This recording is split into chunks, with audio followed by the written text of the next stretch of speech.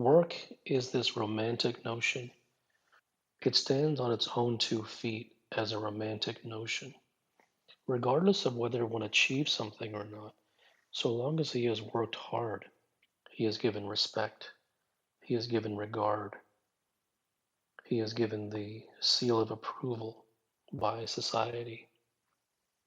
It is one thing to receive the seal of approval from society, but it is something else to be in line with the truth.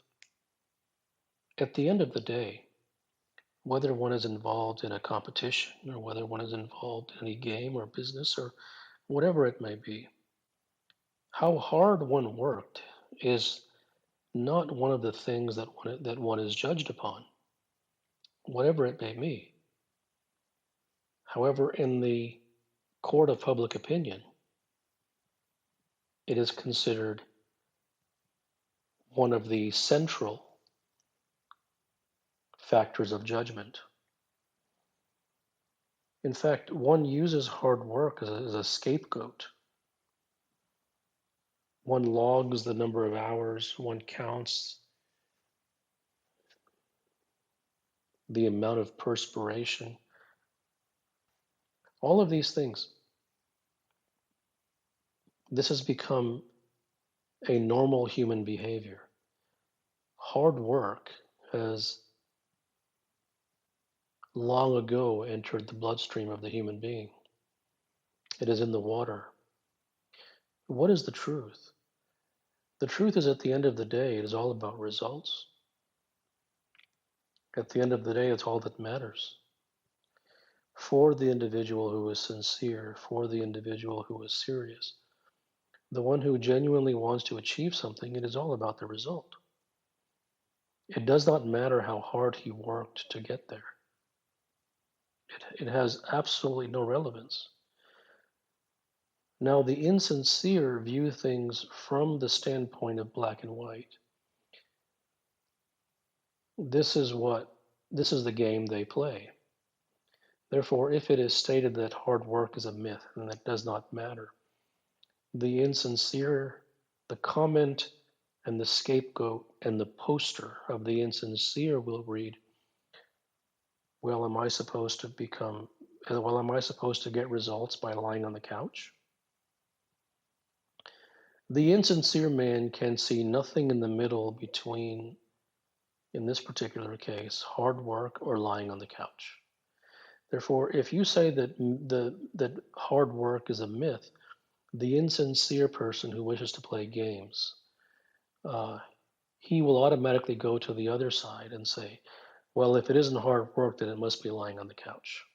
Because he isn't interested in the truth. He is simply interested in playing games and hiding behind the principles so that he can wave his flags and uphold his banners and hide firmly behind societal tenets because he believes them to be real. And at all costs, he will wave the flag. Therefore, he will use any and every circumstance and excuse in order to prolong and perpetuate the idea that hard work is important. After all, if I don't work hard, and if I lie on the couch, am I going to become successful? That is his tool, is to go to the opposite extreme in order to get that point across. Of course, the sincere person, the honest person, the genuine person, the serious person, the person who truly wants to get somewhere in whatever thing they are searching for, that person will want to know what the truth is. Because after all, if they value something which does not lead them anywhere, then the valuing of that thing has a price. It has cost them an enormous amount of time.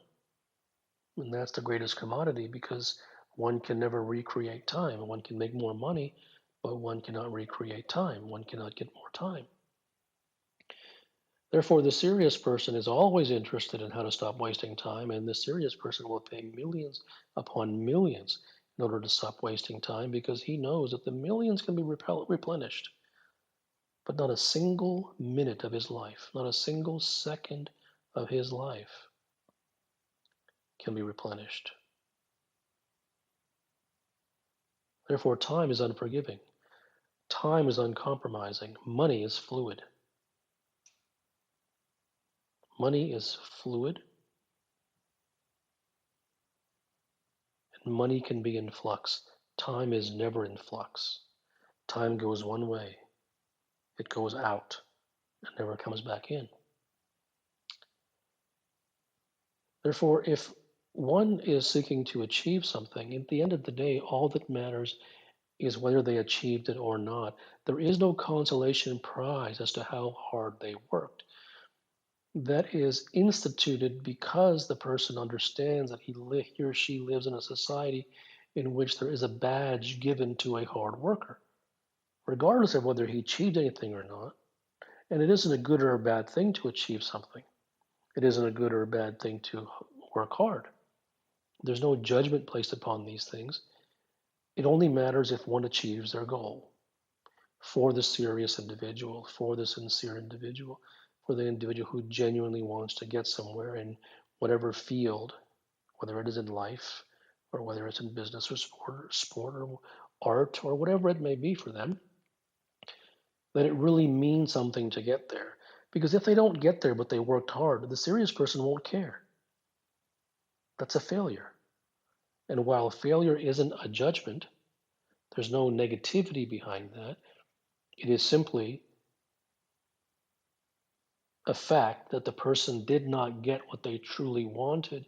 And because they truly wanted it, then that absolutely is tragic for them. And the consolation of having worked hard actually hurts double as much. Because if they didn't do anything, if they did, quote, lay on the couch, as the insincere person likes to hide behind, and they didn't succeed, that actually could be justified. And they could say, well, I didn't succeed because I laid on the couch. Therefore, that's easier to stomach. But to work hard and to fail, that's very difficult. Therefore, one turns the hard work into its own goal. Say, well, at least I work hard. At least I didn't slouch. But at the end of the day, it doesn't matter whether one slouched or worked hard. It doesn't matter if one slouched and got himself there. All that matters is the result for the individual who truly wants to get there, of course. Therefore, the individual who seeks truth is the individual who is starkly willing to examine all of the things that have been pushed into them, all of the sacred cows, to see if they are truly sacred or not. Not if society considers them sacred, but are they genuinely sacred in nature? Because nature doesn't work hard. The cloud doesn't work hard to move across the sky, and the rain doesn't work hard to fall, and the tree doesn't work hard to grow. Hard work is a total myth. One can work hard if one wishes, but it has no significance. And therefore, one will naturally ask, well, don't I have to work hard to succeed? In order to answer that question, he must look into himself and look into his own experiences. Not take my word for it. Just look at his own experiences, and he will see that in any endeavor, in any domain, the number of people who have worked hard and failed in that domain are by the hundreds of thousands, if not millions. So if hard work truly got someone somewhere, then all of those who worked hard would get somewhere. If it gives you some relief, very well. 90% would have got somewhere. If you'd like some more relief, very well. 80% of those who worked hard would have got somewhere. If you'd like even more relief, very well. 50% of those who would have worked hard would have got there. We don't see that. What is the evidence? It's not what you think. It's not what I think. It is not my belief. It is not your belief. It isn't society's belief. It's only the facts. Those who become elite, those who get results, are very, very few in any domain. They are not by any means, by any majority, by any stretch of the imagination, the majority. They are not only in the minority, They are in the overwhelming and extreme minority. And the fact is, many, if not most people, do work hard. Most people are, quote, conscientious people who try to do the right thing, who try to work hard, who try not to be lazy, try to do what is right to put food on the table, try to do what is right for their family, who go to work and they do all of these things and they toil and they listen to their boss and they, whatever they may do. But the vast majority of people are also struggling in every way. Therefore, in the talks that I give, it is never about listening to me and taking what I say and put it into your pocket. It really is a stark examination of your own experiences, to look into things, to examine, are the things that you believe genuinely true? And that isn't a good thing to do. It is just that if one is following something that is not true, that isn't a bad thing. It just has an enormous cost. And no human being wishes to suffer. No human being wishes to pay a price for which they didn't have to pay the price. No one.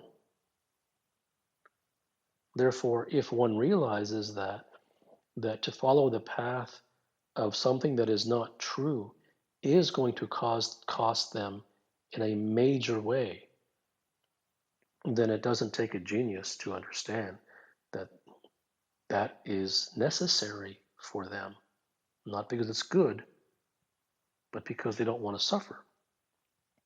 They don't want to pay. They don't want to have a cost for something. Particularly, and the cost is always time. It's always money, yes, but it's time is more because the time is absolutely invaluable. Can't get it back. So the human being who is true will begin to divorce himself from principles. He will begin to divorce himself from societal jargon. Not because it is good to do so, but because he is genuinely interested in lessening his suffering and increasing his or her joy. I was just thinking about what you were saying in a clip that I was recalling of, because I know in your bio it says Arthur's Merlin, and I saw this clip of this young boy who had been asked by his father to do just like a ton of dishes that he hadn't contributed to. And this is a YouTube video I saw, and halfway through his effort to do the dishes, this man comes in, and I think it was Merlin who intervenes and says this incantation that makes the dishes clean themselves, and so he just totally shortcuts with the patriarchal male, the archetypal patriarchal male, the job that he gives to this kid. And I'm just wondering, do you think that if magic is involved, if there's an intervention in the daily grind of work, for those that don't have the choice when their uncle is telling them to do it or their father's telling them to do it, is there some kind of recourse for that if people use magic? Like, do you have an issue with that? Or I don't have an issue with anything. There's no wrong or right. If one wishes to accomplish something through a means of magic or whatever it may be that lessens their toil for no reason, then so be it. may I ask a follow-up? Okay. I mean, like, what if this kid is Arthur, and he's destined to use his archetypal role to pull the sword from the stone, but there's an artificial intervention prematurely by Merlin?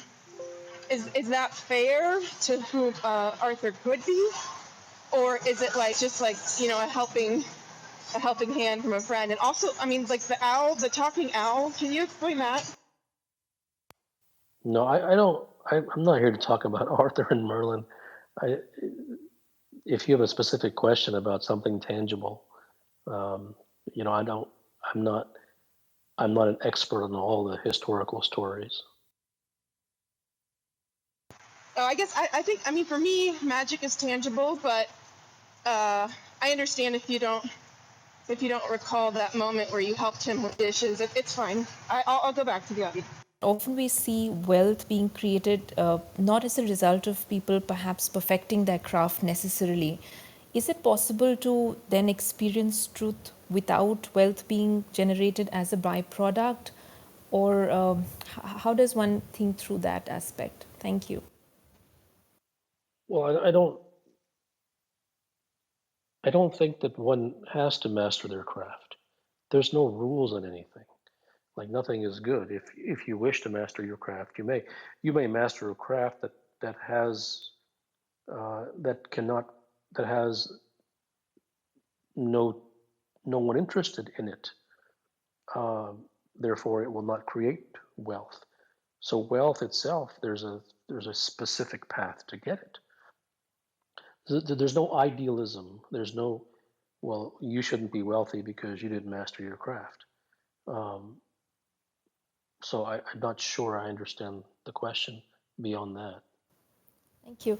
Yeah, I was just wondering that, in the path to truth and a lot of stuff, perhaps in terms of wealth creation, may or may not resonate. And in that sense, could it be a struggle in terms of, the daily struggle of just making money and having to compromise on what you might truly believe in, and some of I that? think I think everyone I think everyone struggles with that battle.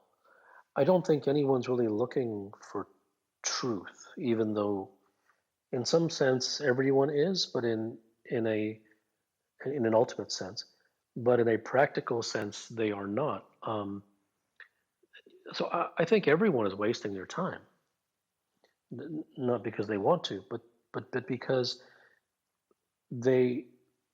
I think every human being is so filled and conditioned with principles that they live their life in order to satisfy societal principles. They don't live their life in order to get something tangible. Everyone is seeking scapegoats. Everyone is seeking um, a consolation prize. The real thing that they're looking for, no one ever gets because there are so many consolation prizes that society values that those actually become the goal for almost everybody. Hello, Kapil. Hello? Hi, Kapil. I have a question about something that's been bothering me for quite some time now, especially since coming across your work. Um, I have valued something that has actually cost me a tremendous amount of time in my life. I grew up in a household in India where there was a strong influence of things like palmistry and fortune telling. And as a young kid, I didn't really know any better. I was told that I could do certain things and I could be such and such things, and that there was a limit on certain abilities. Intellectually, I know that these things are a sham, but in the heart of my hearts, I haven't understood the truth behind them. What would you say is the truth behind these things? I can't speak authoritatively about those things. I mean, there are people who are very knowledgeable about such things and they are able to tell truth based upon them. I don't know enough about it to speak with any kind of authority upon it. Yeah, so we talked about hard work. So how one will be able to differentiate if they are working hard or they are genuinely seeking truth. If we read the Buddha, like he went years and years searching for truth, door to door, and then finally he struck where he could discover truth. Well, before reaching the truth, all the years he spent, but how one would be able to differentiate, was there was like genuine desire, or there was Well, hard? but before Buddha reached the truth, he didn't spend years preparing for the truth. He spent years working hard. And that hard work got him nowhere. Because when Buddha first went to the forest, He listened to the ascetics who told him to meditate for X number of hours a day and to drink his own urine and eat 1 grain of rice and whatever it may be. And he just became emaciated on the verge of death. He didn't reach anything. So all the hard work that the ascetics were doing for years and years, they just pushed that on him, and he got nowhere just like they got nowhere. So the Buddha is a wonderful story of the futility of hard work. Hey, Dr. Gupta, good evening. Yeah, so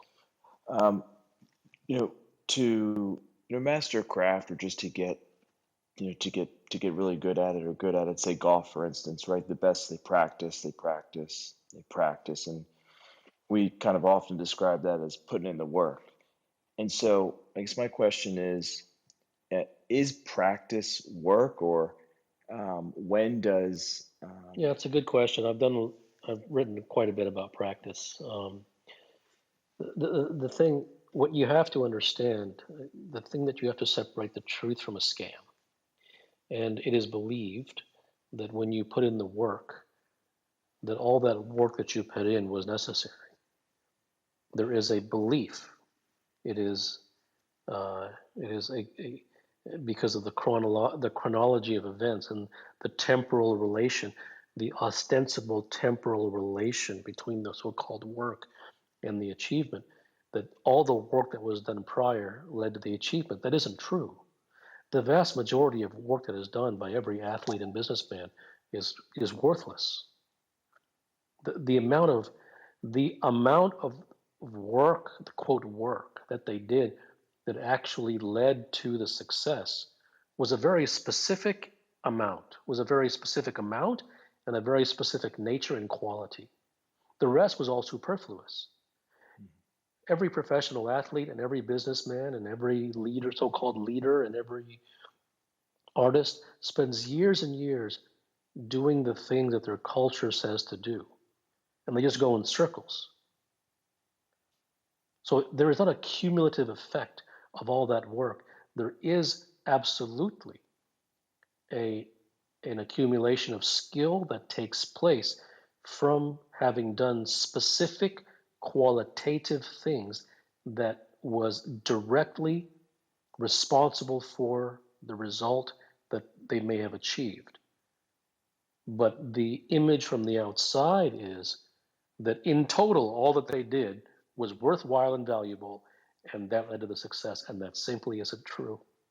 And nobody will tell you that. First of all, everyone has a score to settle. Everyone is on a sacred cow. Everyone's riding a sacred cow. Everyone's writing books about how you should work hard, and because that's the angle, there's not a book out there that doesn't have an angle to convince you of, and that's society's angle. That you must work hard. So they're going to dress it up to say, see, he worked for 25 years. Most of those years were just lost in nonsense. Hey, Kapil, how's it going? Good. So I'm trying to just wrap my head around this concept of work, right? So there are activities that one can perform during the day that will move them closer to whatever result it is that they're trying to achieve. But that stuff doesn't feel like work. But when I have to go upstairs and wash the dishes and do the vacuuming and stuff like that, those activities kind of pull me away from whatever goal it is I'm trying to achieve. Is that how we're defining work? There's no definition of anything. Whatever gets through in your own way. You must filter it through yourself. There's no, I'm trying to convince you of an idea over here. I'm not trying to convince you of anything. I just release the truth, and however you process it, you do. Um, so even the things that you do in your own craft, the majority of it is nonsense anyways. A few things that you might do might be helpful, but if you believe in the concept of a cumulative effort of hard work as leading to successes, it doesn't. Hi, Siddha. Thank you for your time. Hmm? As human beings, will we ever be in a society where the sincere and serious are not the vast minority? No, that's never going to happen. Because if that was the case, then society would never have been created. The very fact that there's a society means that it is built by the insincere for the insincere. Hello, Kapil. Hello? I had one question related to 2 or 3 questions that came up. One is we were talking about the Buddha, and I always had this belief that years and years of penance actually led to his enlightenment, and it did not come as just a momentary revelation. So I'm still struggling with that idea, I guess. But it does resonate with me. What I wanted to ask you was there are moments in my life when fleeting glimpses, when things are effortless, when, so to say, I go into this flow state and I Yeah, appreciate. don't chase those. Don't chase those. Those Do, won't take you anywhere. okay, but basically, I'm convinced that experientially I can. I can function at maximal efficiency without putting in the effort. So it's not an intellectual understanding. I have experientially felt it, and I'm convinced it. And I know now you're saying don't chase it, but what role does discipline play? Do I not forcing, but uh, wanting to wake up early? Does that have any merit towards doing this, or how can I Those differentiate things, all between? those morning routines and all those things, if one develops their own system, that's fine. But these are more principles. These are more shoulds and should nots because they sound nice. And the very fact is that virtually all the things that sound nice lead nowhere. They just get you a pat on the back and a sticker on the bumper of your car. They don't really lead anywhere. So that's just another one. Hello, Siddha. Hello? Did you work in order to obtain the title Siddha? No. Hey, Kapil, thanks for letting me up. Hmm. Just a question. I was just going to ask, if an individual does not work hard and he's not actively working hard for anything in his life, is he guaranteed to arrive somewhere in life, or is he guaranteed a side effect of But performance? why would he? Well, it depends. Why is he not working hard? Like, when I say he's not working hard, I mean, like, life is effortless. Like, anything I do, I'm not actively thinking of it. I just do as I do. Like, I'm not trying to change my habits or trying to change something And about my so life. and so that becomes your hard work then, because what you're asking is if I do this non-effort filled thing, will that get me to my goal? And But say the that's my craft, for example. well, if it is, it is. But if you're trying to get to a goal and then you're looking for a method, no matter how spiritual sounding, in fact, the more spiritual sounding the method is, the less effective it's going to be. So there's no if you do this, then you'll get that. That's a myth. That's a total myth. Hello. Hello? If I am interested in developing a direction that makes me engaged in life, and I don't know if that will make me money, do I pursue them separately, or how would I organize my mind But to there's pursue them? that's doesn't go anywhere. There's no how do you organize your mind. There's no that you should pursue this one and then this one. These are all come from you. There's no right answer to those things. My question is on work and the importance of. So I'm taking a second to frame it. How important do you think is truth as a navigational system in work, in terms of work? As opposed to what? Anything that's not true in So that sense? basically what you're saying is how important are lies in the navigation system of anything. That's like, I mean, the way I look at it is heat transfer, right? Like the only reason why it's cold, a room is cold, is because heat has transferred. But yeah, I guess in a way you could look at it like that. No. If something is not true, how could it in any way be beneficial to you? Listening to you, I felt. Hi, Kapil. Just a quick question. I'm at a stage in life where I'm unraveling my conditioning, and sales has been a big, let's say, monkey on my back. I'm always scared to sell because I've just been a person who's been conditioned to think if you sell something, you're screwing someone over. I know there's no how to, but in terms of with the intention to see it as a thing to become more holistic, as in slaying the dragon, how would you approach that? What advice would you give to a young guy? That you're crippled by principles. You're crippled by societal doctrine. It has choked you in your career. Hello. Hello? So I'm trying to understand what you're saying, and the point that I have that is a little bit sticky for me is, suppose that there's a young student who wants to be a scientist, say, because that's my field, and if I understand your claim correctly, the myth of work is that the idea that you have to work hard to achieve your goal is wrong. Is that correct? Am I stating correctly? Well, no. Number one, there is no wrong. There is nothing that I'm putting out here to convince you of, and that this is what you should believe. Okay. So whatever is going to percolate within you, whatever resonates does, and whatever does not, does not. There's no you should believe this and you shouldn't believe that. And this is the idea that you should. There's nothing to do with that. Okay, this is just the truth. Nothing is wrong.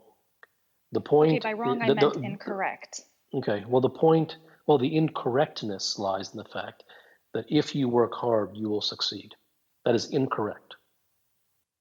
Oh, Now, so but you're not. That Okay. does not mean that if you lie on the sofa, you will succeed.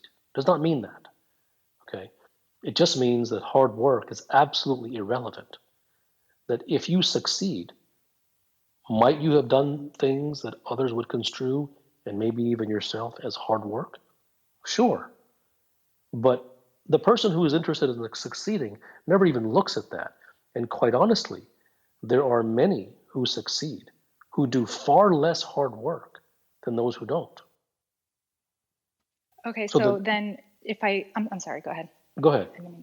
Oh, I just wanted to clarify. So you're saying that work or whatever it is that you're doing, the practice or work or whatever, is a necessary but not sufficient condition, and not the amount of it, but just some amount. I mean, it's impossible to become a scientist who discovers new things about the world without putting in a lot of time to, first of all, learn what is already known, and then go on and explore a lot of things.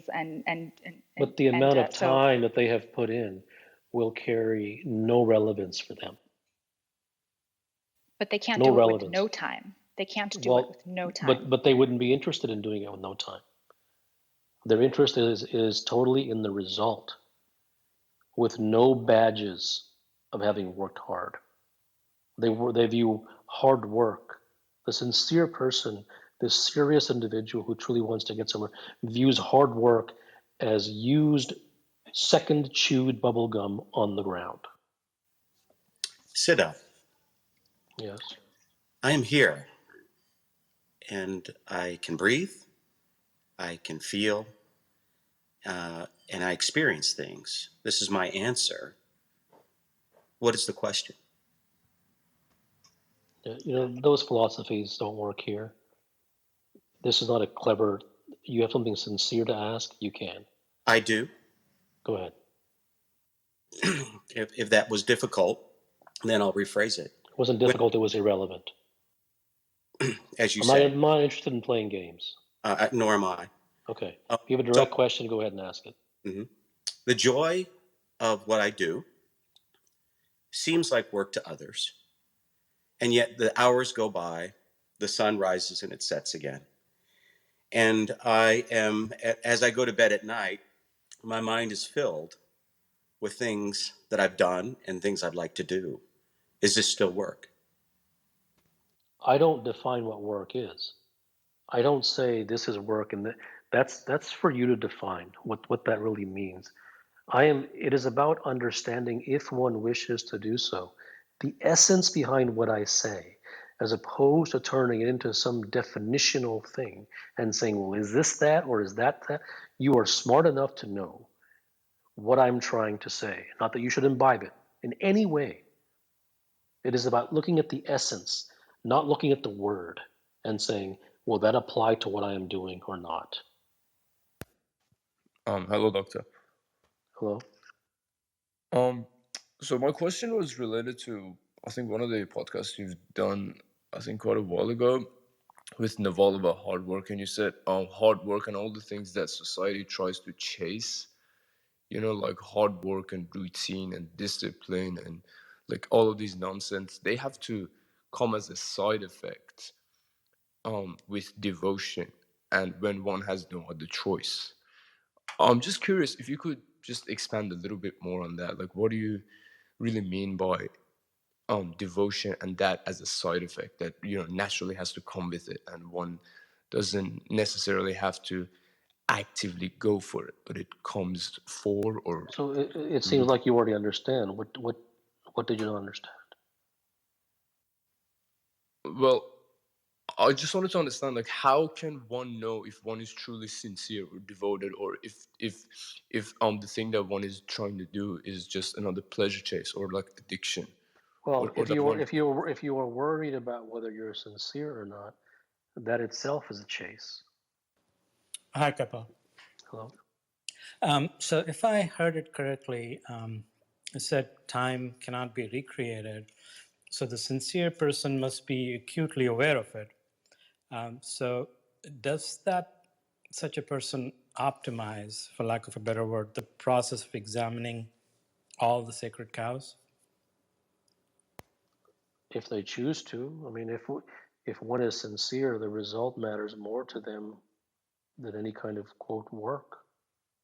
Not that they wouldn't do the work, but there wouldn't be any need to pat oneself on the back for having worked hard.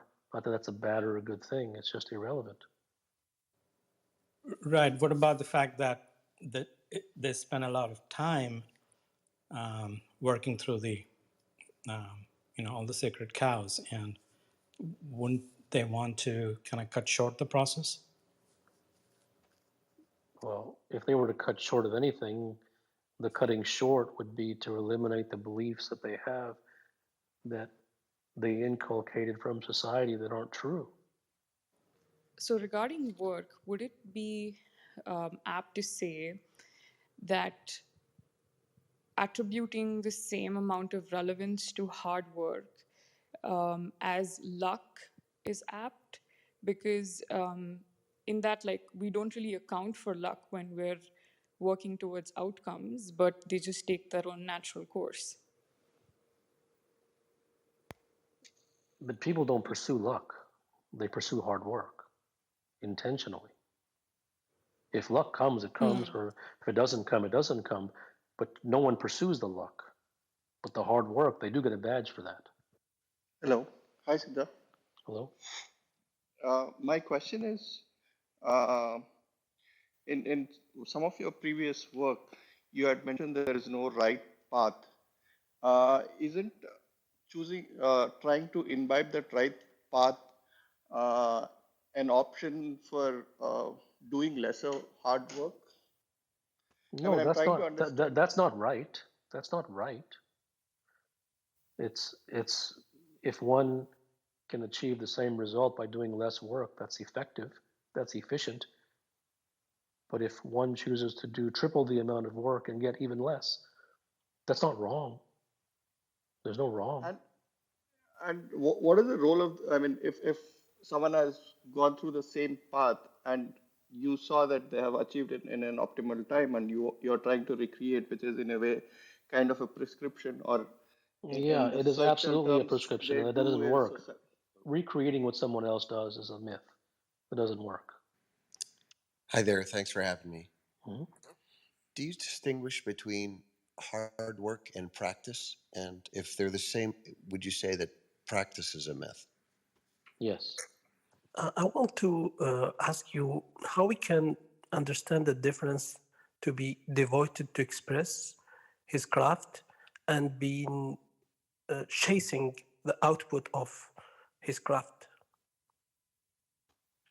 Well, devotion is sincere, and that isn't because someone says it's sincere, but one can feel it inside them if it's something that they're truly devoted to versus they're chasing a particular pleasure of the outcome. Hi, so I have a question about surrender. It's kind of the opposite of work, and you have a discourse called Life Can Only Be Experienced Through Surrender. What exactly, like, even though I read the words of the discourse, I have no idea what I wrote. Well, it's basically just about how, certain examples that you've put out there, how life can only be experienced through surrender. And in contrast to that, you had a tweet about how hard work doesn't matter, but the results only matter. So is it more so just like, I'm just sort of new to the idea of arriving somewhere, without gaining anything. And so is there something you usually tell people when they're kind of just wrapping their head around that? No, I don't really tell anybody anything about. I mean, it's whatever you happen to understand or don't understand. But there's a conflation going on between surrender and hard work over here, which I think is awkward. It's an awkward association. I'm not even sure what the question is, and I'm not even recommending that anyone surrender. Dao, listening to you speak and analyzing my own situations, because I've been doing work that I've been very proud of the results, and I've been like the results of the work itself, which is for a company, and I've been waiting for the results on a personal level, and I've been leapfrogged in a sense, and they've brought in supervisors and just things that have made me feel doubt in whether my love for the work and my devotion to the work was sincere. If something as simple as ego can kind of lead to disillusionment. Ego isn't a simple thing. There's no something as simple as ego. Difficult. So can the devotion be sincere if ego makes me basically not even want to do the work, even though it's something I care for and am passionate about? That isn't a question. You're asking a question of me making a judgment and a decision, and I'm not in that place to do so, nor do I want to be. It is not you weren't sincere enough, because if you were sincere enough, then the ego wouldn't have. That's not true. Maybe you were, and maybe you weren't. But the idea of invoking ego as the reason for insincerity, well, then according to that, then there's not even been a sincere human being in history, because um, ego is a whole deeper foundational matter. Hello, Dr. Gupta. I Hello. just wanted to know if, like, people pursue work as their persona, and is it a form of distraction that people just own to themselves? Is their thing as real work at all? You know, work is a myth in that one values the work more than the result. So, but there's no such thing as this is good work and that's bad work. There's no judgment. There's just the difference between work and results. I had a question. So, how would you draw the line between being productive and just making, like, just working hard for the sake of working hard? How would you draw Well, the I line? don't think being productive is anything different than working hard for the sake of working hard. I don't think productivity has any meaning. So, is it not an important thing to focus on in an attempt to be more productive? Is that not something that No, we should focus on? nothing is important, but you don't need to listen to me. And I think you're very new here, therefore you don't understand some of the truths that have been discussed over the years. Um, and nothing is important. There's no productivity. Productivity is the same thing as hard work. It has no meaning. Hello, thanks for having me. Mhm. I just wanted to know if does like only if you achieve results does it mean that you've done quality work and rest is just hard work? Because there are athletes, Olympic athletes, who are pretty much on the same level. So does that mean the guy who came first is the only one who did quality work and the rest just did hard work? That's a good question. It could be. It could be. But then again, I mean, if you look at the Olympics, it's based upon a single moment in time. And that single moment in time, there may have been something qualitatively that individual might have done that contributed to that single moment in time where they inched across the finish line versus the other person. But it could have just been that their toe hurt less that day than the other person. There's the Olympics. There's so many variables that when you inch past someone in a very brief millisecond, I mean, if you win by a mile, it's one thing. But if you inch past someone and they get a point 0.1 rating higher than you, I don't think that can be easily ascribed to any kind of qualitative work necessarily, unless you see some form of consistency across the board where they are superior to in their performance to other people. Hey Siddha, thanks for having me. Mhm. I actually resonate with a lot of what you said. I have a very close example of what you have been explaining in this room. And after giving that example, I just have a question. I wouldn't take long. So one example of what you have been saying is that the hard work is myth. That definitely I agree, because I study a lot of mixed martial artists, and one of the very best fighters that I analyze his work has not been sparring for a while, because he has sparred a lot in his previous fights, but for most of the grandeur fights that he had in the past, he did not spar. He felt that he knows how to spar, he knows how to throw a punch. He felt that sparring is not necessary for him, and then that actually fetched him results, because he is not getting hit in the head while he was in the gym, because sparring he thought was useless, because he actually knows how to throw a punch. So a lot of the words that you were saying about like people following certain steps and certain things to achieve the greatest things in their life that actually don't matter, because they have been following a certain set of principles and how to do's and stuff like that. So that was one of my closest examples that I could resonate with what you have saying, what you have been saying. And one thing I wanted to ask you to follow up to that is path to the truth is non-linear, because that I have observed with a lot of athletes and a lot of other people. It's absolutely non-linear from my observation. It is not linear. There are no steps like you have to do this, you have to do that. People who actually uh, achieve like exemplary heights, they don't come from a certain path. They don't know how to do Not this. only is it non-linear, it is non-prescriptive. Where does the craving for a pat on the head from society come from? Society. Can work be found anywhere in nature? I don't think so. What instances could prescription be useful? Any specific cases where it's actually useful? Well, why do you care about that? Um, uh, why do I care about that? It seems like if everything is non-prescriptive, any progress is non-prescriptive, then the observations that we all share of certain prescriptions of, let's say, how to do something, or build a small home, or these are all processes and steps, and there are certain prescriptions to these things which have a practical importance. It's the observation of that. Uh, it seems like prescriptions are useful for those mechanical things, at least. Isn't that the case? But who cares? Why are you interested? Why would someone be interested in the useful utility of mud? Who cares?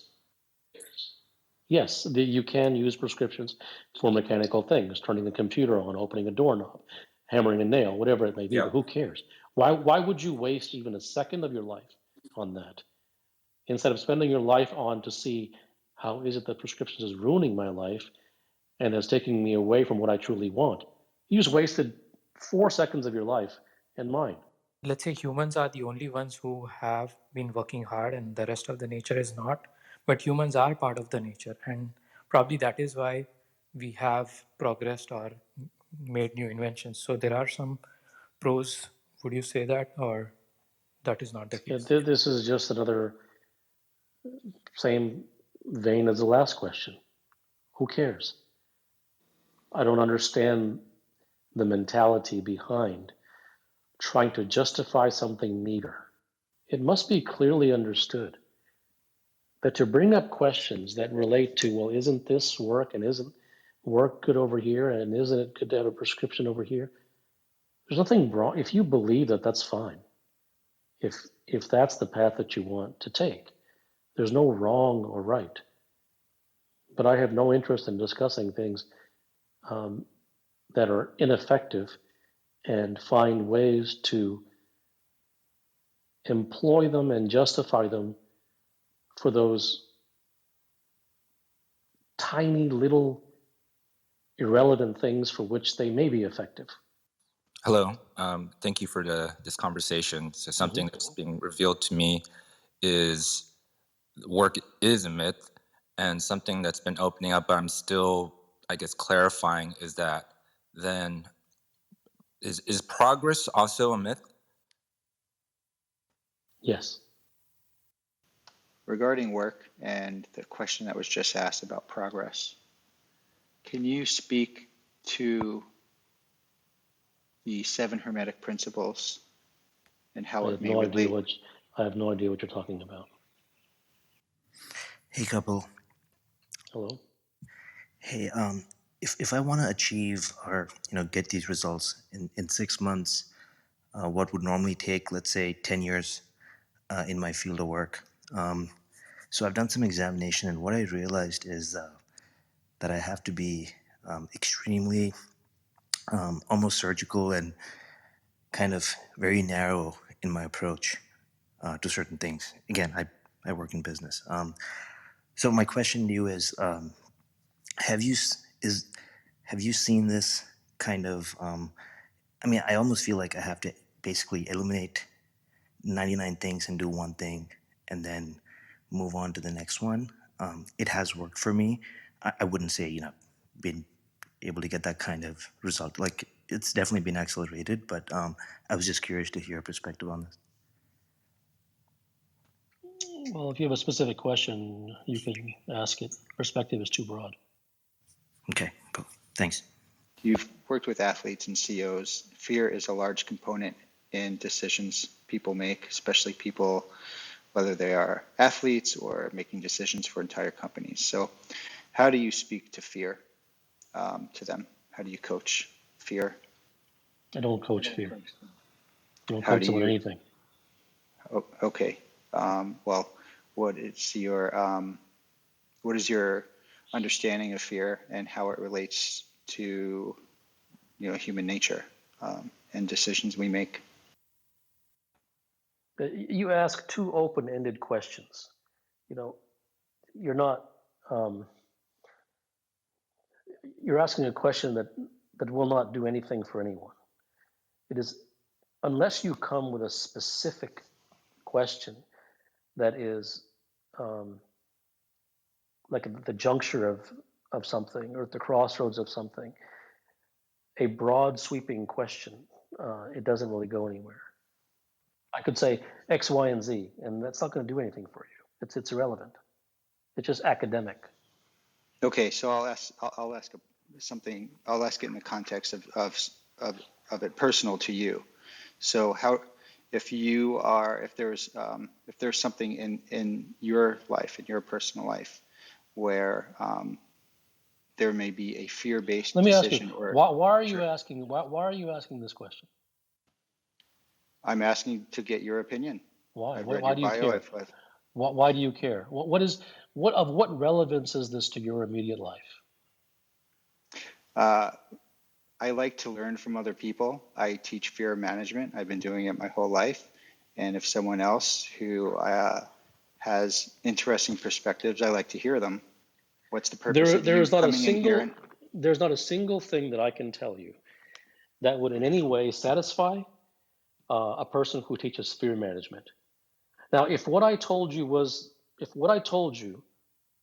as the absolute truth would cause you to close your shop of fear management and to consider that a complete misnomer and has no relevance whatsoever, then I'd be willing to answer your question. But that isn't going to happen because you're fully vested in the idea of fear management, How do you which know what I'm invested in or not? because you just said you teach fear management, that right? doesn't mean I'm fully invested in it. There's Okay, a lot of things that I do. So you let me are. You let me hang on. This is not going to go anywhere. Based upon your first question, you mark yourself as an intellectual. You're curious. That isn't wrong or right. That isn't bad. There's nothing bad or good about this. There's no judgment. It is just that those who are curious, those who are intellectuals, who are here for knowledge, don't go anywhere. It isn't visceral. Hello. Hello. So I have a question.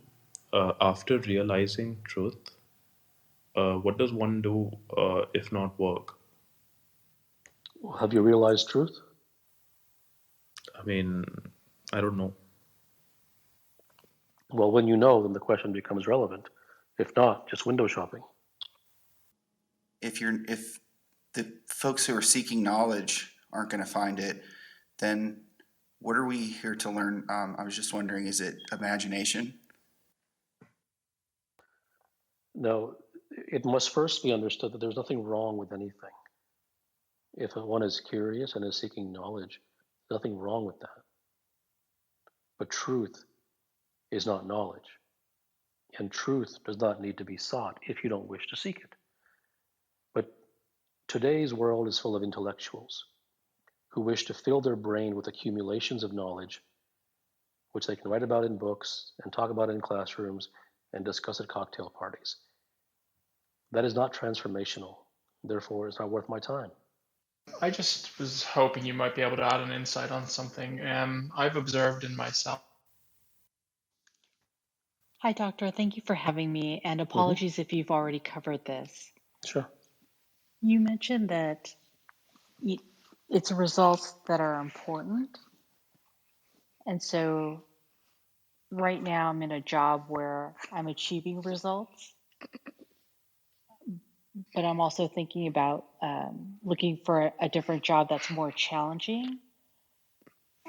So should I be content and focused on? Well, but hang on. Sorry. This is a conflation of what I'm saying.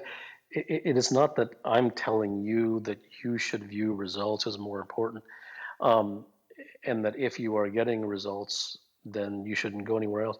The results are not results, just results. Results mean the result that you want. So if you're getting the result of bad hair, you're getting results, or good hair. But if let's say you get results of good hair, you have good clean hair, but you don't really care about your hair, then it's irrelevant. So it isn't results to satisfy the world, and it isn't getting results just to have results. Results mean the thing that you particularly want. And so you could be getting all kinds of results according to what the world would call results, but if they don't have any significance for you, then it's irrelevant. It's just, it has no meaning. Thank you. That's so helpful. Sure. Siddha, for taking me again. I want to ask you if there is only one truth, or anyone has his own truth if he is purely and sincerely looking for that. Every single situation, every single circumstance, every single thing has a truth. Is the idea of a singular focus just another prescription? If you view it as something that you should be doing just because it's a good construct to follow and you like the notion of it, anything is a prescription if you view it from the standpoint that it's something that you should be doing, as opposed and that if you follow the steps of it, then that'll get you to where you want to go. And in any sense, anything that you view from that angle is a prescription, and it does, Right. and it causes the floor to fall out from underneath you. So if it was a consequence of a more organic discovery, then great. But as I try to top down, push it on, which is what I've been doing and suffering from it, I can. Yeah, everyone does. There isn't a single human being in society, and not even the high-minded spiritualist, who does not believe in anything but prescriptions. Every human being is taught prescriptions. That notion exists nowhere in society. In fact, if you tell someone there is no how, it it they don't say anything because they don't know where to begin. I've been pursuing house for 15 years. Well, So every human being has.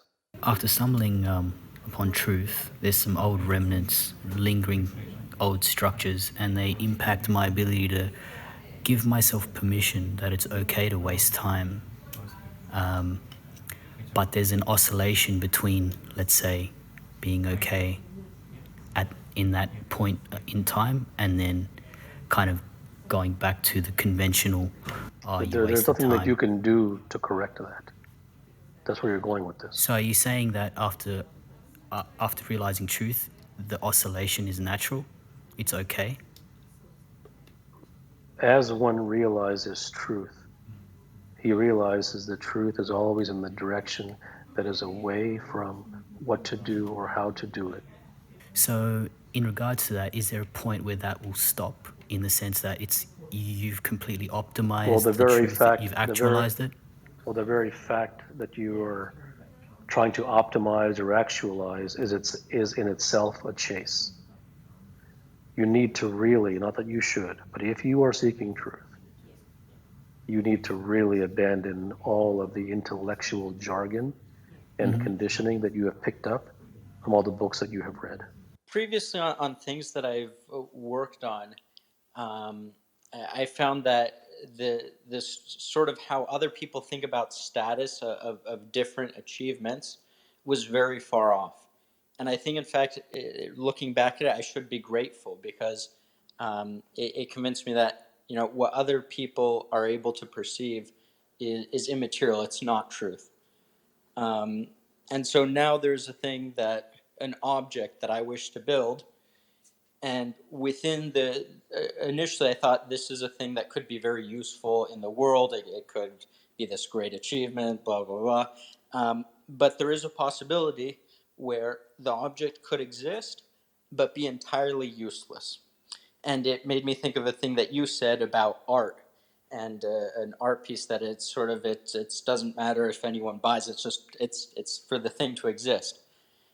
And I realized, you know, even if it's irrelevant, I still want to build it. And it's almost as if I don't care whether it becomes a massive thing in the world, or if it's just a thing that it exists.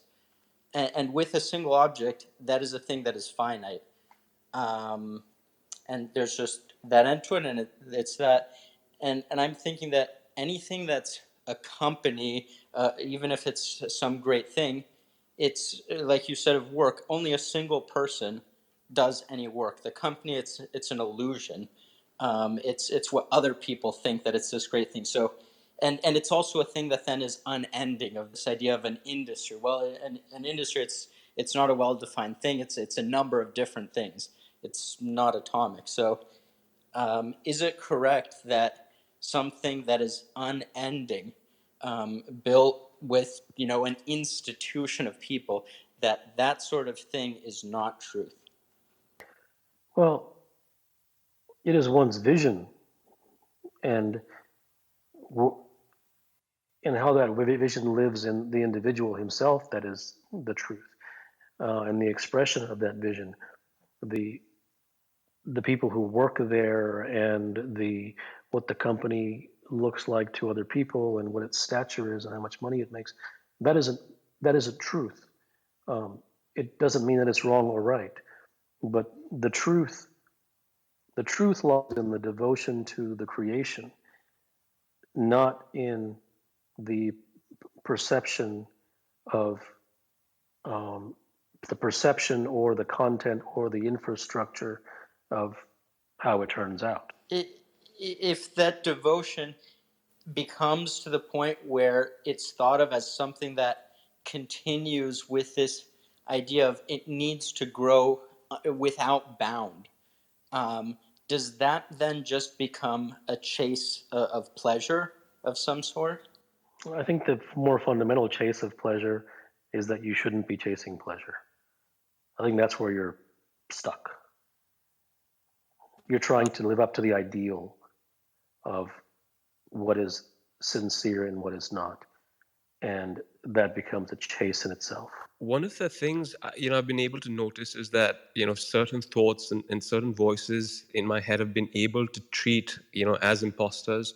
So it's a very simple example. I used to struggle with overeating, but now whenever those cravings or those thoughts to overeat or to pick certain foods come, I instantly sort of recognize them as the gate, and without condemnation I'm able to sort of ignore them, just recognizing them as they don't serve me. And I've been able to do that with certain other thoughts as well. When I have like an urge to scroll through social media, recognizing it as just sort of meaningless.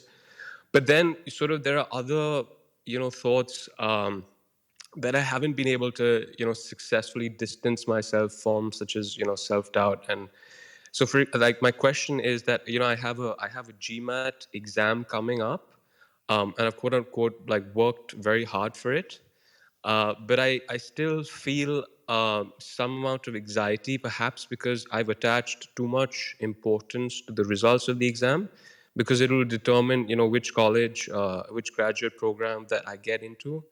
So I was wondering if you could tell me what the truth of this situation is. And well, the truth of the situation is that you've bought into the idea of graduate programs having any meaning whatsoever, and that graduate programs are leading someone to success. Hey, Kapil, just had a quick question. Can you work on getting more proximal to truth and reality, or is that sort of a mystery on its own? No, there's no work towards it. So there's no effort. But you can get closer to it then. Of course, you can get closer to truth, but it is, somebody might on the outside might view it as work, but if the individual themselves views it as, well, I must do this and I must do that, I must do this, then it won't happen. If it's not even an if, I believe that the title of the room is true, that work is a myth. It's something that I've pondered a lot, but what do we do about money? I'm not telling you that you shouldn't work or that you should work. You view the title of the room as something that's trying to be impressed upon people as a concept for them to believe. The very fact that you ask the question, what about money, means that what you are asking is, fine, I will buy into the fact that the work is a myth, but if I let it go, what about money? Therefore, that poses a problem for you. And the problem, the fundamental problem is, you have viewed this idea or this thing as a concept that you should follow. And it isn't. There's nothing for you to follow here. I've been running up against this kind of analogous thing to when you talk about prescriptions. And for me, it feels a lot like it's like you're born and people start putting jackets on you. And throughout my whole life, it's like you just keep putting on more and more jackets. You don't even know you're wearing any of the jackets, but it's just like they pile on. And then one day you realize you're wearing one and you're like, well, this is insane. Like, let me take this thing off. And so it's like I keep taking these jackets off one by one by one by one by one. And then it's like that feels like I'm getting somewhere. And then when I interface with the world or with people, it's like they're trying to shove the jacket back on. And I guess if I had a question, it's sometimes it's like I'm looking at a tabletop and I see a mouse run across it, and the mouse is sitting in the middle of the table. And I look at the mouse, and then I look at the person next to me, and I say, "Do you see the mouse there?" And they say, "No, I don't see the mouse." And so it's like, I guess in the analogy, it's like I keep taking these jackets off, and I keep seeing the mouse, but when I'm trying to get reality reflected back at me by interfacing with other people, it's like for lack of a better, like I can't communicate. It's like I know what I'm seeing, I know what I think, but it's like when you find somebody else that you think will understand the thing that it is you're trying to communicate, they just can't comprehend it, and it's not a lack of like effective communication. It's just like I can't find anybody to interface with. I don't know if that makes any sense. You will not. The more genuine and the more true one's desires, longings, or insights, the less people they will find. And the person who is seeking truth will never have a companion. They will never have someone they can talk to. You will always be alone. This is one of the hallmarks of an individual who seeks truth, and it is also one of the central reasons why no human being seeks it. Guidance. To ask a question which says, I have two choices. Which road should I take? I have two options. I have two things that I'm thinking about. Can you tell me which one I should choose? That is not a real question. It must be understood that there are no correct answers. In order for guidance to be given in this particular domain, there must be heartfelt sincerity. Sincerity is not a must, but if it is not present, there is no point in speaking.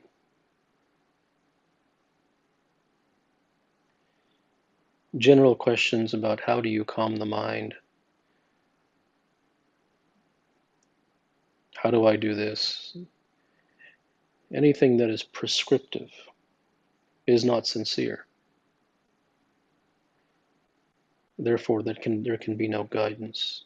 I've heard you say on a couple of occasions that repeated exposure to the truth is what's necessary in order to rewire the brain. And I've experienced that to some level through your work. I've invested in some of your direct truth podcasts, and they've been really helpful in getting a better understanding. My question is, for myself, your work is the only place or source for me to expose myself to the truth. What I wanted to know was, where do you go to expose yourself to the truth? Do you visit your own work that you've done in the past to expose yourself, or is there something else that you're immersed in order to expose yourself to that truth on a regular basis? My exposure comes from the dedication and the devotion to the truth, and because of that dedication and devotion, there seems to be a place that has no name from where it comes, and that source, that well, whatever it may be, and from wherever it arises, that is what I consult. Is devotion, dedication, desire with a capital D, sincerity, is it a choice? People who are a person who is dedicated to something, it doesn't come through a choice. It usually is something that is visceral and most of the things that are truly otherworldly in this lifetime for any human being are generally not the things which they choose, but which choose them. A human being is always chosen when it comes to things of um, purity and devotion and genuineness, sincerity, all of these things. How do facts tie into the truth? Words are dangerous because each comes with their own definition as to what is a fact and for what is an opinion and what is a belief and what is truth. Um, Generally, those who look for facts are looking in the material world, they're looking in the um, phenomenal world, in science and literature and research and those kind of things. That's where facts tend to reside. The person who is looking for the truth is not beholden to science. Uh, he he is not beholden to laboratories and research and things that the limited things that a human being fabricates, or even in the limited means through which they discover things in the world. So the truth is much more fundamental and far-reaching than something that is simply a fact. Can guidance be distinguished from advice? Once again, these are more words. There's there's no definition to these things. Can I ask one more question? Yes. So, what I have seen is that it's absolutely true that whenever I was sincere, guidance did come to me. But sometimes I ignored it because of, my general sort of suspicion against advice and prescriptions. So I was trying to understand, is there a way where like I can be better at No, I kind don't. of judging? I don't think that you ignored it because it was a prescription. I think generally when someone tends to ignore advice, um, it's to be honest, advice should be ignored because it is always prescriptive, and the person seeking it is looking for prescriptions, and the person who's giving it is giving prescriptions. So generally, it's ignored because of ego, and just as it conveniently turns out, advice should be ignored because it is always menial and it is never the truth. And unless something is the truth, it can only lead to more problems. When you are given answers, the answers only lead to more questions. Therefore, it's a circular chase. And human beings spend their entire lives chasing, and they never truly find the thing. And that applies to every single human being. And that isn't because they lack the potential to do so, but it is because they believe in answers. They believe in rights and wrongs. They believe that this is the correct way and that is the incorrect way. Therefore, they seek mentors and read books and listen to spiritual people and listen and follow the path of self help and self development. And it's all complete waste. Evening, Dr. Gupta. Hello. Was curious if there's any place for compassion at all, or does someone have to walk their own journey completely by themselves? So, the only reason that you know the word compassion is because you came into the society and that word was given to you. And it was given to you as a way of something good. And what society does is it tells you that, okay, these are the good things and these are the bad things. So look for those things and avoid the other things. These things have no meaning. When the trouble with society, and this is what human beings don't understand, is that society tries to tell you to chase things that generally come naturally. And all these things that human beings chase, they aren't real things. There's no such thing as compassion. It doesn't exist. Um, when the reason it doesn't exist is because the human being chases it. The human being puts it on the wall and says, this is a good thing to chase.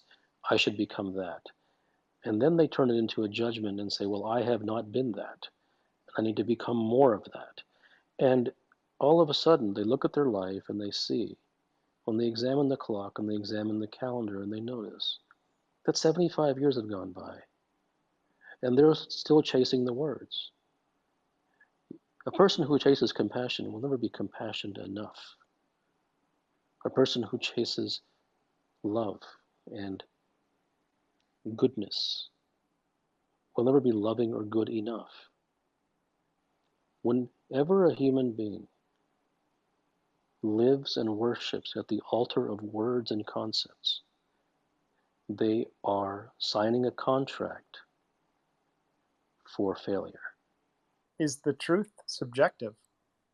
No. Does effective, not that it's good or bad, but does effective guidance require a master outside of prescriptions? Not like hammering a nail, but does artistic, like God, is there any such thing? Like I said, had a question in there somewhere. Well, it would benefit you more to not dress up the question into a summary and ask the raw thing that you want to ask.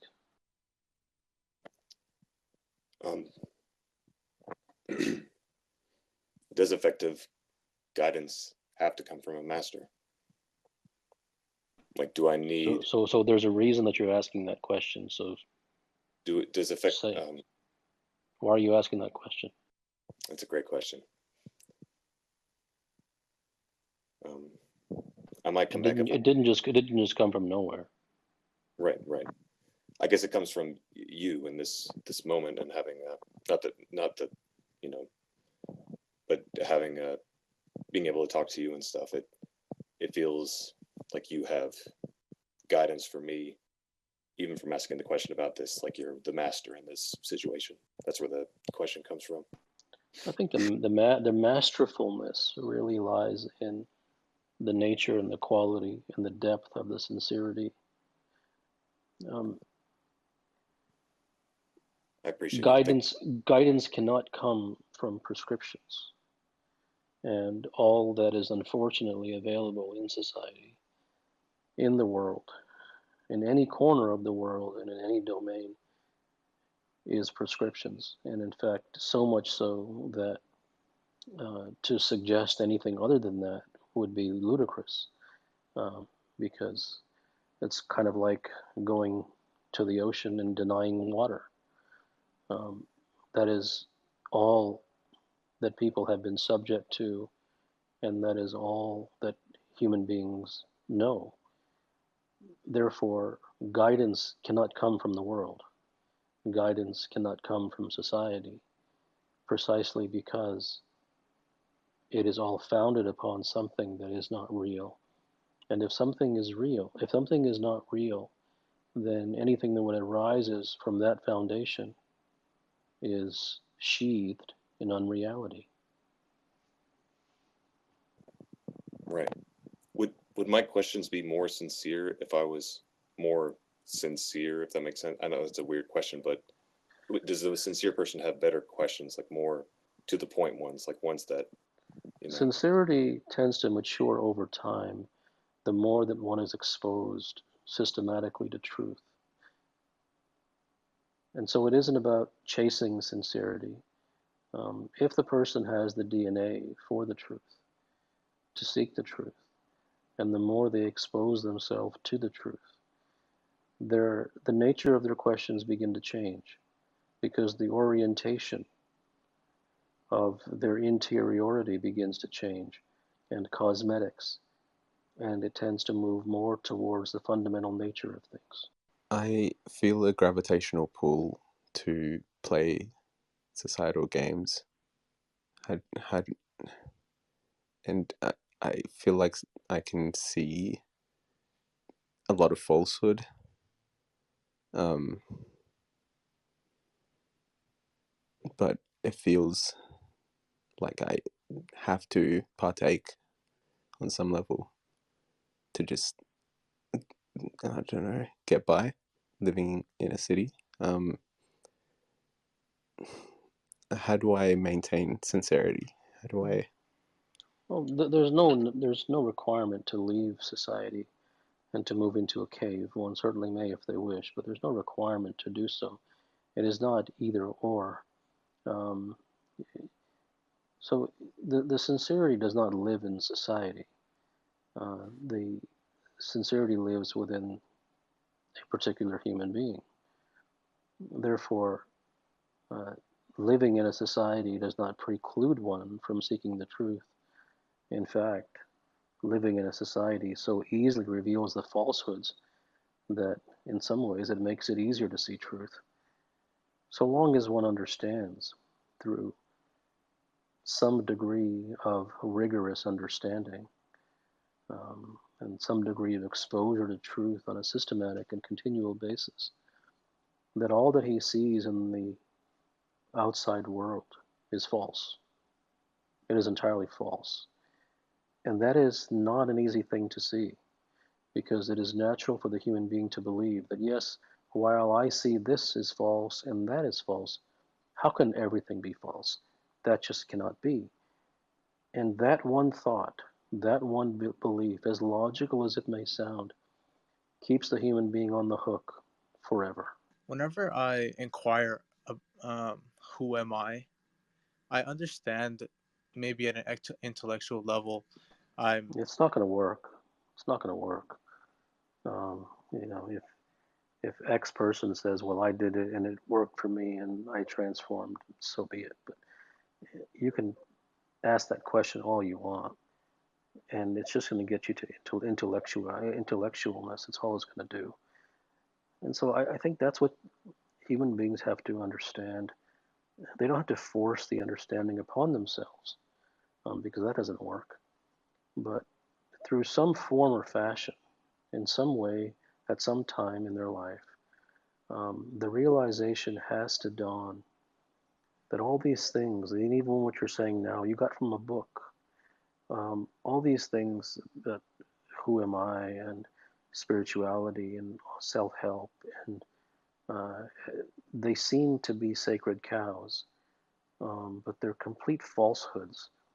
The content itself may not be false, but it being presented as a methodology is completely false.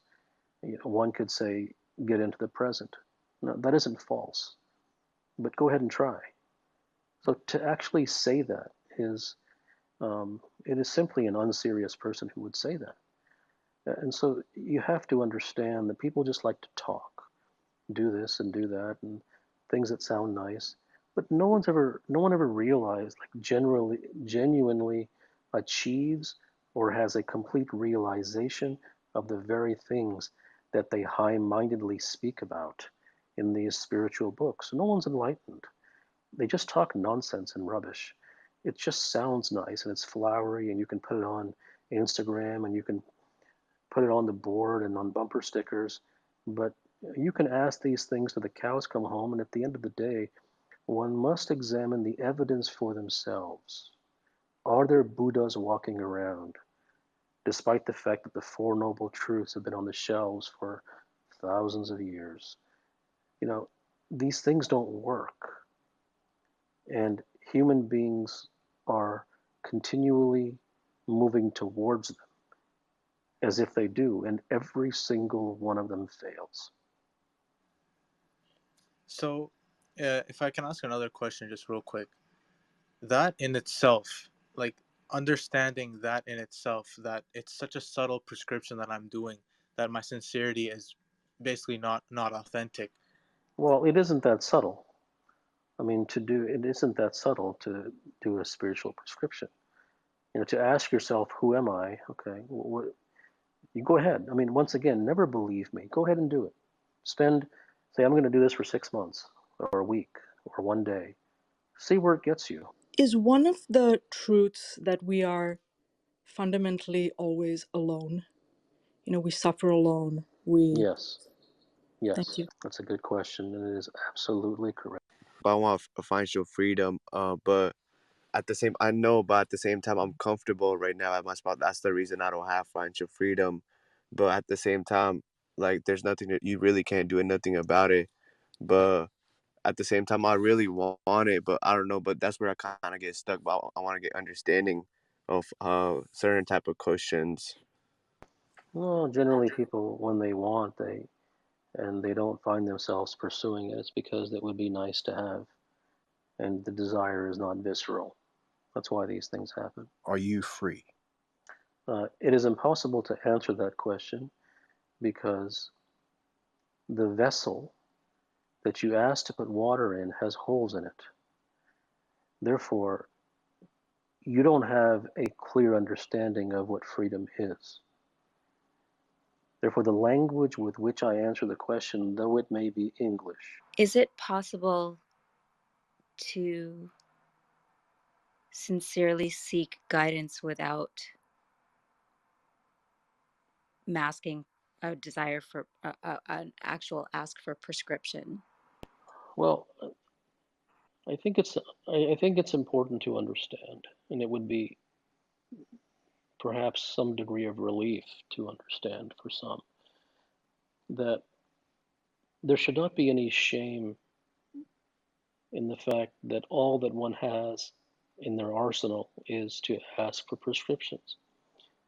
When that is the only thing that you have ever heard of, and that is the only thing that you've ever been taught, and that is the only language that you've ever been exposed to in your entire life, which is basically everybody, then what else can you possibly ask for other than a prescription? I have clients who I've been working with for years and years, and even they have to stop themselves. Not that they should stop themselves, but they stop themselves because they have recognized after years the futility, despite them having masked in their asking. They have asked questions without using the word how to, so that it wouldn't come across as a prescription, even though it was exactly looking for a prescription. So everyone will do it because that is all they know. And so long as one understands that, then they can move away from any type of hesitancy they have towards it and not ask it, but to recognize that that's why they are where they are is because of the conditioning of society. And having recognized that, this gives them a new beginning to begin to understand the futility of prescriptions and not turn no prescriptions into some rule to follow, but to genuinely look behind it to see why that is the case, as opposed to just making that some ideal to live up to. May I ask a follow on? Mm-hmm. Through various circumstances, I've seen through to an emptiness of pursuit, but I don't have a deep enough understanding and it feels like a holding pattern, or it's not exactly the right word. I don't see places where I can find an understanding because the language that I would use for this place doesn't seem familiar, and it doesn't seem like there are people in my sphere in any case who, yeah, I don't even mean individuals in my personal life. I don't know the vocabulary to move through this place. Not that it's about words. I'm not sure if I'm expressing myself well. If you're looking for understanding, it would perhaps benefit you to read through all of my work and podcasts and books and whatever you could find, and um, because all of the things that I write um, are from a place of understanding and non-prescribing, and they aren't good, and they aren't healthy, and it isn't proper, and no, you shouldn't do it. If you feel compelled to, you may, um, but they're prescription free, and therefore the well from which they arise tend to lead the human being back to themselves, back to their true nature. So that exposure, perhaps, I'm not saying that it will, it may perhaps be a benefit to you if um, if understanding is what you truly seek. You're talking about how consequence is what creates this feeling of fear in us, and how if a player enters, let's say, a golf competition without the desperation to win, then he just plays it to play it, and there's no fear anymore. One thing that I'm sort of conflicted with, like I'm conflicted with that sort of truth versus if the desire to win is so strong, then you would do whatever it takes to win. So those two things seem contradictory to me. So I'm trying to sort of figure that out. The very fact that one is trying to get away from fear is a problem. The very fact that one is desperately trying to win is also a problem, because both are chases. So things must be seen from a much more fundamental stance, as opposed to the precise topic itself.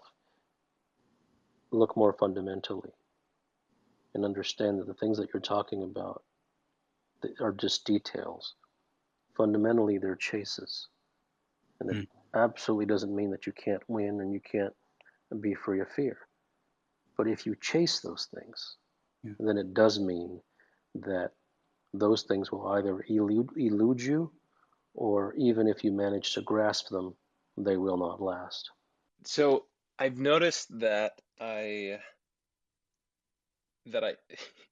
everything that I am, that I say, that I even think is just borrowed information or borrowed knowledge from somebody else, and that I even do it unconsciously, or I'll even, think at a time. Someone will say something, I think, okay, I'm not accepting that into, whatever my memory or information, and then I'll notice a couple weeks later, like words coming out of my mouth that were from somebody else. I'm like that, and it bothers me, and I do the same thing with prescriptions. So both information, knowledge, memories, prescriptions, I notice that I take them on unconsciously, and I just notice myself acting them out or saying the same thing.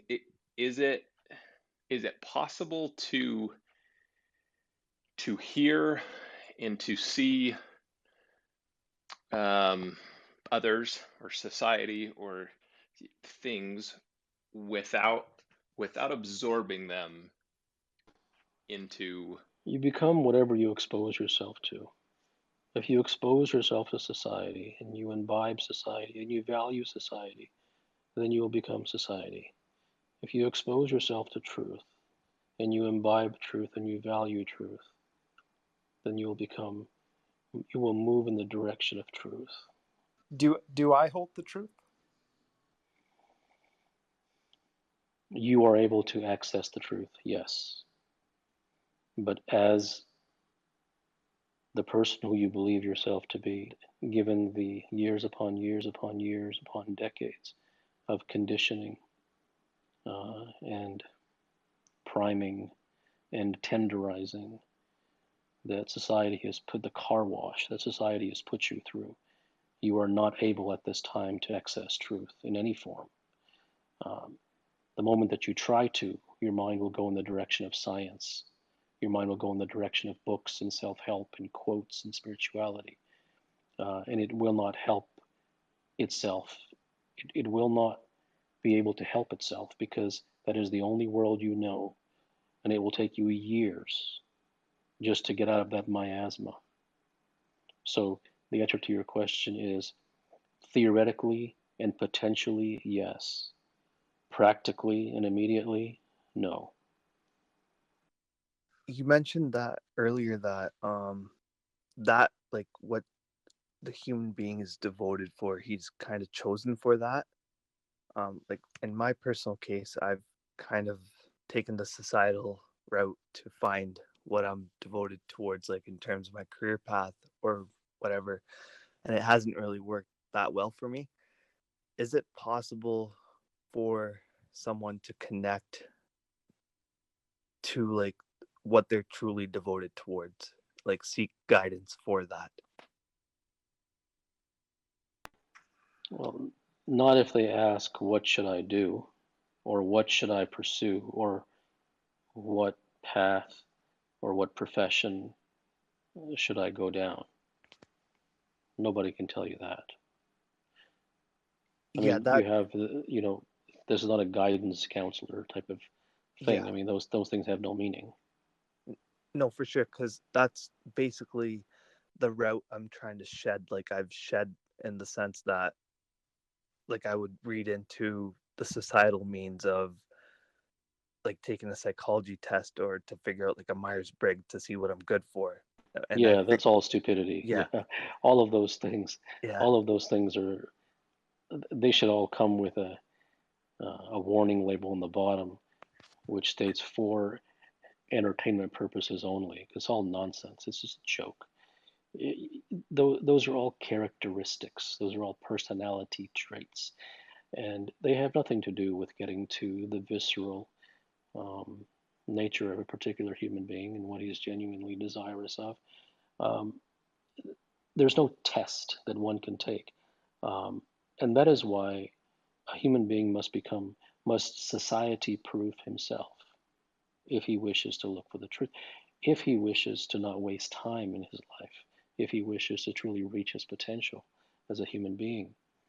He will recognize that all of these tests and all of these programs and doctrines and concepts um, and strategies that society has put forth are all a flea market until he looks out his window and sees nothing but neon lights and cardboard and snake oil salesmen. Until that happens, then he will fall for all of those things for years and years and years. And those will obviously be years and years and years, which he will never get back. Could you talk about prescriptions? Are they dangerous for Prescriptions are society? how-tos, methods, techniques, five-step plans. They do not have any effectiveness whatsoever, and it is the only thing that society is founded upon. That's what prescription means. My question is, in I guess in relevance, yeah, it's in relevance to what the title of this room is. How do we know when something is the truth? There's no, there's no test you can take. I mean, if I would say the greatest, perhaps the best way is that if you go to a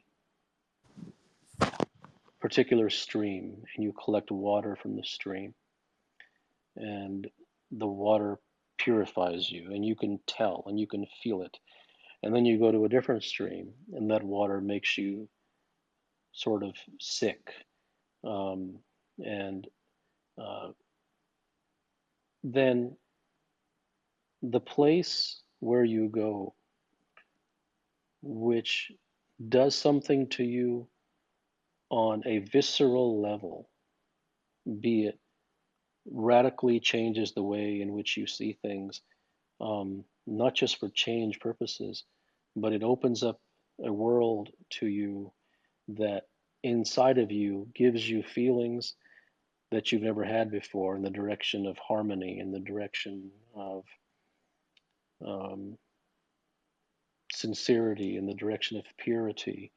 Um, and that tends to be in the direction of truth.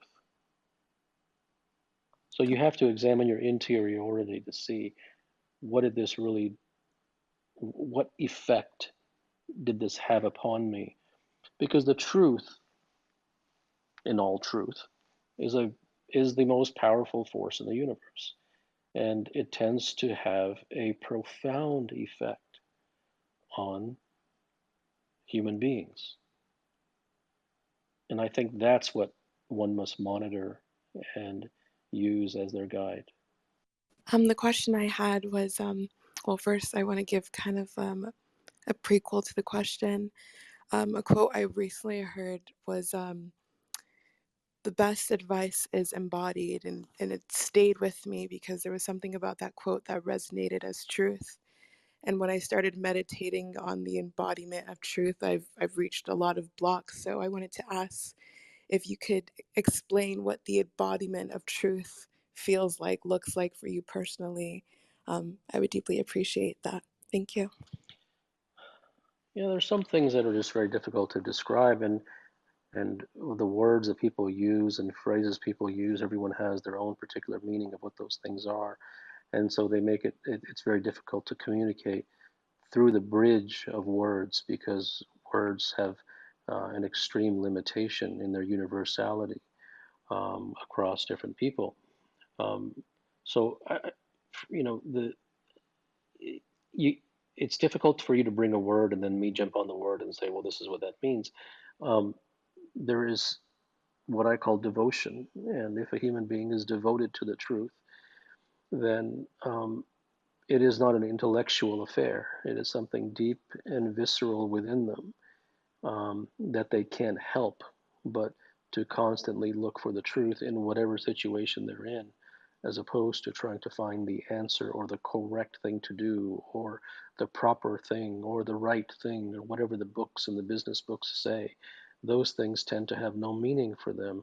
And what they're always looking for is, well, what is the truth? And so that is a visceral devotion. That's a human being whose interiority is directed, and is very much aligned towards seeking the truth. When I discovered your work, I was reading Direct Truth, and I felt a lot of what I was reading in my bones. Like it was different than before. After that, I had a experience of really heightened clarity that lasted about 5 days. Since then, that clarity's decreased quite a bit, and I feel that my devotion to truth is sincere. Yet I feel this unknowing or like insecurity since that clarity that I guess had the ability to see has dwindled since that time. And I can see that I had this belief that, there are some moments of clarity that are enough to dissolve that conditioning, of the self, or I guess leave it at conditioning. So my question is, does clarity like kind of come and go as one's sincerity matures, or Yeah, the more that one's sincerity matures, the more they move towards clarity. But what must be understood is that if one comes to a pure or clean river, uh, and then after that they jump right back into the mud pit, then they're going to get dirty again. So the human being's default state is to live in society. And while it isn't just the living in society, because one can live in society and absolutely seek the truth, but it just so happens that human beings don't just live in society, they inculcate and they imbibe and they believe and they value society. And therefore, um, that exposure begins to take them back towards that realm. So therefore, whatever things that they've experienced before, given their brief exposure to truth, tends to be washed away because of the re-exposure to all of the lies. Society is nothing but lies, and that's what must be understood eventually by at some point, by a given human being, if they genuinely seek the truth. That must come into their viscera somehow, in some fashion, through some means, through some vehicle, and it must come to stay. And until that happens, the reconditioning, and the return to the default societal state, is going to be the order of the day. okay? Do you mind if I ask one more question? Okay. Does it? I like what you say as far as kind of reconditioned there. I wanted to use the words that aren't really accurate, but say like, or ask, is it kind of painful to go back to that? But painful is not the word. It's just I I do not want to. I don't know. I don't know exactly how to word it. I'm sorry. If Well, there I have been can. clients who have told me that they'd rather die than go back. Yes. Once a human being tastes truth, in any field, and whoever they may be, um, then all else pales in comparison. Um, as long as it was a deep felt communion with the truth. And even if it was brief, everything else in an instant becomes black and white, as opposed to that color. So that that tends to be a very common sentiment for those who um, who tend to read, I guess, something that I wrote, and I don't like saying that, but I almost feel like apologizing for that. But it that is the experiences that I've had from the feedback that I have received from human beings who have read or heard what I have spoken, and it has done that sort of thing to them, which led them to say, for whatever reason, not that they should, that they would rather die than go back to the old way of living and to the societal ways. And that isn't a good thing or a bad thing. That just happens to be what people say. How does one like stop having like expectations, right? Because in society with the Well, prescriptions. there's no how to stop doing something. Like there's no, I can't tell you go do 17 jumping jacks and 4 somersaults and you'll stop having expectations. There's no how to. There's how do you raise your eyebrows? I mean, there's no how to. How to is a totally false and anemic societal concept which has no merit. It is valueless. It is a scam and a sham. It is completely superficial and cosmetic. Therefore, um, if one finds themselves having expectations and the expectation is bringing them pain, then they will naturally move towards stopping having expectations if the pain is sufficient enough. All things happen by themselves. I have a question around the statement that is for this clubhouse. So this, if the sincere need guidance, it tends to come. How does this play into age? And for those that are, let's say, entering society and becoming and realizing what their full potential is, how can they balance the overwhelming response that they get from society in betrayal and fitting in with this innocence that comes from being young? Well, I don't understand what you mean by balance. Um, there's no need to have equal parts poison. Poison shouldn't play a part at all. At all. So society is pure poison. So when one is entering society, um, the one of the most powerful things is for a human being to become wise when they're young. The combination of wisdom and youth is an absolutely unbeatable combination because it is so profoundly rare. I mean, wisdom is rare in old age as well, but in youth particularly so, because the youth are swallowed whole by society. Um, and so if one is able to expose themselves to truth at a young age, then they will over time develop a natural armor against society. How can one put themselves in a situation where they can expose themselves to this kind of truth? What are ways that would benefit those that are entering society specifically to this notion? By reading my work. I had a question on controlling the mind, I guess transcending the mind. Is breath a tool to No, it's all control? false. It doesn't work. It doesn't work. I understand words take you away from the truth, and trying to be intellectual does the same thing. That makes it hard to ask a question, but I will try.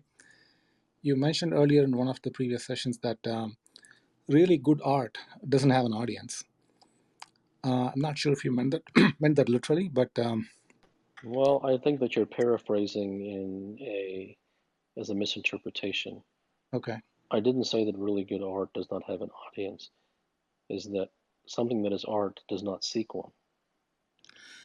Okay. But if you equate that to truth somehow, why won't it attract humans to itself if it is so liberating? Well, I didn't. That's what I just said. It didn't seek the audience. Okay. You're the one who said it doesn't have an audience. I didn't say that it wouldn't have an audience. It may not. Okay. But the artist who is creating the art, if his art is pure, he is not looking for the audience to pat him on the back. Yes. Okay. How can you not be trapped within your own mind? You have no choice but to be trapped Thank until you. until you understand the truth. During times of suffering and in places like hospitals, value decreases. But when I come back, to society, value again. I give value to words, other people's reactions, things. Why does value come back? Because Or society is the only thing that you have known for your entire life. By virtue of like the experiences in my life, I've come to the conclusion naturally that society is filled with people that want to sell snake oil, like tricksters. And I've come to a point where I'm genuinely afraid that I'll lose a lot of my youthful years following more untruths, and I genuinely seek more of the truth. Would like the best exposure to the truth be to expose myself to more of your readings, or Yeah, I as much as I dislike saying it, the answer to your question is yes. I mean, there's so much material out there that I have put out, from Direct Truth podcast, the private discourses, um, to the discourses on the website, to the podcasts that are available to the public, uh, and it is it is not. I don't like the fact that I tell people to read my works. I never do. I don't have any interest in someone reading my work. I honestly don't care. And, I receive, I don't know how many emails per week. I stopped counting. And I get pages and pages of letters from human beings telling me that they've transformed just reading the work. And if I'm perfectly honest, it doesn't really do anything for me. So I don't really have any interest in telling anyone to read my books. And in fact, I might even remove the books one day. I just don't care. But I must answer the question in the most objective um, and plain-faced way that I can, and say, yes, my work is going to be the only exposure that you have for truth. Uh, I not, and there probably is somebody at 27,000 feet in the Himalayas who absolutely is is uh, an individual who knows the ultimate truths about everything. But with the exception of that, uh, I've never found it. And quite frankly, if it existed, the first person in line would be me reading that work wherever it may be. I'd be the first person in that line, buying the podcast, um, reading the work. There would be no one ahead of me to discover if somebody out there, if John Cooper or Bill Smith, whoever there may be out there, who is writing about pure truth, I'd be the first person in that line, because there is nothing in my life that is more fundamental at the central core of my existence than the truth. What individuals throughout history have influenced your thinking or exposed you to truth? Nobody. You have people like Jesus Christ and Buddha who themselves found truths, but their writings are utterly meaningless.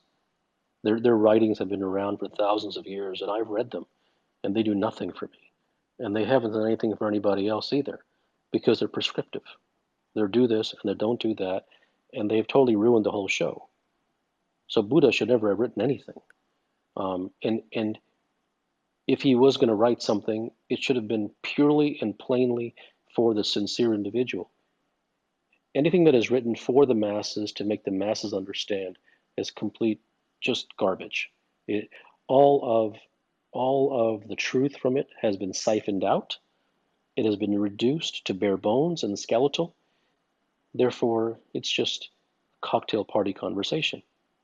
And this is what must be understood, is that human beings are interested in reaching the masses. They're interested in having followings.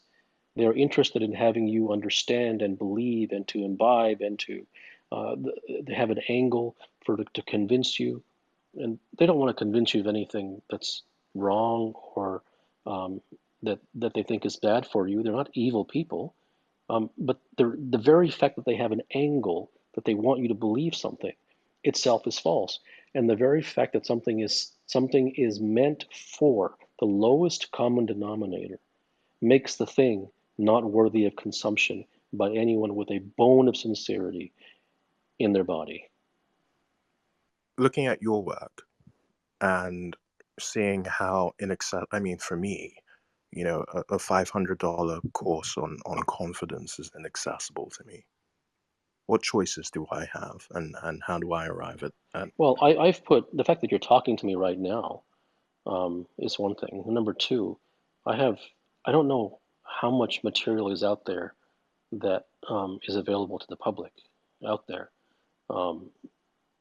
So I've put so much out there that is not associated with any kind of fee.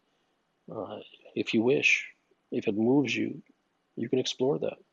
Not that you should.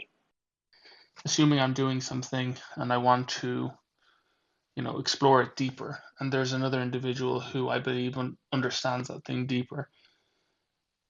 Is it that the guidance will come not because I'm going to go and then ask that person to teach me them, because that would then be a prescription they would apply from their own experience, but it will actually be my sincerity in trying to deeply understand the thing that will lead to the answer coming versus being given? Is that a fair Yes, understanding? that's in the proper direction. Yes. Is the truth different for everyone? No, there are some universal truths. Well, what must be understood is that every single situation, every single circumstance has a truth. How do you know when you're free of your mind? There's no point in asking that question because you're nowhere near it. Yeah, so I'm actually an investor. I invest in the equity markets and the secondary markets, and I know you've worked with some great investors who you count as your private clients.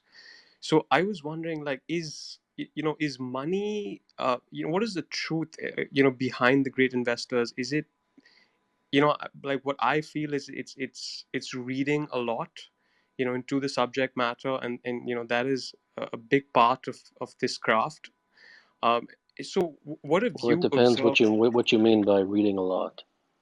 So if it's about analyzing a company, it's just reading as much as possible about the company, about the industry, to be able to make a There's decision. no real characteristics that you can take from other people. I think that's a fraudulent, really, behavior that doesn't go anywhere. To But copy the characteristics of other people.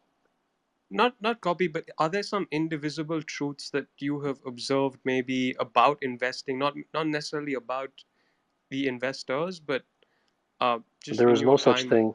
There is no such thing as investing. Okay, can you explain a little more on that? It's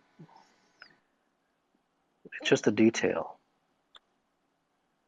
The human being who seeks truth seeks the truth in whatever it is that he or she is doing. There's no truth that's separate for so-called investing. That's a man-made concept. That doesn't exist in nature. So there's no truth for that versus something else. The human being will always seek prescriptions. He will always seek how-tos. He will always try to find what the other people are doing who are doing it well and try to copy them. None of those things are truth. So it is about finding the truth in whatever one's craft is, as opposed to trying to find a better way of doing it. Could the idea of seeking truth by itself be an abstraction that creates? Yes, if one considers seeking truth because it's good for you or proper or correct or whatever it may be, that's just another way to gain pleasure. Absolutely, one can prescriptionize it. I understand that transcending the mind, there is no how to for that. I understand that. One thing that I've sort of noticed though these past weeks after reading your work and all that, one thing I've noticed is that virtually every action that I do in the day, whether it's checking emails or going for walks or anything, uh, I'm doing them almost unconsciously, as if I don't even know that I'm doing them. And then recently though, I'm starting to be conscious of that, not because I'm trying to. It's just that I sort of can see, okay, you know what, I am doing so and so activity or whatever. Anyway, my question is this: is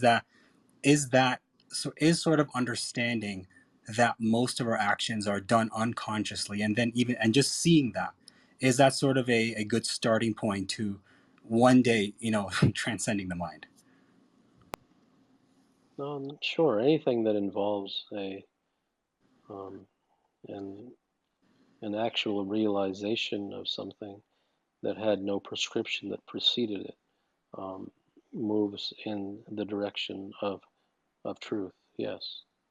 My question, I asked a question earlier. I think I mentioned that if one were, I say if one, I'm stating I do. I don't expect you to believe me, but if I claim to have sight and have cleansed myself from prescriptions, I asked a question a week ago, and I asked, is the mind preventing me from going after something I desire? So, and you said, no, the mind is making you believe that it's in your way. And I guess I gave the example of a specific example is I wanted to discover a truth about a specific situation or thing I'm going through. And I start to think about it and I start to gain some sort of clarity, but my mind actively, I've noticed, If prevents you me from truly doing it. attained what you profess to have attained, Yeah. then you would not be asking the questions that you're asking. You are Why? under a flawed concept that you have attained what you have attained, and you have not. And it isn't a good thing or a bad thing. And it has nothing to do with me believing you or not believing you. But you are so rabid in your belief that you have attained it that it's causing you nothing but consternation. Is examining pain a way to find the truth? It tends to end up being prescriptive because you can examine one pain and then another pain will follow and you'll just keep examining forever. So it tends to move in circles. But I mean, I guess it could be superior to trying to get rid of pain, but it, it, it tends not to go anywhere. So there's a lot of content about how to tame the mind, how to conquer the mind, all the things that go against the mind. So my question is, and it may sound counterintuitive, but would total submission without resistance to the mind absolve you of the mind, or does that just breed recklessness? No, it won't, because you're doing it for an ulterior motive. Therefore, the mind will see right through you. Is suffering a fantasy? Do you have suffering? Yes. Is it a fantasy? I don't know. Do you feel pain? Mental pain, yes. Is it fantastical pain? No. There's your answer. Let's say you're trying to pursue something courageous that's different from your peers. How do you have the courage to There's be no how do you consistent? have the courage. I mean, there's no store that you can go buy courage. I mean, um, that doesn't go anywhere. My question is, why do flow states become so difficult to reach? All that you chase is impossible to reach. I'm curious if you've ever needed guidance and if you received it. From God Himself, not a human being. I have a question because I know that you're very particular with your words, and they're not always aligned with the dictionary definition. Um, so, when you speak of sincerity and devotion, um, can you explain, in your understanding, what do you mean by that? Something that is genuine, that it is not an ulterior motive, that it isn't a chase, that it isn't done for cosmetic purposes, but it is because of a genuine, true, deep longing That's the general direction in which it is. Beyond that, it's very difficult to explain. So my question is, about chases. When we feeling or chase anything, is it untrue because by chasing something we're only reinforcing the fact that we don't have it, and that even if we do chase a feeling, uh those feelings are just fleeting. I don't understand the question. So just if when we're chasing something, it's just we're by chasing that thing we're sort of reinforcing the fact that we're devoid of it in the present moment, and that even if we do achieve a feeling that we're that those feelings are impermanent and only fleeting. Yes, therefore, so what? No, I just wondering the truth behind why all chases fail. That's my question in essence, I guess. I think it really depends upon how you truly feel about chases. I will reveal one thing to you. Just because you understand the English language does not mean that you understand what I say. There will be things that I say to you that will go completely over your head. They will sound innocent, and you will appear that you've understood, but you really haven't, and I will not explain. My question is, what is?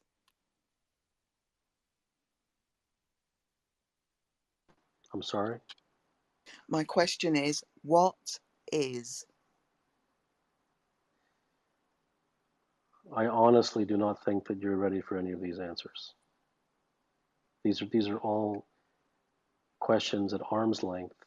They're general, they're spiritual, they have no meaning. They're not going to do anything for you or anybody else. Does physical fitness help to understand or seek the truth? No. Why'd you block me on Twitter, you fucking pussy?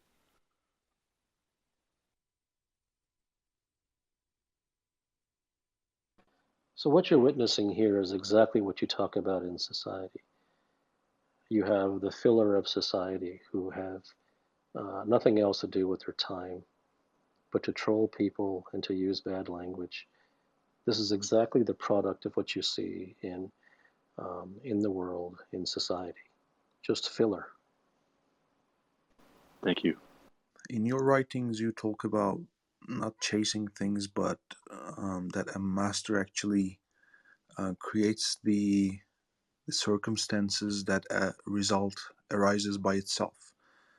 Do you do that by seeking the core truths about a situation, or is there any way to do it? And another thing to ask here is, when I sit and try to think about a topic and to find truths about a topic, there is this fear in me that says, is there a way for you to find every piece of truth in this topic? How do you know you find the number one truth or whatever, the most important truth about a Well, topic? you'll Thank know you. you found the truth when it is effective and it is lasting, because the truth is the only thing that works. Is time and truths are correlated, or you will experience the truth uh, as soon how they map in the one's life? No, there's no guarantee that people will experience truth. In fact, the vast majority will not.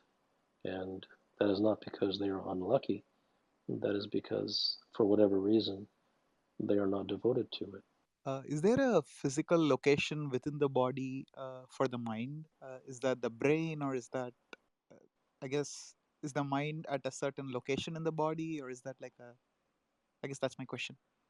Yeah, and I would say the question is largely irrelevant because it doesn't matter. What if it was in the leg? How would that affect anything? The more I realize the truth, the more I understand that there's nothing that I want more than freedom from my mind. That just is becoming more and more clear by the day. However, what I am now struggling with is that I'm seeing that everything that I've chased over the last few years everything that I've pursued from my career has not been what I actually wanted to do. It was just, going around in circles. So I'm not asking for what to do. I'm just hoping that you can expand on what the path to identifying where I truly want to go looks like, It is a or how that can systematic. look. It is a systematic and exposure to truth. I mean, the individuals who ultimately find the truth do so after years of exposure to the absolute truth, and that transforms the individual from within. There is nothing that anybody can consciously or intentionally do, or any action or activity. How does one validate instincts? I think the first thing to understand is that all the things that you call instincts are hidden under conditioning.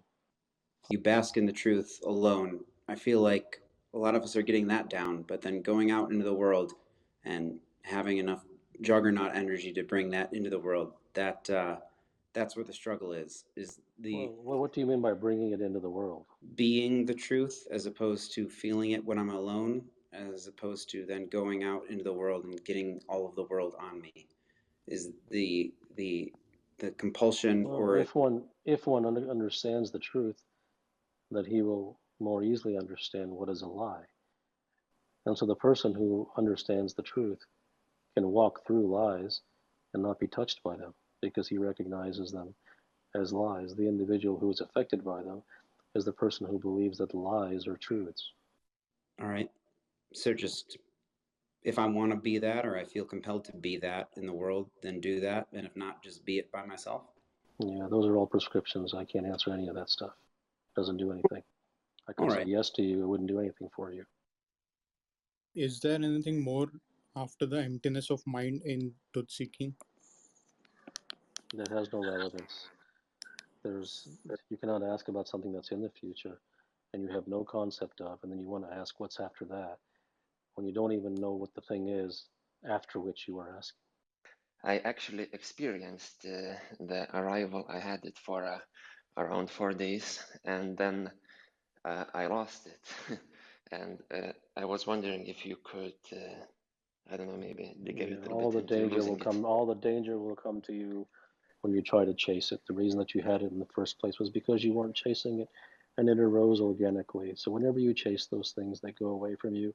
And quite honestly, even though you had the arrival, it doesn't really matter. The permanence of living a life of truth is the ultimate arrival.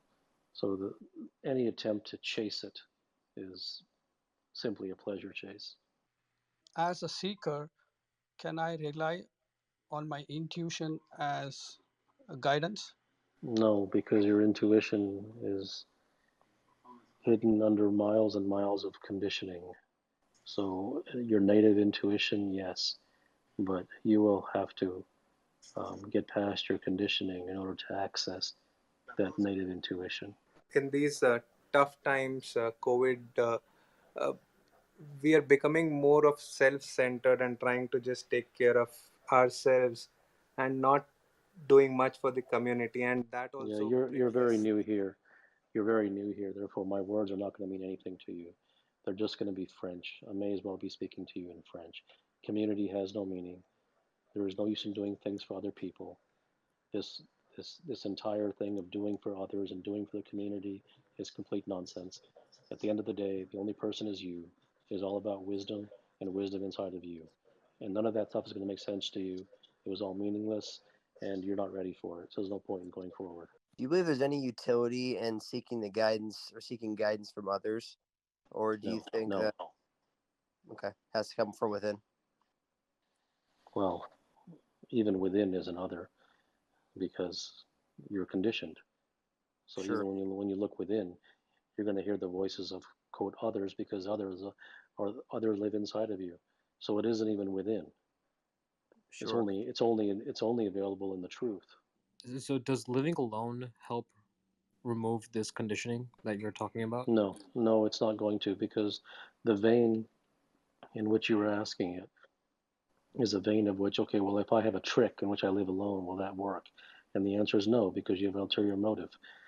It's had nothing. You could live in the middle of Main Street, and if you didn't imbibe or have any interest in society, then you wouldn't be affected by it. So that would be truth as well. So it has nothing to do with the physical removal of yourself. It has everything to do with how much you value society and the world. How do you balance living There in is the no world? balance. And There's no balance, and there's no reason to balance living in the world because the world is complete false. Everything in the world is false. It doesn't mean that you have to leave the world, but anything in the world and everything in the society is false. Therefore, it has no place in the life of a sincere individual. It has no parts. There's no poison that's part of a balance. You don't balance poison with anything else. Poison is just pure poison. What role does service play? Nothing in the vein that you're asking about it. You're coming at it from the standpoint of spirituality and compassion and goodness and service, and it's all meaningless. That has no meaning. It is all ego based, and you're doing it because it makes yourself feel better, and therefore it has no relevance. Things that arise as a natural consequence are fine. Things that arise as a direct attempt to achieve and to do are false. What about in terms of self-discovery through service? You're reaching. You're trying to use all different kinds of words because you are addicted to the idea of spiritual concepts and goodness and kindness and all that stuff. And it's not a good or a bad thing, but you're just going to keep trying to maneuver the words into the direction of that. That's where your heart really is, and that's fine. I wanted to know if sincerity shows up because of one's intensity or it gets cultivated on its own without any how question.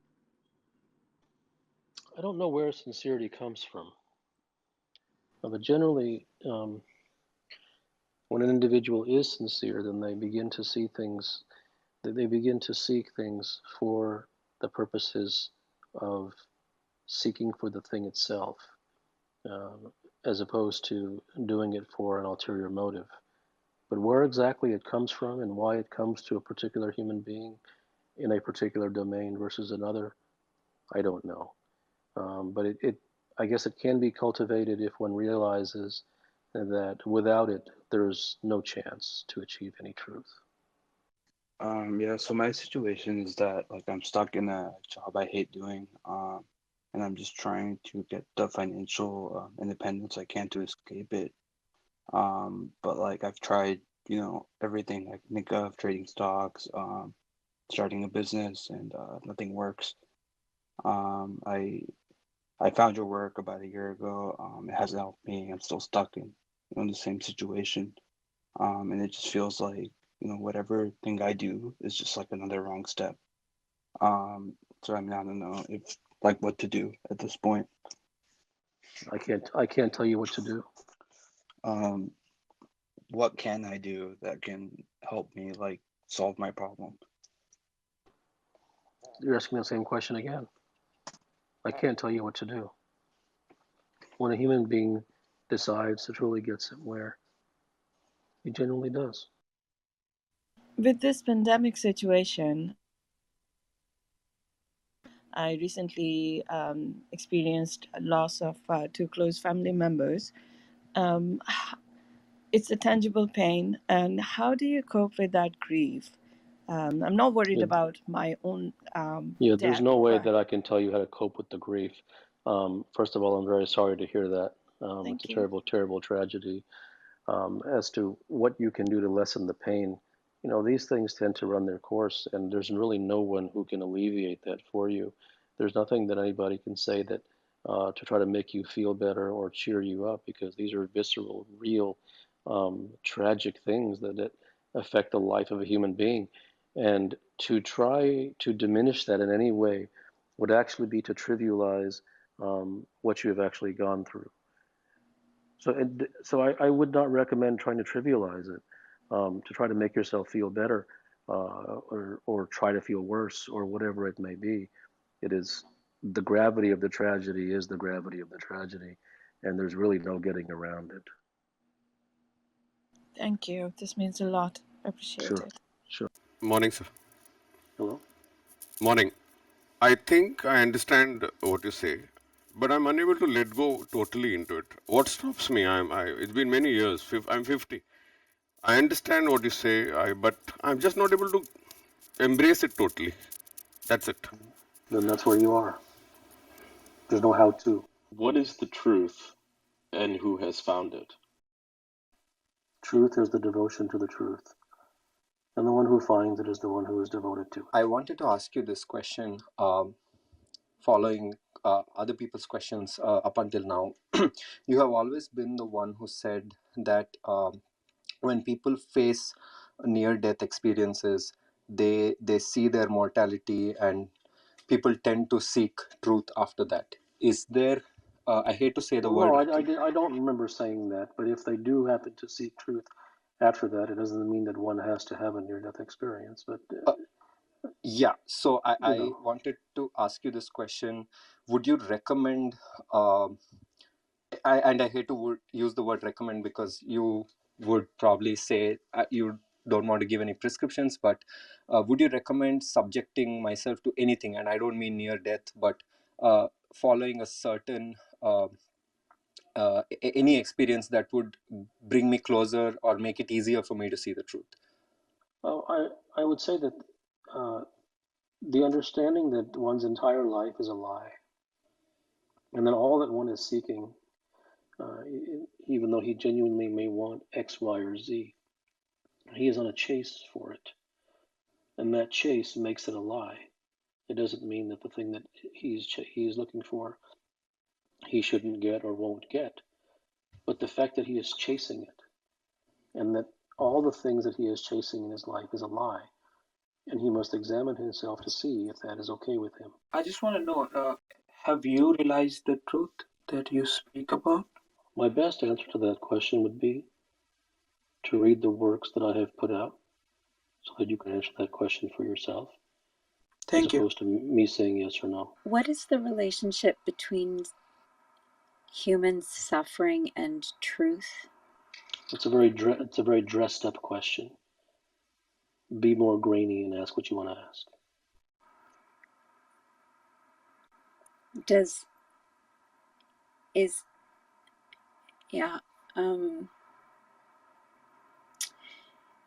Is suffering an impedance? Is it a distraction? Is it a path to? I think absolutely it is. Because when a person suffers and the suffering is continuous, depending upon his or her DNA, it tends to, if the person has a particular DNA, is of a particular type of individual who likes to know and learn and to discover, then absolutely suffering can set them on the path to truth, because it tends to take a human being to a rock bottom place. So there are prescriptions which get nowhere, and then there are mechanical prescriptions which have their use. I'm missing something in my understanding that allows me to What you're missing is that you're brand new here, and so, I mean, it's sort of like coming in on, the 575th part of the conversation. So there should almost be a note on this room which says, "Don't come until you've spent a couple of years reading and having gone through my work." Not because you should, not because it's good for you. There's no compulsion to do so. But without having done that, there will be so much that simply there are going to be so much prequels to the sequel that are just not going to be understandable.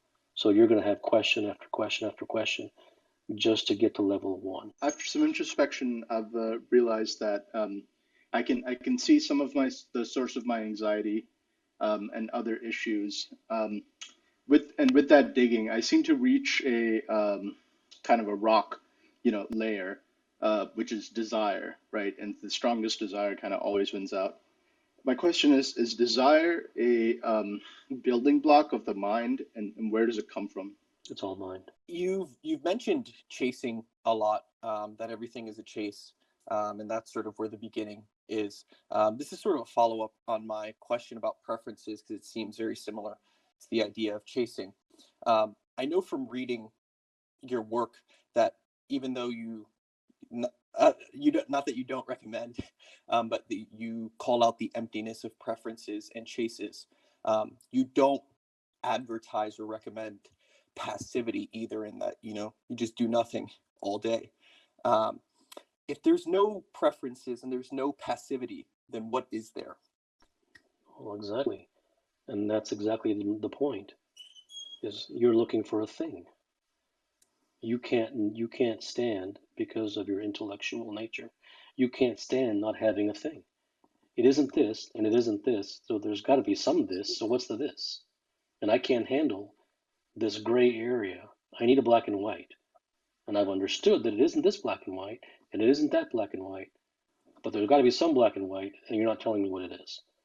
And this is what you're not getting. I want to know, is the difference between chasing desire and true longing a compulsion for the activity, such that in desire there's the chase doesn't have a compulsion to it? Well, you started off promising, and then you ended up with desire does not have a chase component. Sorry, I might have mixed up some words. It's just, is the difference between desire and longing that with longing there's something where one feels compelled to keep going? Yeah, it's a good question. It's a good question. Longing, words are words. So it isn't about attaching this word to that, and from now on we're going to call it this, not that. It is about understanding the essence of what I say. Not that you should, but if you choose to, it is about understanding the essence of what I say, as opposed to the exact word. Because then, if you don't do that, then what you will do is you will begin to worship the words. You will begin to turn the words into ideals, and you will prescriptionize them, because then you will start saying things like, well, is that a desire or is it a longing? And that's back to academia nonsense again. So it's understand the essence, turn the essence into a wordless something to where you genuinely understand. And that can only be done by someone who wants to understand, not by the person who likes to play games. Because the game player, the insincere game player, will come and say, aha, well, isn't this a prescription? Well, aha, isn't this a desire? Aha. We call that a longing, but is it really? He likes to play classroom games, and that kind of a human being just has no place here. But your question is a good one. There is the longing, and you don't have to use the word longing. You can use the word, monkey, grass, gorilla if you want. It doesn't really matter. The essence is that there is the purity of something, the purity of wanting something, and then there's a desirous chase for something, which fundamentally is pleasure. Can you explain what is ego? It's all mind. What kind of friends must you abandon to start on the path to truth? You don't have to abandon anyone. There is no must you do anything. Anything that you do by force is false. It will lead you only to ruin. There is no must you do this or that. What kind of friends if you best genuinely support understand, the path of truth? I'm sorry? What kind of friends best support the path of truth? There's no friend supporting the path of truth. There aren't 2.5 people in the world who are looking for truth. You think you found one in your own community? Hello, and thank you so much for taking my question. As I've become more exposed to your work, I can answer almost all of my questions before I ask them. Do humans searching for truth ask questions to anyone other than themselves? Yes, they can ask the question to someone who understands the truth, or at least the path to truth. The problem with asking questions to yourself is, unless you are firmly entrenched and firmly well on your way to the truth, then asking a question to yourself will only receive a message from your conditioned mind. Letting go of ego to meet the truth can be extremely scary. How? And there's no how. There's no how. I There's know. not. You don't have a prayer. There's no way in the world that you are going to let go of ego. Don't even try it. Don't even ask the question. It's not going to happen. Why do people choose to use drugs and alcohol? You can ask them. I have a question. So I have gone through many methods. Everything seems to be, repetitive, and as you once said, I always tend to go to the defaults.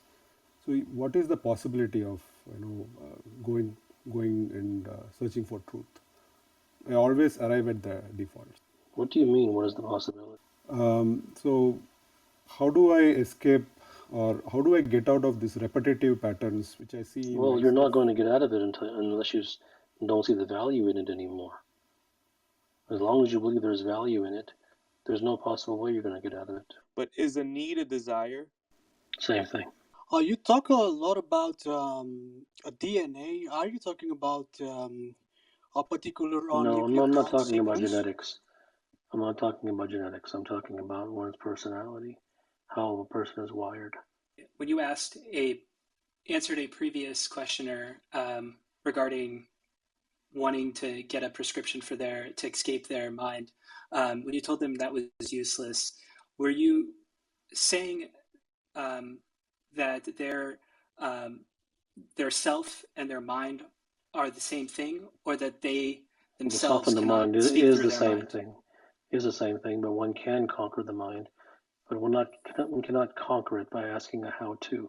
These are things that happen over time through a systematic exposure and a journey that these things begin to happen. But they cannot be So the self happened is the according mind, to... but can transcend it? Yeah, you're not going to understand it. Yes, I Because doubt I will. you are looking at it through intellectual means. But forget Right. the self. The mind can be conquered.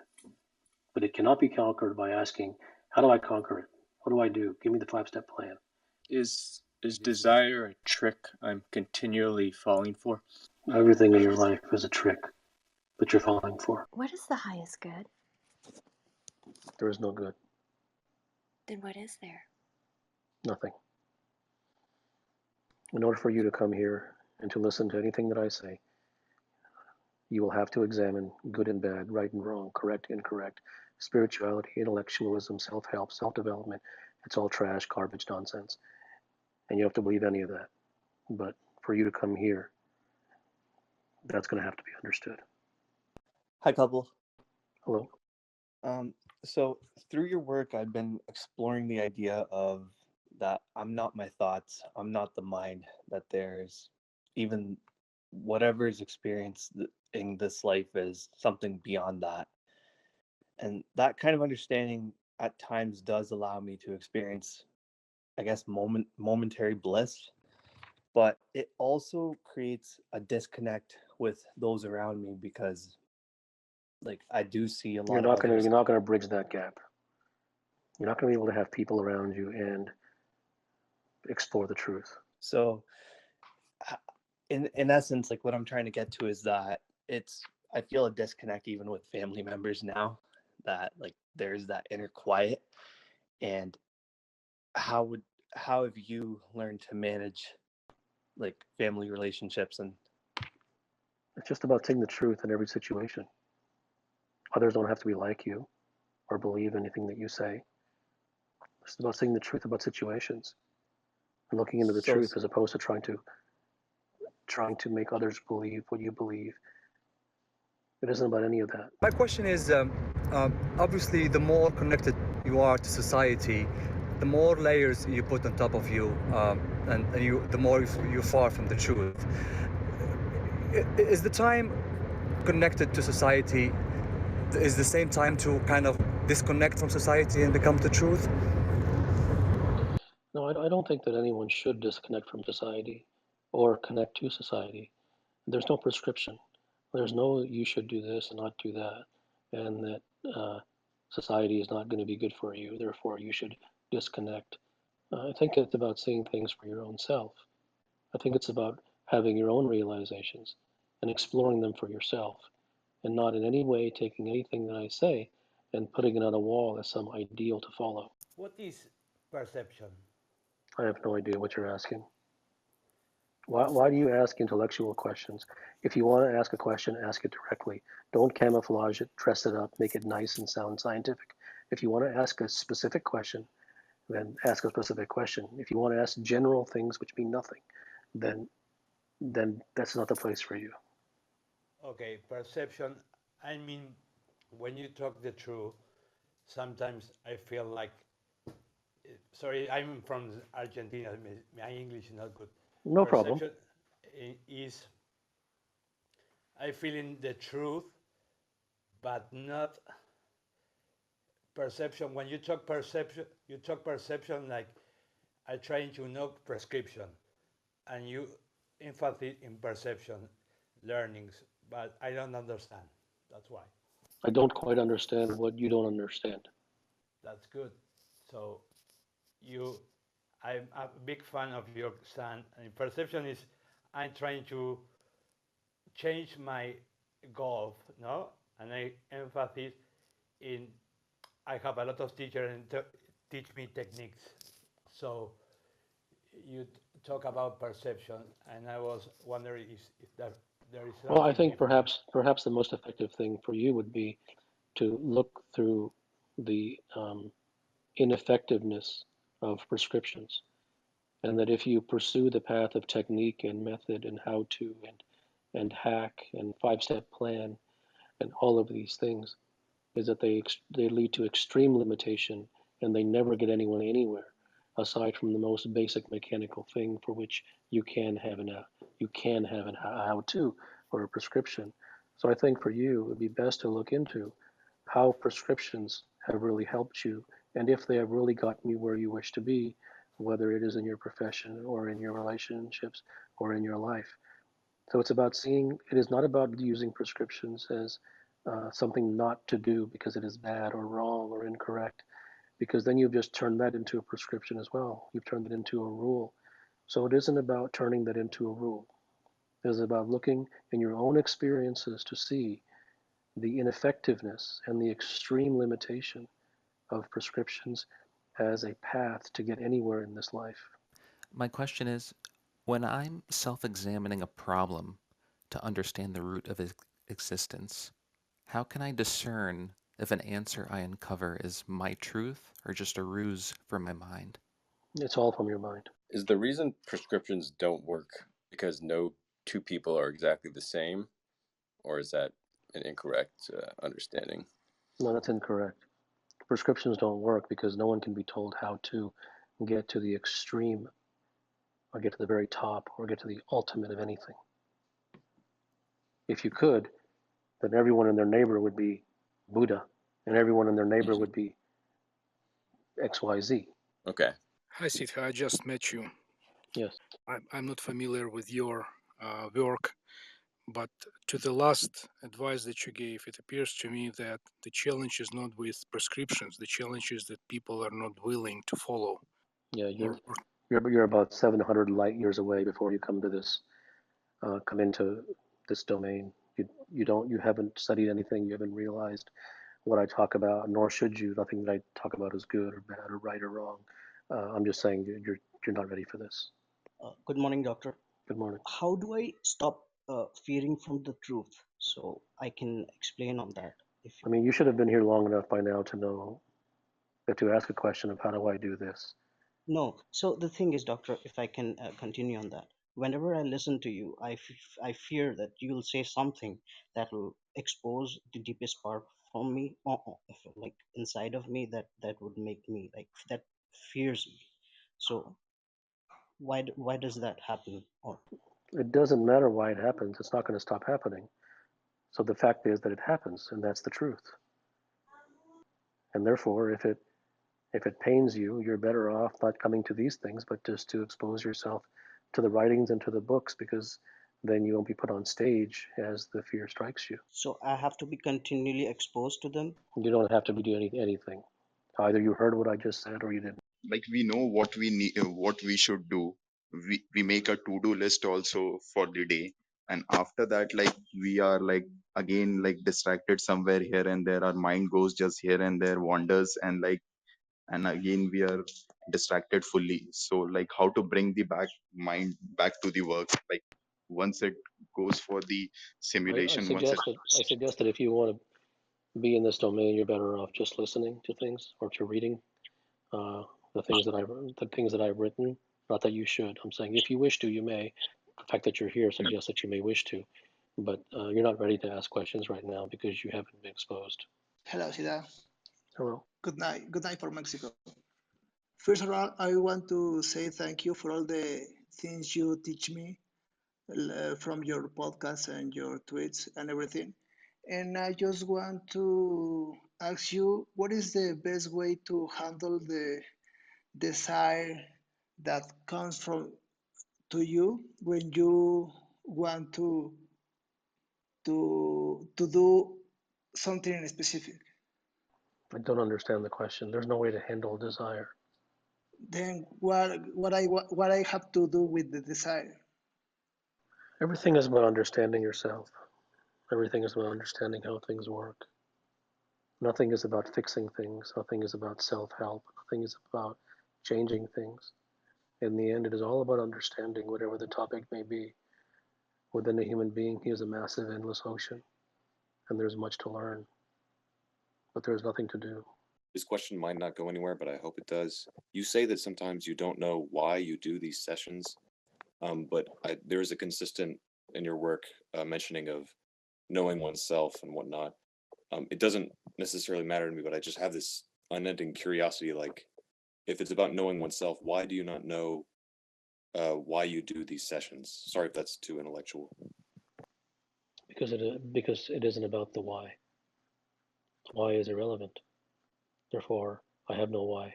Hi, I was just wondering, I'm kind of new, but I was wondering if I read your writings and learn what you teach, does that ultimately bring some like peace, or where does that lead? Yeah, it's a good question. This is what I promise you. Absolutely nothing. I don't think that it's wise to read my writings. I don't think it's a good thing. I don't think it's a bad thing. I don't think it's correct. I don't think it's incorrect. There have been some who, for whatever reason, have, based upon the emails that I receive and the messages that I get, I suppose something has done something to them in reading the writings. Um, I don't, but I don't have any interest in pushing that upon anybody, nor do I have any interest in predicting what might or might not happen. I think at the end of the day, the truth is that it is an alchemy and it is a relationship and it is an exchange and it is an exposure between you and the words. And if something happens to take place within you, then it does. And if it does not, then it does not. But what comes of that mystery is a journey that you'll have to walk on your own to see what happens. Do you have any suggestions for the people of Palestine? I don't follow world affairs, so I don't have any suggestions for anybody. Last time we talked, you said there is no work, there are only results. Do I influence results, or do they just happen? If one knows the truth about where results come from in a particular situation, in a particular domain, in a particular topic, in a particular circumstance, then knowing the truth about where they come from will naturally bring them about.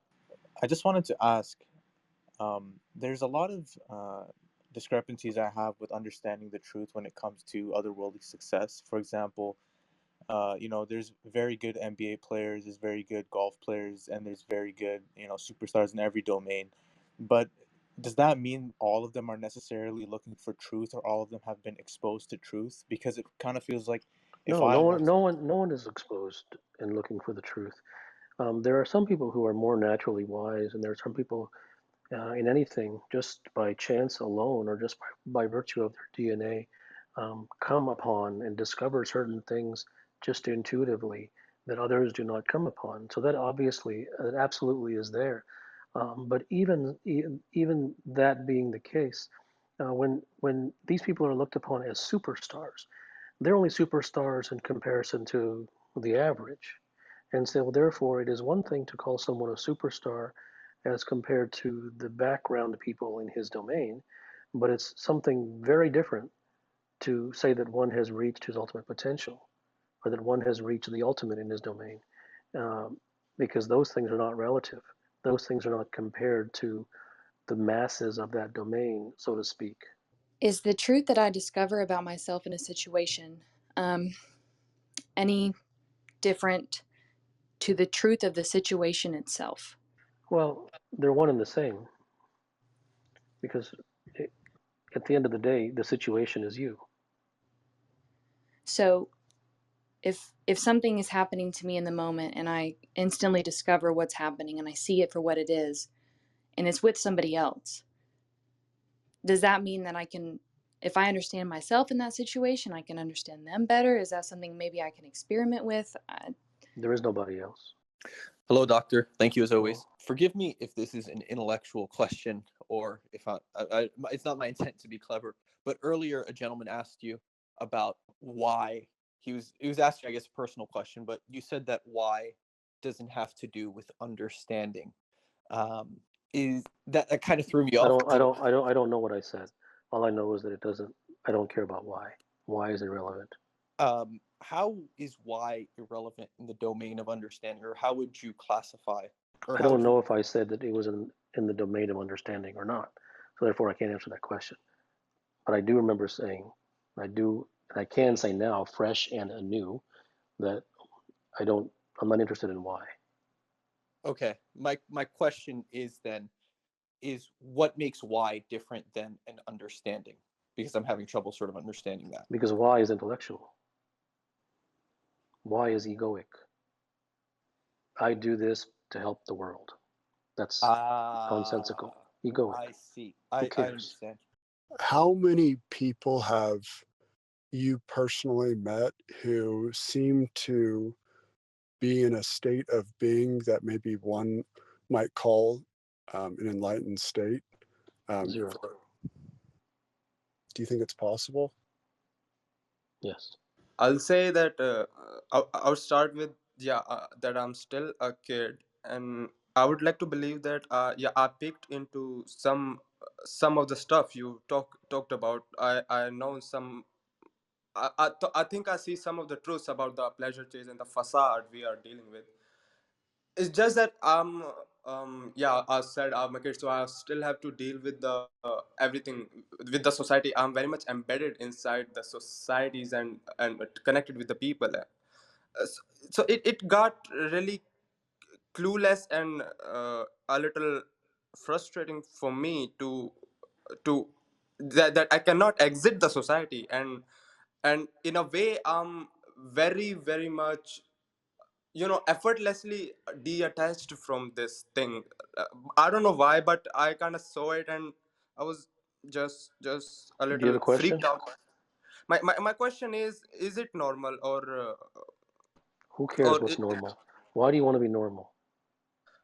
Who cares what's normal? Thank you for doing this. I find that your approach is very stoic and meaningful, but I also wanted to know. I don't mean for it to be. My apologies if I've mischaracterized you. No, I don't. I just don't mean for it to be anything specific. Understood. But I do. Warning flags go up when I hear intellectual terms like stoicism. Got it. I will refrain from doing that. My question for you is, in this pursuit of, maybe it's not a pursuit, and pursuit's the wrong word, but in this detached, enlightened state that perhaps one is trying to achieve, how does one also manage the apathy and nihilism that can be consequential? You are an intellectual. Okay. Apathy, nihilism. Don't apologize. Apathy, nihilism, stoicism. The intellectualness will be a barrier to truth. The intellectual cannot know truth because intellectualism and knowledge is his God. And there's no how can I. Because the reason that you are an intellectual is because you value intellectualism. You value books. I'm sure you've read 1,000 books. You value knowledge. You like to talk about concepts with your friends. You value all these things that Silicon Valley touts, all the latest highfalutin books that so-and-so recommends on the bestseller list. And it's all Not so much. garbage. Right. But you value those things. And those are the things that are the barriers to truth for you. And therefore, while valuing them, Mhm. you come to the stage and you ask, well, how is it that I find truth?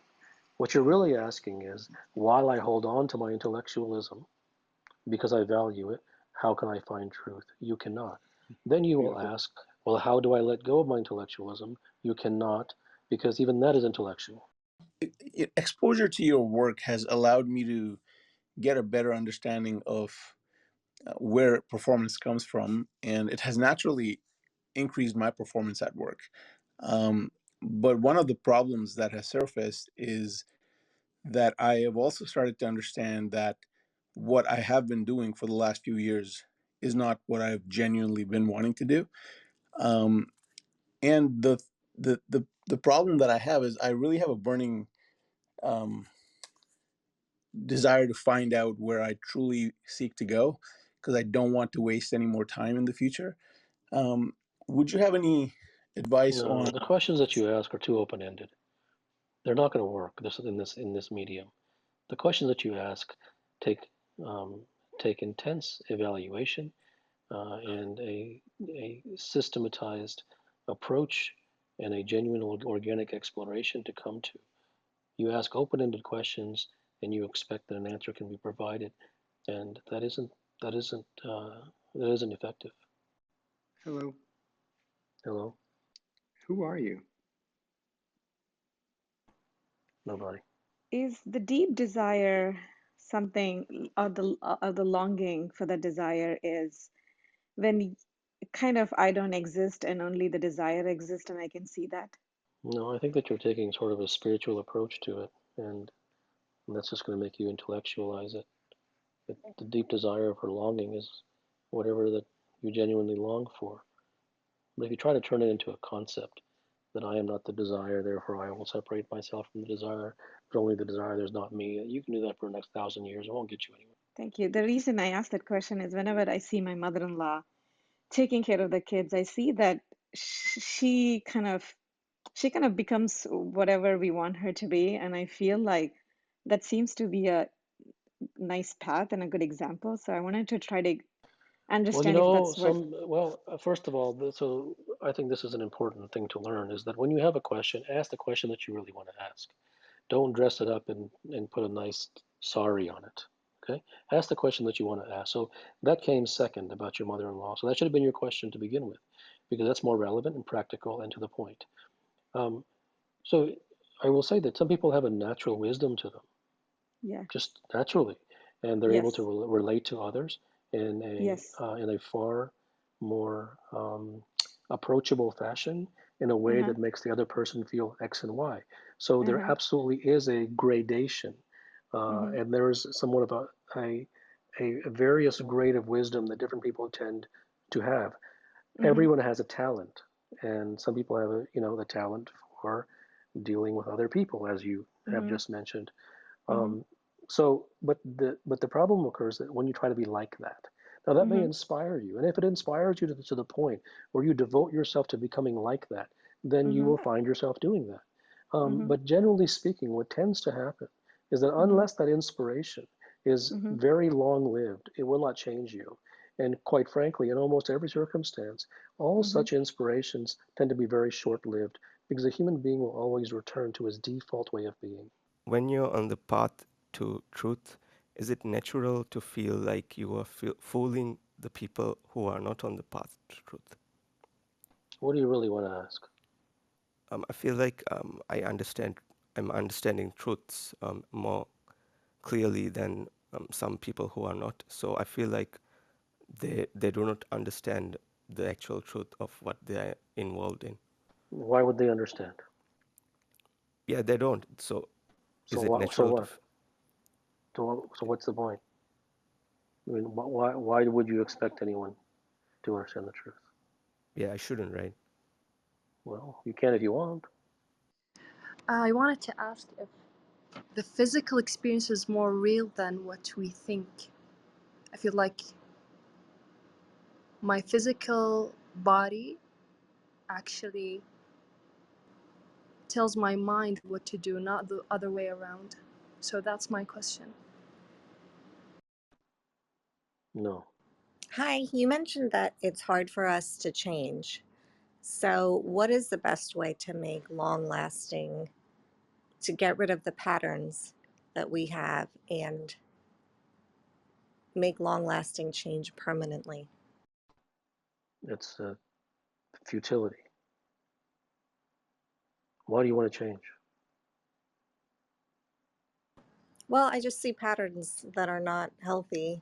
I think we all have Okay, so them. what happens if you get healthy?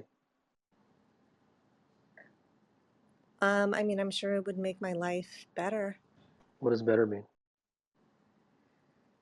that I'm more like conscious and not, Okay, reacting. so what if you're more conscious? Then what happens? Well, I won't be reacting so much to Okay, things, fine. and You're not reacting so much. Okay, so what? so I'm not as bothered, I guess, by, Okay, so you're less bothered. Then what? I don't know. I think it would, I don't know is the best thing that you've said so far. Okay, and this is precisely what happens in this trap that you are involved in, and all of your brethren in society are involved in. The improvement chase, the betterment, the change. Burn your books. Self-development is garbage. Self-improvement has no meaning. Spirituality is a lie. Religion is a farce. And you will not understand any of that, nor should you. But the exchange that we have just had either has given you an inkling towards something or it has not. Do you think God is everything that's around us? It's a fair question. Uh, I think that at the end of the day, it's what your experiences have taught you. It doesn't matter if I say yes or no. At the end of the day, you'll have to examine things for yourself to see if all things happen because of you or all things happen because of something else. And if you are in charge, what has happened in your life and where has that placed you? Um, I think examining it from yourself as opposed to looking at it from outside yourself would be a far more effective approach. So you're saying that we're connected to everything? No, you're saying that. Now you've crossed over the line into spirituality. At times, like when I realize that I do not understand a lot of things pertaining to my craft and even otherwise, uh, it becomes a sense of urgency sort of overlaps uh, my life, which somehow like bothers people around me, specifically people who care deeply about my well-being, or like they assume that they care about my well-being. uh, how have you reconciled when you were in let's say similar situations, if you have been in similar situations, or maybe like what is your opinion about my situation? Well, what is the problem for you? My problem is that the people who assume that they care about me, they start restricting my sense of urgency in what I go forward doing when I realize that I do not know some about something very deeply, and like And are that these has, people your parents? yes, parents, good friends who So I have found that generally when you're talking to your parents, I have found generally that when there is a disagreement and when there's a problem, that you think one way and they think another way, that one of the most effective approaches in the beginning is to deal with things honestly and humbly and in a way which is soft and non-confrontational. And human beings generally respond to people who come and approach them in a gentle, soft, understanding manner. That's what I'll say to you. If a child experiences pain, trauma, suffering at a young age, does that alter their ability to find truth later in life? No, in fact, it probably enhances it because when one experiences extreme emotional pain, oftentimes it can have the effect of leading a person inward. I'm usually not tensed or don't see a problem. I take it everything very light. At the same time, I'm not I'm not a lazy person. I do things. I'm responsible. I have a family. I have a child. But I just don't get tensed, or I'm emotionally, I feel like I don't go up and down. Is it? And again, I don't read anything spirituality or religion or self-help book or nothing. My question is, I some time to time I question myself: am I just acting like, or not afraid of facing any emotions, or is it a good thing or bad thing, or I'm just Who being, cares? Well, why do you need to apply a label of good or bad to it? sorry? Why must you apply a label of good or bad to it? I don't know. I just since looking at everything, it looks like feeling emotions, good or bad, or like being happy or being sad, is part of life. That's what makes life interesting or lively. I feel like not You're under false feeling that. notions. You're under false notions. You're chasing these concepts, interesting, lively. What the hell does that mean?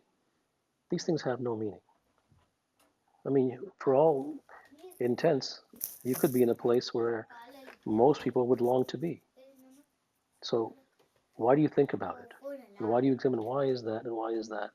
If you don't have a problem, why are you trying to create one? I'm not trying to create. Yes, you are. I kind of feel sometimes violence could be justified. Sometimes I feel like a solution to some of the problems that I have could be violence, but at another level, I feel that that it could never be justified, and that's just giving into your I mean, you're talking in baser concepts. instincts. You're talking in concepts. You cannot look at something as a concept. Everything is situational. To what extent do you think reading self-help books help people, you know, for people who's trying to find some answers? Reading self-help books will not find you anything. It is a waste of time. My question is around what is the truth around sleep, or lack thereof.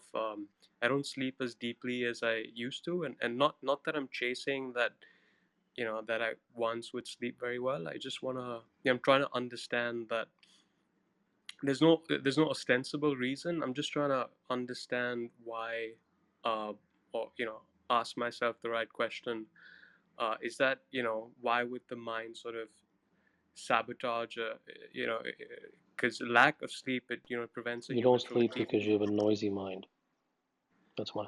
Question is quite personal. I used to be a motivated person before COVID and this lockdown.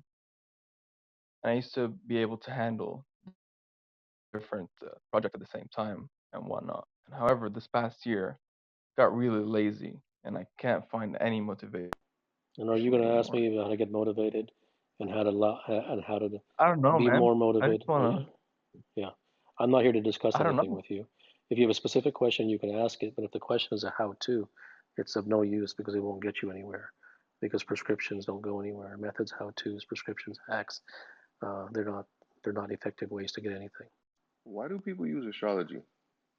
I know you'd have to ask them. There may be some truths to astrology. I'm I don't I cannot speak authoritatively about it, but it's a fair question because it's been done for a long time, and there might be some validity to it. Could you speak more about that noisy mind and maybe? Well, there really isn't much to speak about. I mean, it's as it is. Your mind is noisy. What's there more to say? And if by speaking more you mean how to get rid of it, it's not going to work. Sure. Hello? Talk about talent. Is that some kind of demand? No, I think that's more posed as a question. What Can about it? you What's your talk about question? talent? In It's a your big open wisdom, what is question. right? In It's a your big open wisdom, question. So I mean, a talent. Everyone has a different talent. What's your question about it? in your wisdom, what is talent? You know what talent is. Yeah, I think the question is more directed to your understanding of your understanding, emphasis on your understanding of talent. Yeah, I think that you're going to have to come up with a question that's more effective and more incisive and more specific. If happiness is the enemy, then what emotion is the friend? Well, why do you ask if happiness is the enemy? You're taking that on belief. Why do you begin with if? You begin with if because you think that I'm asking you to accept that. You're beginning with if is because you haven't realized that for yourself. Therefore, if you begin with if X, that means you haven't realized X. And if you haven't realized X, then there's no point in asking why. I was wondering if one can be searching for certain truths and possibly not in other areas, or is there one whole truth, or do you Sure. believe there are No, many different absolutely. truths? Yes, you can do that. What is not a prescription? That's a great question. And the true answer at this point in your life is that there's not a single thing that you know that is not a prescription. Thank you. That's a place to begin. My question is regarding prescriptions. I've really tried to understand um, no prescriptions. Let's say in the example of I hurt my shoulder and I want to see somebody to heal my shoulder. What can I do or seek that's not a prescription that would be Well, I mean, if helpful it's a for? mechanical thing, mechanical thing and you bruised your shoulder, and then somebody says, you go to the therapist and he says, well, put ice on the shoulder, and the ice lessens the bruising. That is a prescription, and it did work. Therefore, that is very small, and that is very limited, and that is very mechanical. If, however, you go and say, how do I become great? You have no choice. You have no chance. If you go to someone and say, how do I become a world class? You have no chance. If you go to someone and say, how do I become enlightened? You have no chance. If you want to cut your hair, there are barbers. If you want to fix a bruise, there are therapists for that. If you want to have surgery, there are prescriptions for that. So things that are small and mechanical, you can do prescriptions for. But anything, which actually are the most things in a human being's life, are more vague and much more large and wide encompassing. And those are the things that human beings truly struggle with. And for those things that are not mechanical, there are no prescriptions. Does truth arrive through experience? No. I've heard you talk in the past about science and various sciences. And I'm curious with regards to genetics and how certain genetics has been associated to fate of illness. Well, I haven't said that. Okay, thank you. But what's your question? Well, my question would be, is there truth in genetics of science, the science of genetics? What's your real question? My question is along the lines of, if something is prescribed to you to mitigate health concerns uh, based off of science, is that the end all be all? Well, is the end all be all fixing that issue for your whole life? Assuming that I would like to live a longer life. Okay, fine. You live a longer life. You live long and a miserable life, right? Are you enlightened? Have you found peace? Have you found unending wisdom? Have you found the end of conflict? Have you found realization?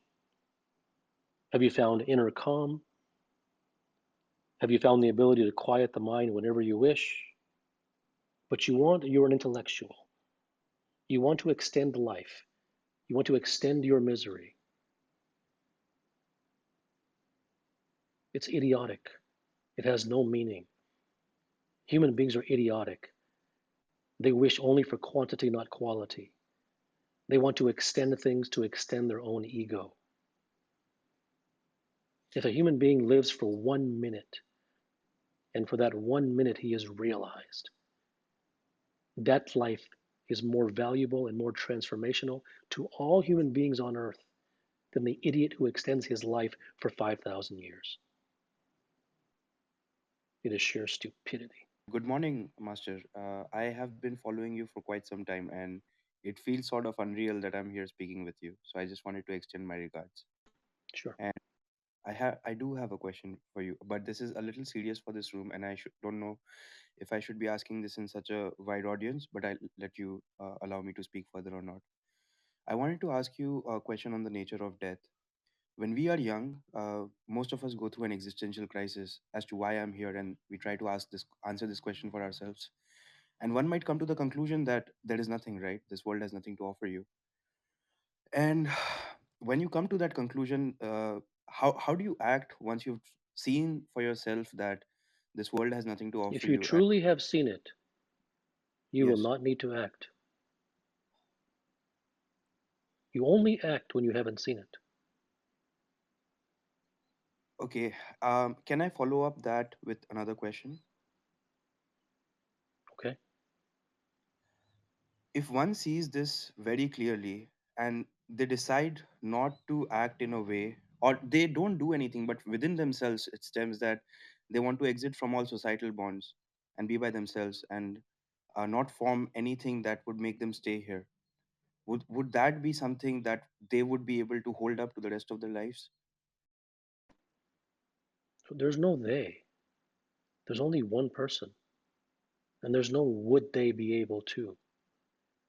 It depends upon what one sees, what one is deeply inspired by, where one wishes to go. It isn't a question of ability. It is a question of what one truly longs for. I want to ask a question because when I read religious scriptures, it says everything happens in the according to what's God's will. If everything happens to God's will, then why we try to Well, first of all, find? did I say that? I said when I read. No, did I say that? You read it in a scripture, right? Yep, So if you read it in a scripture, why don't you ask the person who wrote the scripture? I Why do you read pose myself. the question to me when I'm not the I'm one who asking. wrote it? So you don't want to answer that? I guess you didn't hear a word I said, did you? I'm going to attempt to ask this question, and I know I'm asking for prescription, but I don't necessarily, because I think part of me is so conditioned by prescriptions, but I guess I would ask for insight instead because I don't know how to formulate the question.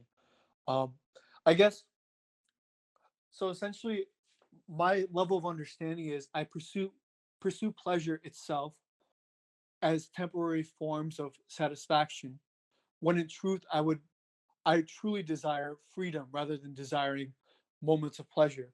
So, and then I guess um, the prescription I would ask is, do I just need to um, viscerally 100% understand that pleasure isn't what I truly seek? It's Yes, fully. unless an understanding becomes visceral, then it's a chase. But the answer is yes. It is about visceral understanding. The search for truth, you end up making, let's say there's a scientist and he's exploring something and he's, running experiments and whatnot. And he will eventually turn into this he'll intellectualize things. He'll make terms, he'll make definitions, and that is still the truth. So what differentiates that intellectualization So from a you have genuine said, search? wait. You have said, and that is the truth, and then you launched into your question. Yeah, Well, yeah. you assume that's the truth. So you can't make up your own conclusions and then ask questions about your conclusions. That's the universal truth. Okay, maybe to you it is. That's a typical scientist. Ever since I was like 6 or 5, whenever I saw people suffer, it really, really hurt me, and I always had a longing to find the end of suffering for others, even though it may increase suffering in me when I try to help them. But I found the world to be kind of harsh, and it's Do you have a the more. question? Yes, my question is, how do I get over I guess it's not how do I, but if Buddha had found the end of suffering and he went through so much, why is the world still suffering, despite great people like him being there? And Exactly. So why do you think? What does that sorry, tell you? What does that tell you? What have you learned from that? that that you can't change anyone else except for yourself. I think that's one. Even change is not the correct word. But Buddha found enlightenment, and then Buddha apparently wrote the Four Noble Truths and the Eightfold Path, and those books are on every shelf in the whole world. And Right. yet, as you say, no one's enlightened. So what does that tell you? I think you have to forge your own path. Yeah, that's correct. So, regardless of any sort of trauma at a young age? Do you think children in general see the truth better than adults because they haven't been conditioned as Yes, much? yes. The younger they are, the more so. Yes. So if that's the case, I had to use the word how here. How would you parent a child such that the truths that they So see think stay about that for a intact? second. If the child knows more, and if the child is more free and closer to the truth than the parent, then why are you Hmm. asking, how do I parent a child? Who should be parenting who? Exactly. That's So, right. So think the about that. question Think here. about that. Yeah. I have found out why I am not arriving. I am able to see that why I am not arriving, and what causes me to be where I am right now. And what is this process? No, I am not able to arrive, Master. This flailing is going on and on and on and on. I'm not able to arrive there, even after seeing, what is that which is causing me not to arrive there. You're too interested in the arriving, and you're not interested in examining the truth of where you are. I find that those in my life that I love, or at least claim to love, bring a lot of joy to my life, but I'm also very aware that they bring a great deal of pain, either in terms of the thought of losing them or just trying to be a source of joy for them. Um, what does the word love mean to you? And is there anything transcendent, for lack of a better word, Yeah, about it? I think love is a very it's a black box of a word. I'm not sure a being knows what the word love means. I think it's sort of a created word. But what humans do know what means is attachment. So in the vast majority, if not every case, what a human being calls love is actually attachment. How do you deal with physical discomfort? There's no deal with anything. So that would you then allow it, confront it, make peace with it, None of it. or There's no none of dealing it? with anything. If it's physical discomfort, then it's an ailment. You can get rid of it. There are ways to get rid of it. So go about the path of getting rid of it. Well, if you're bleeding, why would you not stop the bleeding? I don't understand that question. I have maybe a little bit of complex, but I think you'll see where I'm coming from. I'm very aware of our ways of sort of creating an image throughout our lives. Where I'm having a little bit of maybe trouble is, for example, I know that I have seen myself throughout my life, the image making process, and I have sort of made it, even though I knew it was an image making, and came to a point when I couldn't take it anymore. And naturally, it's sort of, like I understood it, and truth is the only way I find towards what I'm going. However, where I'm having a little bit of trouble is, well, for example, if I want to become something, if you want to become something, like whether it's an actress or especially in entertainment industry, I find that you are sort of kind of making an image, kind of like you may have no choice. So where is it, how can someone Doing something for yourself, inside of yourself that you know is real, versus putting on a mask that you know is unreal, and you're doing it for your profession because it's a role that you're playing, are two different things. Is the drive to be of value or the will to be of value, did it come from the brainwashing of society or is it something natural? Everything that you have in your mind is a brainwashing of society, but you will have to sift through it all to see what things in your heart truly drive you viscerally. In your pieces where you talk about devotion, you mentioned that as one devotes themselves to, say, their craft, like they typically lose themselves in it. Is that does that affect how is that the effect of basically an escape from like the mundane aspects and fires of one's life, or do you mean something else by that? What don't you understand about devoting oneself to one's craft? Well, I'm just I don't understand the effect of that. Why is that more, say, I don't know, it just seems like you put emphasis on it, not that anybody should, but I just would like to know like what sort of Well, what effects would that you could rather have for do someone. if you were not devoted? What would you rather do? I'm not really sure actually. Okay. Are we born enlightened? So, in other words, is my 2-year-old daughter enlightened? I don't And know we if would, I don't know if you would call it enlightenment, but I will tell you yeah. that the small child is much closer to truth and freedom than the adult is. Does it mean they see things in their truest way than an adult? Yes, yes. How do you find your true purpose? What would you prescribe? Your true what? Purpose in life. Oh, I don't prescribe anything. I don't believe in prescriptions. There's no how-tos, methods, techniques. They don't work. Oh, hello, doctor. Thank you for No. bringing me up. Mhm.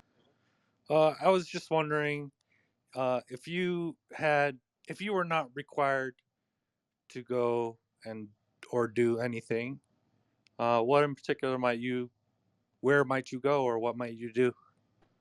I'm not required to do anything. Yes, exactly. So what in that? Okay, fair enough.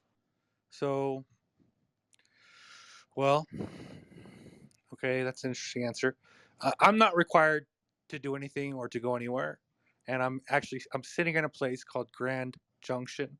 That's the name of the city that I'm at, and I'm not exactly sure where I'll go next or what I'll do next. I wonder. So have you achieved what you wanted to achieve in life? I believe I have. Okay. Well, I'm part of the way there. I'm on the road there, yes, but no. Are you So the chasing legit answer is wealth? no. The legitimate answer is no. I have not achieved what I want to, but I'm on the way there. Am I chasing wealth? No. What I'm chasing is um, there's other things that are not wealth that I'm sort of, I guess, chasing. But there's no immediate need to do anything. It's the only thing that can get me there is the passage of time. So Okay. in the So meantime, I'm not sure what to do. at the end of the day, there is nothing meaningful to do in this life. The only Okay. valuable thing, which actually, and the only reason it's valuable, not because it's moral, the only reason it's valuable is because it is the only thing which has the ability to take someone away from all his miseries and his pains and the questions that you're asking now. And that is a life devotion to the truth. So my question is that I have realized that uh, having desires causes pain, but having no desire also causes pain. So is there a way to be pain free? Having no desires does not cause pain. What is the best way to suppress the feelings of fear or extreme excitement when it onsets? There is no best way to do anything, and suppression is the road to extending one's problems. What is the best strategy to overcome like lack of focus and shiny object syndrome? If you want to be in this room, I recommend that you just listen because you're not ready to ask questions yet. There's no best strategy for anything. Hi, what do you mean by devotion to truth? What don't you understand about that? The truth is here, so is there a need for devotion or? Well, if you've already found the truth, then there will be no need for anything. My question is there a truth in a man who kind of reach their or perfect their craft and he reach their potential in what they do? What do you mean? Is there a truth that they reached? What are So you asking? for everybody who is successful and reach the highest excellence in their craft, does that mean that they kind of in their journey have kind of faced a truth in that? Well, I answered this question earlier. Somebody else asked a similar question. Um, when someone is considered excellent, they're considered excellent in relation to others in their field. So it's a relative excellence. And therefore, yes, the people who have reached, firstly, the people who have reached the top of their field generally, yes, have found some truth that works for them. But if one compares them not to their peers, but compares them to the ultimate possibility for them, um, know that they have not found truth. It may not matter to them, obviously, but there is the ultimate truth, and then there are little tidbits that maybe people have picked up along the way that allowed them to excel in their field. And sometimes the excelling in one's field is largely simply the result of simply having a stronger desire than anybody else to excel. What Hello? causes one to lose their truth? You've never had truth to lose it. Would you look at missed opportunities as protection? Okay, that's just such a vague question. If you want to ask a question, ask it directly. What is a specific situation? Don't clean it up and make it into some synopsis. Ask it in a raw fashion. What's the question? Do you have a question or not? No, I think it's too, I don't want to prolong it too long. Well, Can we discuss conflict liberation? Can you know, conflict, you come to these things. What question do you specifically have? can I use conflict that's internal to work with conflict liberation? Like, can I use the conflict inside? Be non-intellectual. Ask what you want to ask. Go ahead. Okay. Can you help me work with what feels like a rotten heart that's getting in the way of everything? What is it? What do you mean by rotten heart? Like, I don't have the devotion because there's not a strong enough desire to cultivate love or compassion.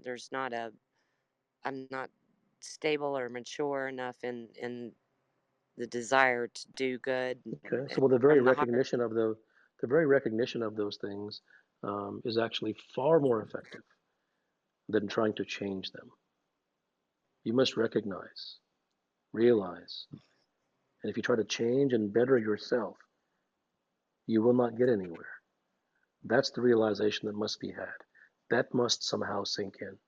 Not that it should, but if you truly seek to get somewhere, that must somehow happen. I've always been a very driven, motivated person with respect to my career. Sometimes, if I look at what's not causing me, what's blocking me from getting to where I want to be, I feel like I have this desire to be somewhat liked by people, and I feel like in some cases I have this intense desire to, uh, I guess, protect my reputation. I'm wondering, are there more questions I can ask to understand this better and remove this? I feel like I could be far more effective if I did not care. Well, of course, absolutely. But you're not going to make yourself not care. It is everyone's basic problem is that they value the world, and as long as it is the understanding that as long as one values the world and its people, they will always be trapped. They will always be a prisoner to the world. That's the understanding. I just need to know if you have, and this is my current state of mind, any views on reincarnation or energy transferring or something like that. Yeah, I don't know enough about it to be able to speak with any kind of authority about it. How do we examine where we are? I mean, I have tried it multiple times in terms of self-examination, in terms of where I am, to just understand my Yeah, you're sufferings. But examining intellectually from a self-help perspective, and it's not going to work. yes, I'm So, always so lost in the concepts. yes, that's right. So it's the realization that that's where you're lost. That's what, that's where you are. You don't try to change that. I am trying not to approach this as an intellectual, as you correctly identified me as. My question for you is, or if you are nobody and I am nobody, and if you cannot give me prescriptions and I should not seek prescriptions, then is the highest form of conversation between you and me no conversation at all? That won't get you anywhere either because you're an intellectual. Therefore, you have put if before everything. Mm-hmm. Therefore, all that you know is theories. If this and if that and if this and if that this and if this that that then this, then is it this? Your whole life is in a book. Hmm. There's nothing real about you. If I pinched Hmm. you, you might say, ouch. And that would be the most non intellectual thing that you ever said. If you can't figure something out without a prescription, does that mean you're seeking the wrong thing, or that maybe you should just Well, you stop? said if you can't figure something out without a prescription, you were implying that you can figure it out with a prescription. And that's your first problem. I had a, I mean, every time when I try to avoid prescription, I face my own Why do you try to two. avoid prescriptions? That's the recipe for failure. Ah, then that's a mistake because I was thinking if prescription is about laziness or fear that I don't know how to experiment, so I might need an answer from outside. Yeah, the So, prescriptions is not about following any rule about no prescriptions. I don't recommend that people adhere to no prescriptions. I don't recommend that. It is really about seeing the emptiness and the ineffectiveness of prescriptions for yourself. And if you ah, see the ineffectiveness of it, then you will see why it has no relevance to your life. But if you just take it and believe it, you will try to turn it into an ideal and try to follow it. And those things simply lead you down the road that you began. yes. So it's kind of then like an experimentation with that unknown, what happens with or without prescription, but one has to see through it. There is no shortcut. Well, you've had plenty of your life experience to see through it. Just turn your eyes around, look backwards, and you'll see very clearly that they've done nothing for you. Hmm. I have a question. Sometimes I have a desire, so make some plan to reach my desire as a goal, and in between of the way I'm trying to reach my goal, I feel something wants to stop me. Maybe something in my mind. I wanna know if all the people are in the same cycle like me? If yes, why it's happened to everybody? If not, why I'm like this? The reason that you don't get what you want is because you don't want it bad enough. Oftentimes, the greatest source of my life's pleasure happens to be the greatest source of my anguish as well. I would like to get your thoughts on this. I don't have any thoughts. Do you have a question? I want to know if this is common among everyone. Who cares? What if it's common? So what? What did that do for you? I'm just wondering why the greatest things in my life often happen to be also be painful. I mean, just wondering about it. Because pleasure is pain. I'm a proprietary trader. I trade stocks, futures, etc. And your work has really given me a great framework for approaching what I now see as a craft. And this last month, I was approaching a real milestone number in one of my accounts that I was managing. And I could feel how much that number meant to me.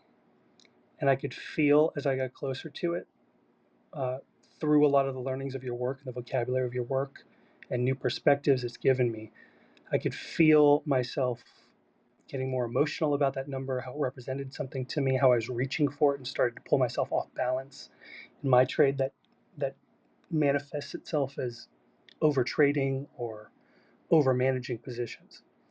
And so that lasted about a week, and I could feel it happening in real time. I could observe it in real time, and I tried to just work through it. There was a podcast I heard where you coached someone in swimming. He said he was really tired. He didn't know how he could compete that day, being tired and perform. You told him, just swim tired. And so I tried to just sort of trade through this period, being aware of all these attachments I was having and what this goal meant to me. It's been about a week since that happened. It's cooled down. I didn't wind up reaching that goal. It doesn't mean I won't. But my question is the fact that I was able to recognize these things happening in real time and I did not look for a how-to or something I had to do to fix them. Does that mean I was making progress, or I am making progress toward a Beware of deeper progress. understanding? Beware of progress. Okay. The more you count your progress, the more you'll regress. What is pain? What is misery? If you examine the title of this session, it is are there questions truly worth asking? What I find is that there perhaps is a compulsion for people to ask questions just to ask questions. If you ask what is pain, what is misery,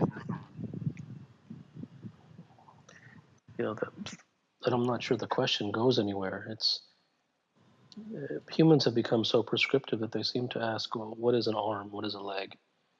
Everyone's in search of a definition when they know perfectly well what it is. One must really take this to heart. Is there truly a question that is worth asking? What am I to do with this energy is my question. If I tell you to go do 12 jumping jacks, will you do it? I might. Okay, and then But after you do, and then after you do the 12 jumping jacks, where will you be? Do you realize that nobody in this room is a real human? Everyone is simply a prescription chaser. I look in the people who have their hands raised, and it's the same people over and over again. And they ask the same empty questions, which essentially go nowhere. And so the take-home message from there isn't to ask a good question. It really is to examine oneself and say, what am I really asking? What am I really doing in my life? What is it that's actually worth anything? Why do I ask these empty questions, ask how to do this and how to do that, and even if I get an answer as to how to do it, once I do the doing, does it get me anywhere? I don't think anyone's looking at themselves. And if you tell someone to look at themselves, they'll do it in a self-examination way. See, a human is never far from prescription. He's always going down one prescription or another, one self-help route or another. He's like sitting on the precipice, and there's 16,000 different prescription routes to go down. And whatever you say to him, he will turn that into a prescription route. No one is real. If you look at a politician isn't a real human. A politician should be shaken and smacked to see if an ouch can come out of him, because the ouch is real. It's spontaneous. Other than that, he has his perfectly combed hair and he has his well-formed speeches. But he isn't a real human. He's just a robot. And humans are all the same way. Humans are all politicians. No one is real. No one is examining anything. No one is doing anything that is beyond the bounds of self-help, self-improvement, and spirituality. And if I say to someone that one may wish to examine themselves, they will do so under the guise of self-examination. Watch my thoughts, because it's good for me, and I was told to do it, and it's self-help, and I'll get better. There's no real humans. If I take a blood sample from all of you, it'll be water. It won't be blood. There's nothing in your veins. No one is real. Everyone is simply a chaser. Everyone asks empty questions just to get on stage so they can ask a question. And it's curious and intellectual and spiritual. And they'll say yes and then get off stage and go back to their miserable little lives. No one is real. Now, becoming real isn't a compulsion. But if becoming real means something to somebody, then they actually might get a real glimpse of life. Otherwise, they're just an automaton, speaking empty words. How do you define pain? How do you define this? How do you define that? What's the best way to do this? What should I do here? Dose of pleasure, dose of pleasure, dose of pleasure. Just empty, empty, empty chases with cardboard cutout humans. And the irony is that the humans who are cardboard cutouts were not born as cardboard cutouts. They were born as real humans. Nature doesn't create cardboard cutouts. It's about a human being, if he wishes to do so, drawing blood and recognizing, does he have blood in his veins or is it water? Hey, Kapil. I have a question that hasn't left me for, I think about this every day and just every waking moment. And it's a genuine question. And I want to preface that because in the past I've asked questions and you've sounded a little bit mad at me. Well, you're going to ask an empty question. You always do. Your questions don't go anywhere. If you spend time reading my discourses and they've done something for you, so be it. But the questions that you ask are the same questions over and over again. They don't really go anywhere, and this one's not going to go anywhere either. You just waste your time. You ask questions like, how do you conquer the mind? How do you do that? How do you do this? And you may not say, how do you, but they're all empty. I don't have a how-to question. No, but it is a how-to question. And what I just said is not going to resonate with you. That's why you responded so quickly. A person who provides a quick response doesn't hear anything. You didn't hear that. You're just too eager to ask your meaningless question. There's no point in going on. I want to talk to you about your own philosophy. So I liken your philosophy to nihilism, where you don't believe in. Number one. Okay, stop. Do you understand what you're doing here? You have these categories in your mind of a bunch of isms, and then you take what I say and you put them under those boxes, under those categories.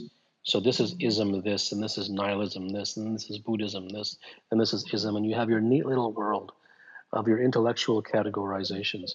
You haven't heard a word I said. I have no philosophy. I have no beliefs. I have no opinions. There's no isms here. But that is the only way, that is the only lens through which you can talk. That is the only lens in which you've been given to see the world. And as a result, you see nothing at all. I have no ism and I have no philosophy. You go ahead and ask your question. Let's see where it goes. Let's see, is it really a true question? Go ahead. Yeah. So I also believe in rejecting most dogma, like you. But I don't believe in it. I don't believe in it. I don't believe in rejecting anything. If something actually works, there's no reason to reject it. There's no belief. That's exactly what my question was. Like, there are things in the world that work, like capitalism, private property laws, and if we rejected everything as dogma, I feel there are some important ideas to hold on as a society, and there are trade-offs where one person wants to be peaceful, but then some people have to take up the cowl for the rest of the society to make it a safe society. Like, the problem is I cannot talk to you because you're too much of a societal person. You believe too much society. You mentioned the word society 4 times in the last 10 seconds. There's no community. There's no society. There's no one person taking up the slack. There is no society. Therefore, I'm not going to be able to have any kind of useful conversation with you. Where or when the competition or comparison ends, if that is something makes sense. No, it doesn't make sense.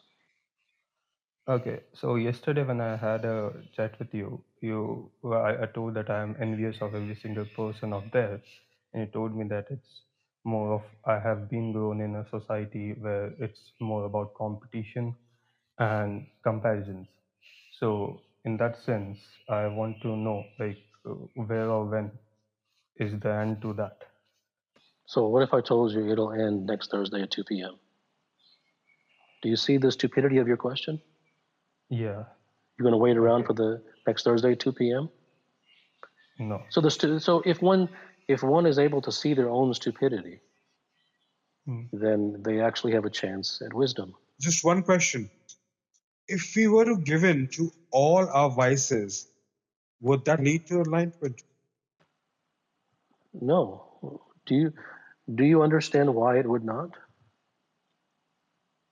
I'm living in the moment. Oh, don't start that, please. Don't start. Sorry. Sorry. Okay, Sorry to look. offend you. Okay, look, it's not offending me, it's offending yourself. Listen. Yeah. If you give in to everything, then you're making a contract. It's an ulterior motive. You're making a deal.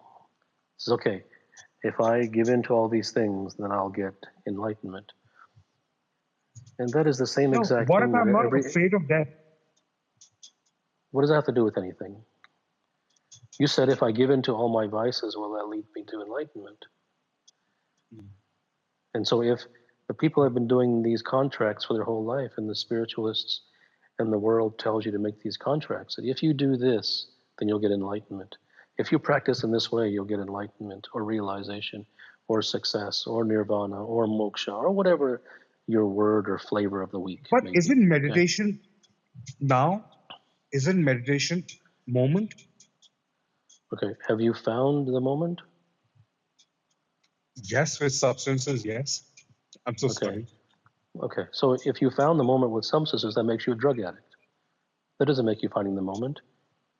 The drug found the moment. You didn't find anything. I guess I don't have a question, but if I'm ready to stop being a slave, is there any way you could help me? No, I can't help you. Well, I have no idea what you even mean by help. What does help mean? Now, if someone has fallen in a ditch, and the ditch goes up to their neck, and the side of the ditch is very slippery, wet sand and muddy, and there's someone standing on top of the ground level, that person can help. He can reach his arm down, and he can help pull the other individual up. But that doesn't work metaphorically. That's a literal form of help, and that does work because it is mechanical. It does work. That is help. So you have asked a question, which is, I'm ready to stop being a slave. Can you help me? Help you with what? If you're I ready to guess if you're ready to stop being a slave, then that means that you're ready to stop being a slave. Uh, your biggest issue is going to be how much of that is simply a comment and how much of it is actually real. Once again, do you have blood in your veins or water? Not that you should. There's no compulsion to have blood in your veins. You don't get a prize if you do. I don't care if you have blood in your veins. But at the end of the day, your experience of life will be determined by if you are real or not. Because if you're not real, if you're not a real human, then you can't have a true vision of life. You can't see life and you can't feel life. A piece of cardboard can't feel life. It's not a good or a bad thing. The earlier person asked, you said you're not a real person. What do you mean? What is it to be a real person? Um, well, I think it's important to first get away from definitions. Because if I state a definition, then you're going to try to live up to it, and that's just more falseness. Uh, just understand what real and not real means, and that it isn't a good thing to be real, and it isn't a bad thing to not be real. But basically, it's what I said earlier: is that a human being simply chases prescriptions, and he turns everything into concepts and ideas. So I should do this, or I should do that, or I should feel this way, or this is better for me, and this is correct, and that's bad, and this will make me a good person, and that's a bad person. This is healthy for me. This is proper. All of these things. Everyone's always going down one of these avenues. It's all they know. It's all that they've been conditioned to do. That isn't real because it wasn't created by you. It's all conceptual. Everyone lives a conceptual life, beholden like a slave to good and bad. Everyone tries to be a good person, and they're beholden to the slavery of being good. Therefore, they live under a guillotine their whole life. So if someone is actually real, they will examine what is real about their life and what it is not. And if they examine mechanically, according to mindfulness and spirituality, then they're going back to the silliness that got them there in the first place. So is there anything in one's life that's real? And don't answer that question because I don't want to hear it. That's a question between you and you. What could be a way so that person can master himself or herself and know about what are my inclinations or what are my conditioning so that you can be free of them?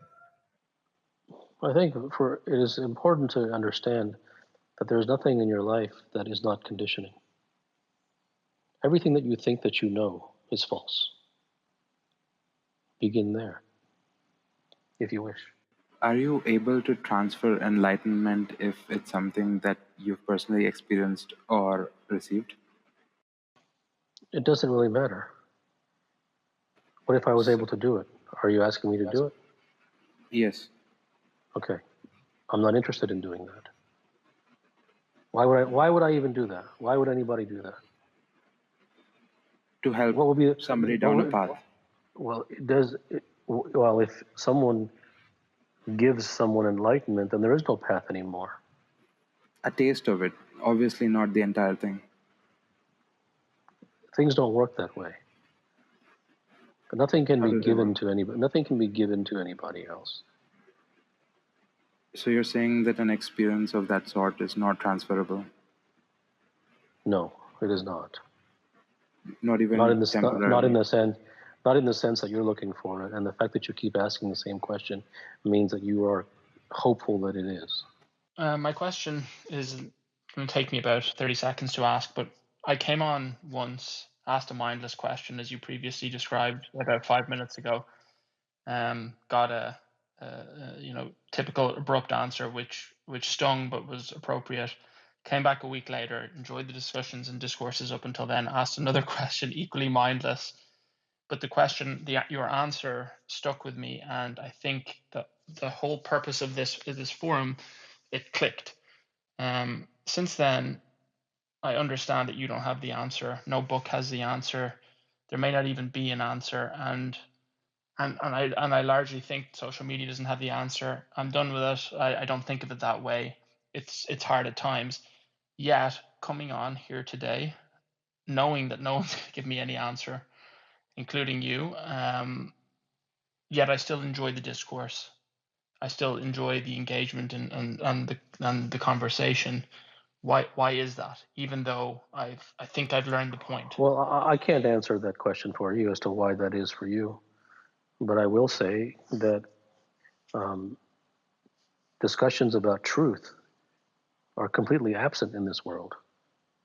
I will say that. You won't find that anywhere. Sorry, I just came in the last few seconds, and I was listening to you guys talking about that there's no questions being asked on.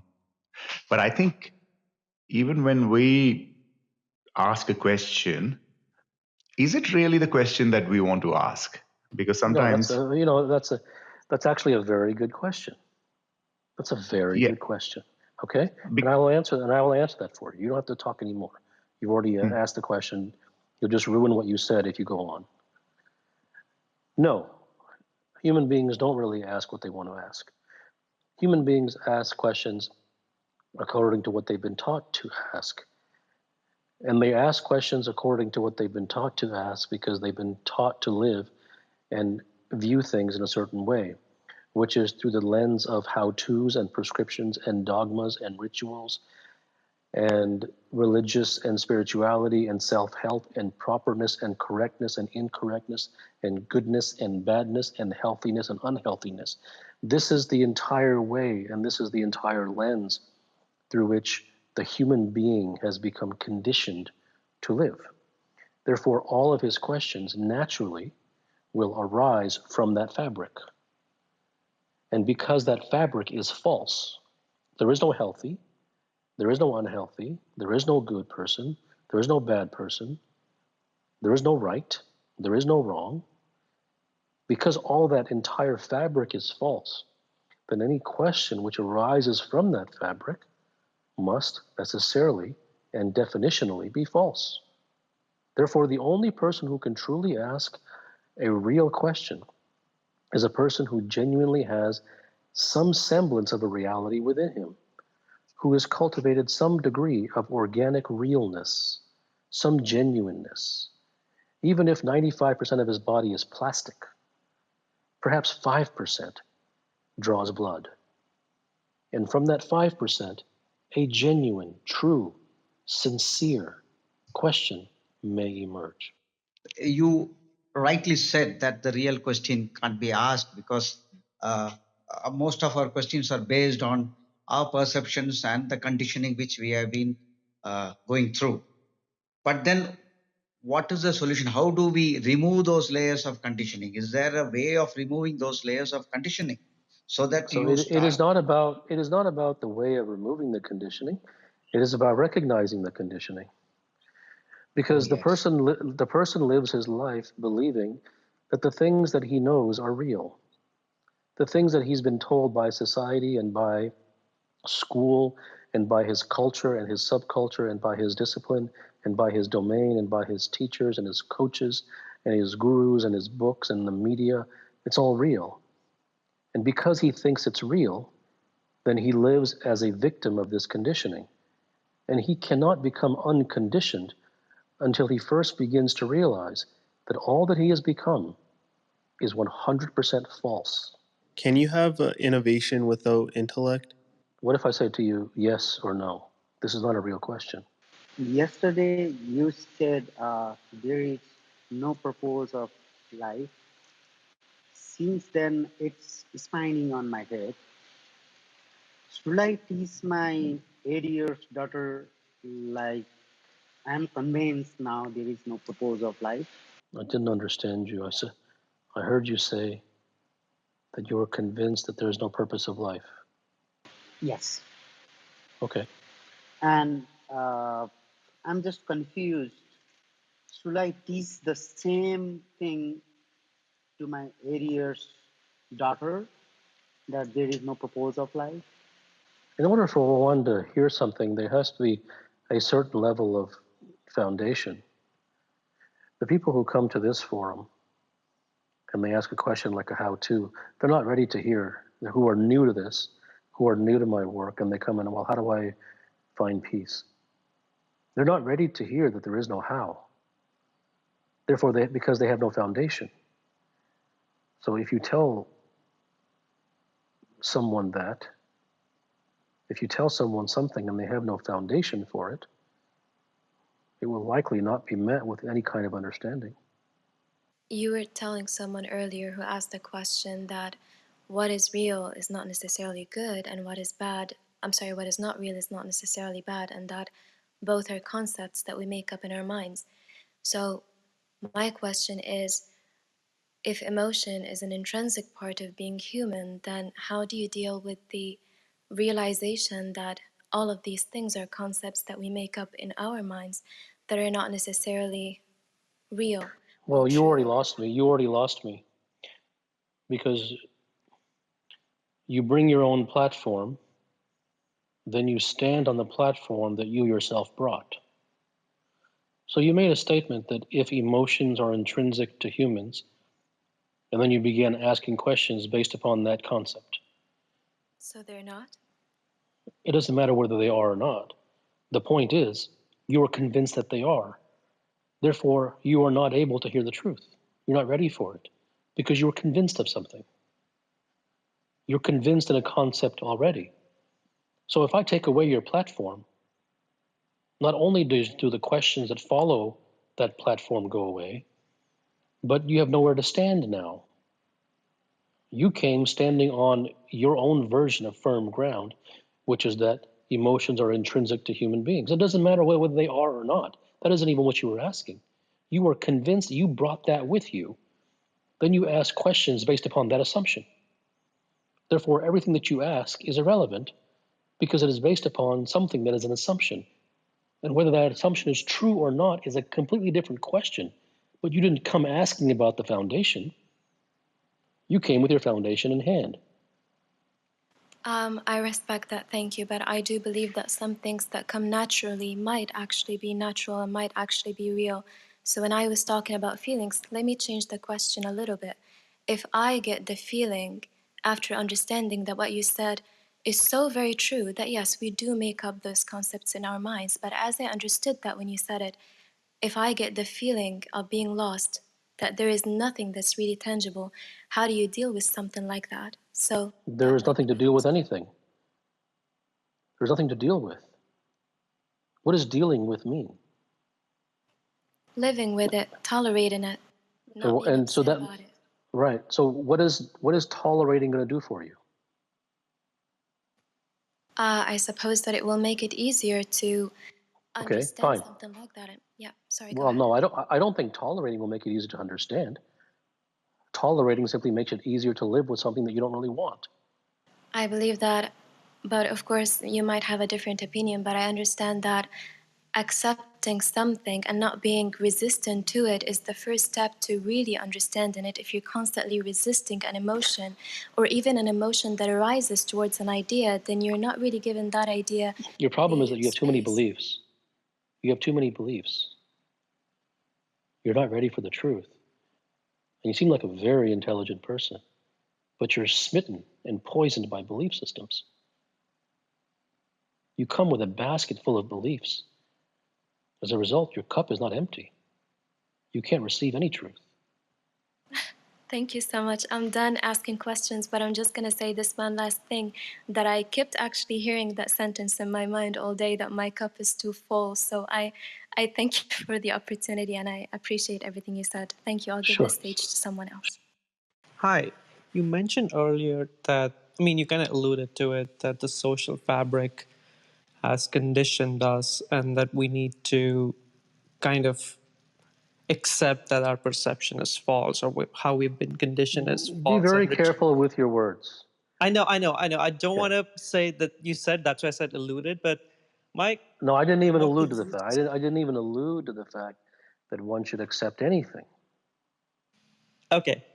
I know it's not a prescription. I won't treat it as it was a prescription. I will just go to my question. I think you got the idea. But what confuses me is that, do we have to consider it false, or do we have to consider it as limited, and that there's scope to expand it? And that You don't confuses have to me. do anything. That's why you're confused, because you believe that there's something that you have to do. I'm thinking that what you're saying is just open your eyes and look at things. Is that No, I did not say anything sim- like that. I did not. If you encapsulate what I say, you're going to misunderstand. I did not tell you to open your eyes and look at things.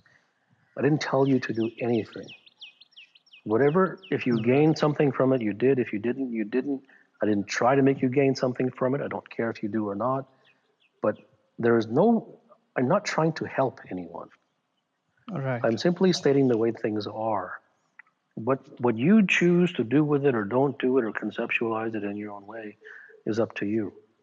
But there's nothing that I even remotely imply that one should do or not do or accept or look or this or that and do nothing.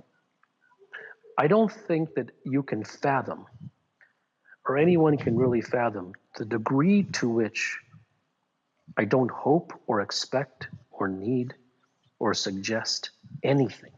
I just wanted to understand, like, while we do away with some sense of beliefs or prescriptions of whatever, like, we want to define it as, why does at times it feels peaceful, uh, but still there is a sense of delusion that whether those prescriptions were actually right, or whether I am just transferring from one set of prescriptions to another. Like, I just I just am trying to understand, like, what happens truly when we are, like, truly unbounded by all set of prescriptions or beliefs or dogmas in whatever sense. Well, there's no, I don't want to answer that question, because if I tell you that if you don't follow prescriptions, X will happen, it'll be some kind of attempt to make you not follow prescriptions. And I have no interest in doing that. I have no interest in selling the idea. If you wish to Yeah, look into because prescriptions, to some extent, that would in itself become a prescription. That's why you. 100%. And so if you wish to look into the fallacy of prescriptions, you may. But you must understand, and everybody in this room must understand this. You come from the world. You come from the world into my domain. And you bring the trappings and the conditionings and the flavor and the vestiges of the world here. That currency doesn't work here. So you come over here and you in that world out there, you are bombarded by people telling you what to do in subtle and in outright obvious ways. You bring that over here and you ask me what you should do. And because everyone in the world is trying to convince you of something. I couldn't care less about you. I don't care what you know or don't know, where you get in your life, whether you become enlightened or realized or not. I have no I interest in think. helping anyone. No, don't respond. You're not listening. You're not listening. There shouldn't be any response that you give to this. If you respond, you didn't hear anything. So Kapil, when I you just had a follow-up question on this. don't ask a follow-up question. Don't ask a follow-up question. Why do you ask a follow-up question if you haven't got the answer to the first one yet? It is just more prescription chasing. So I am not interested in selling you on the idea of getting away from prescriptions. I don't, it's great if you follow prescriptions for the rest of your life. I have no relationship with any of you. I am simply stating the way things are because I enjoy doing that. My question for you is I don't really understand your ideology and some of the logical fallacies that I find behind it. How would you recommend if somebody doesn't care or listens to you on what you deem to be the truth to simply keep their lights on, to be able to have 3 meals a day and to provide for themselves? I mean, I find that when you say that you're simply delivering the truth as the way it is and it's not a prescription for anybody, well, that's a great fallacy for you to be able to always lie on that. But in a Well, way, you do profit off I this. honestly, I think that your greatest problem is that you're here at all. I'm not a person who's for you. I don't have anything to convince you of. The fact that you're even wasting your time listening to me, you should leave before my words are finished. This is not for you. I understand that there is truth, and there are many truths depending on what you seek.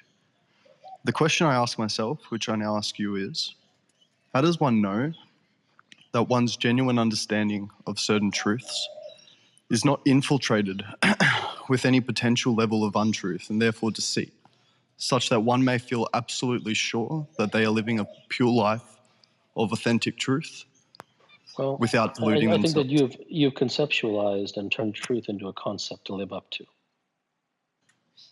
Purity doesn't mean anything. Truth doesn't mean anything. It isn't good.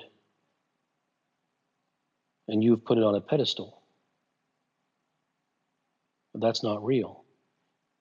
That's just living up to more goodness and self help. Because then you can say, I live up to truth. Nothing means anything. No one should follow truth, ever. If someone does, naturally, genuinely, it's because they can't help it. It's not a good thing. I was wondering, the truth that you're talking about, there's only one truth. So most of the time what I hear is reality, and truth is something that we cannot speak about. So maybe you can shed light on this thing. Everything has a truth. Yes, it does. It does have truth. But truth is something that we cannot perceive when we are so much conditioned by everything. So I have a 4 years old son. I want him to be the world's best person in his craft, whatever craft he chooses. I know there are prescriptions all around which will all fail. So can you tell me the truth which will allow me to achieve this goal of mine? You may wish to read my work. It might provide you some direction, or it might not.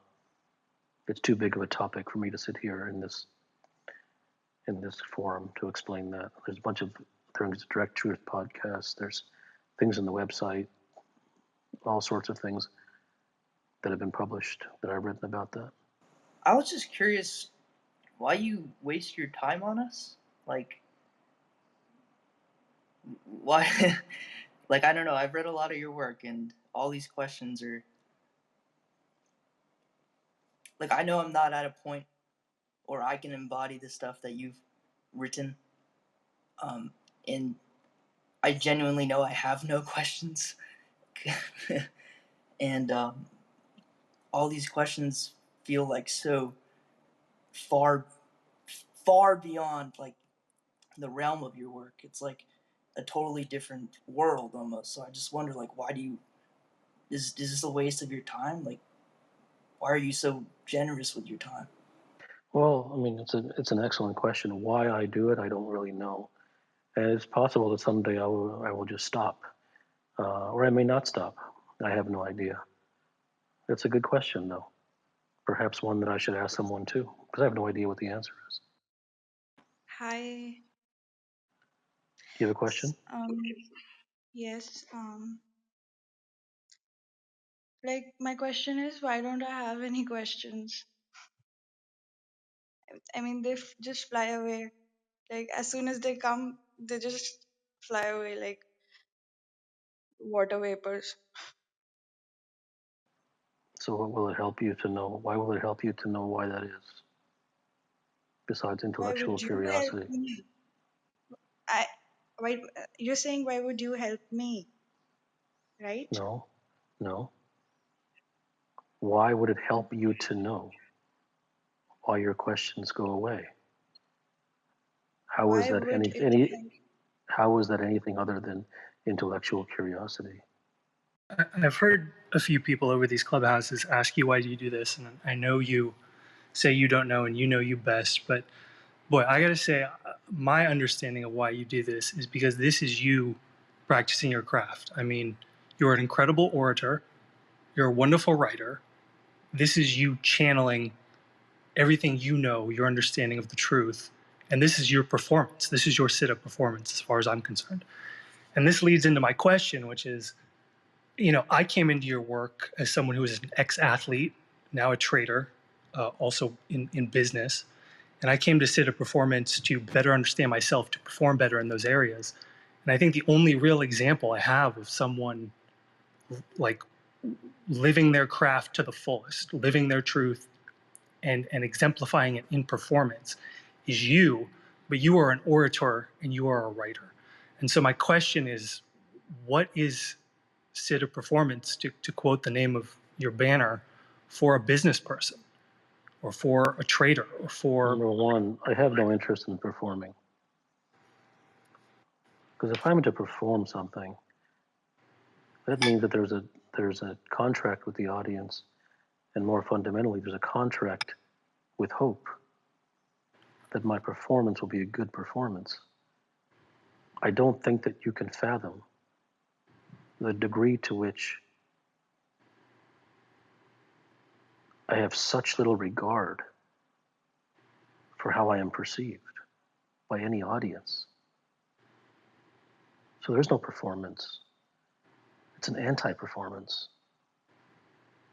If a person wants to become supreme in their craft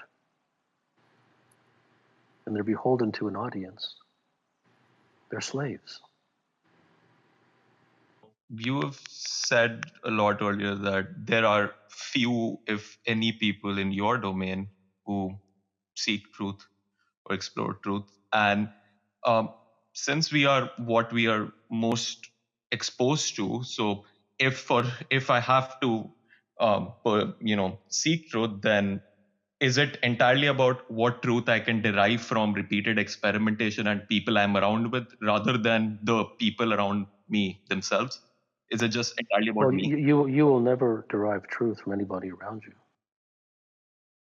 But Never. you said that you are what you're repeatedly exposed to. So what context did you say that in? Well, you're repeatedly exposed to lies, because what you're repeatedly exposed to is society, and to your friends, and to the world, and your social circle, and to the books that you read, and the experts that you listen to, and the media that you watch. And That is truth who you getting are. rid of this. And truth I'm means sorry? getting rid of this. And truth means getting rid of this exposure entirely. No, I'm not telling you that. I'm not asking you to get rid of anything. If you see that something is a lie, are you going to need to be told to get rid of it? Yeah. Do you need to be told to throw your trash out? No. Okay. So the reason that you throw your trash out is why? Because you don't value the trash. That's why you want it out. Is there anything that I say or is there anything that I do that is not from the mind? Like, is there anything that even anyone in No. this room has said that is not from... Okay. No, absolutely not. Okay. Woefully no. Does truth seeking only happen in solitude? No. It can happen anywhere. Depends upon the individual. You talk much about looking at our problems directly and getting to the root cause of a problem. When you practiced medicine, did you also apply this concept to your work? And also, did you find that other doctors also did this or did not do it? Well, firstly, it isn't a concept. The root of the problem is where the problem can be cured. And human beings are not taught to do that. Human beings are not conditioned that way. They're conditioned to seek prescriptions and treatments, not cures. My question is, to what I have understood, there is no single point of truth and truth is subjective to the person and to what he or she experiences around his surroundings and the environment.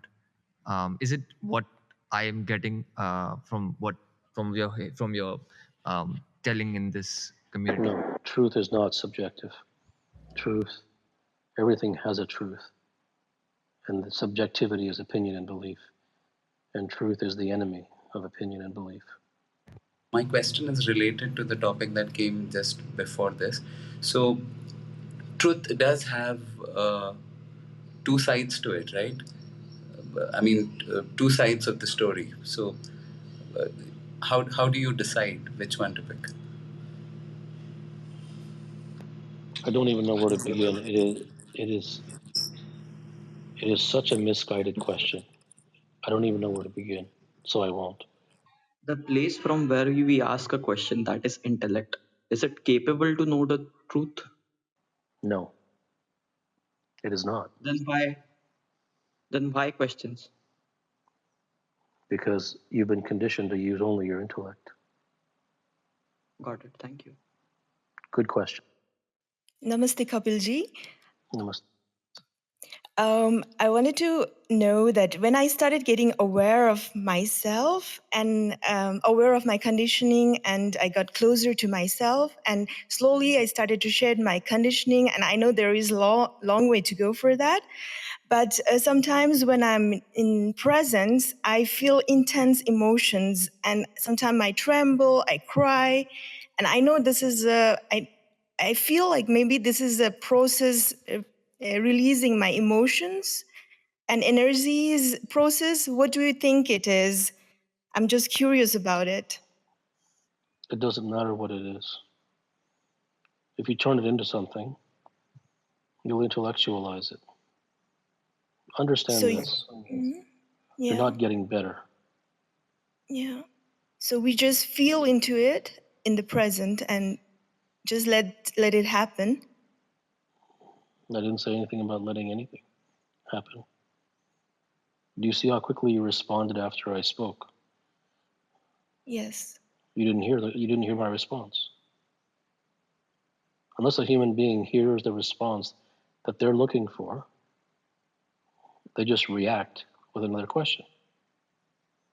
I don't waste words. Yeah. So if I say something, it doesn't mean that you should listen. But if I bother to say it, there is something there.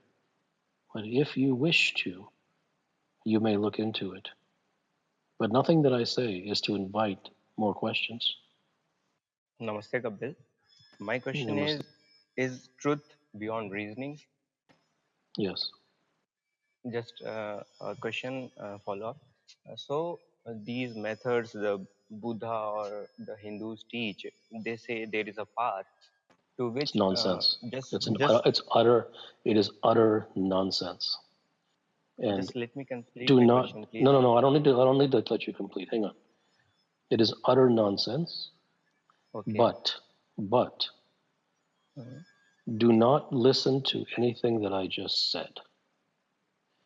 That must be Okay. experienced for yourself. Yeah, that's what beyond reasoning means. You are saying. How does one recondition themselves to seek truth? Well, you don't recondition yourself to seek truth. If one wishes, they could understand that all that they know are lies. Thank you. My question is about hope. Is hope essentially a form of optimism that's just like not truth? And is that why I'm finding hope to be a dead end? Hope is a complete dead end. Hope And is very is it destructive. It's destructive. right? Is there any other insights? I find myself sort of coming to an Well, intellectualized understanding of that, but then drifting away from right it. there might take you 30 years. So you don't need anything else right now. I've been a little curious for some days that I just wanted to know that is believing in afterlife or maybe a second birth or any theology is Have you figured a out form. this life? I mean, I'm just trying. I mean, I've not figured out this life. I believe most of So us then spend a. why do you worry about the afterlife? No, I'm not worried about afterlife. I'm just wanting to Why are you know. even thinking about the afterlife? I've Have had you a solved near. have you solved all of your problems in this life? I'm not even. Aren't you thinking day and night about this life? I would like to know if unconditional love is real. I mean, it's a fair question, but only if one is able to cleanse himself of all attachment. What is the highest good? Why do you believe in good? Why do you want to know? You came up here. You ask a question that's baseless, so therefore it responded with a question. If you don't want to respond to it, it's not a big deal. As I read your work, I come to the conclusion that many things that I do seems to be going towards a form of freedom. It's the understanding that many things that we do is a form of freedom, a truth. Well, nothing that you do is a form of freedom. All that you do is a form of imprisonment. My question is, how do you unlearn learning? It's a conceptual question. Ask what you really wish to ask. I guess if I were to elaborate further, how do you learn while learning to unlearn at the same time? Because as you learn, you tend to form beliefs, and those beliefs may or may not be right. And so, how do you do both at the same time? I think a person has to be willing to sever themselves from all of their beliefs, but that can only happen if they seek truth. Right, but as you mentioned, there are many truths and yet no truths at the same time. So how does one go through that process? No, there are not no truths. There are not no truths. There are not many truths and then no truths at the same time. There are many truths.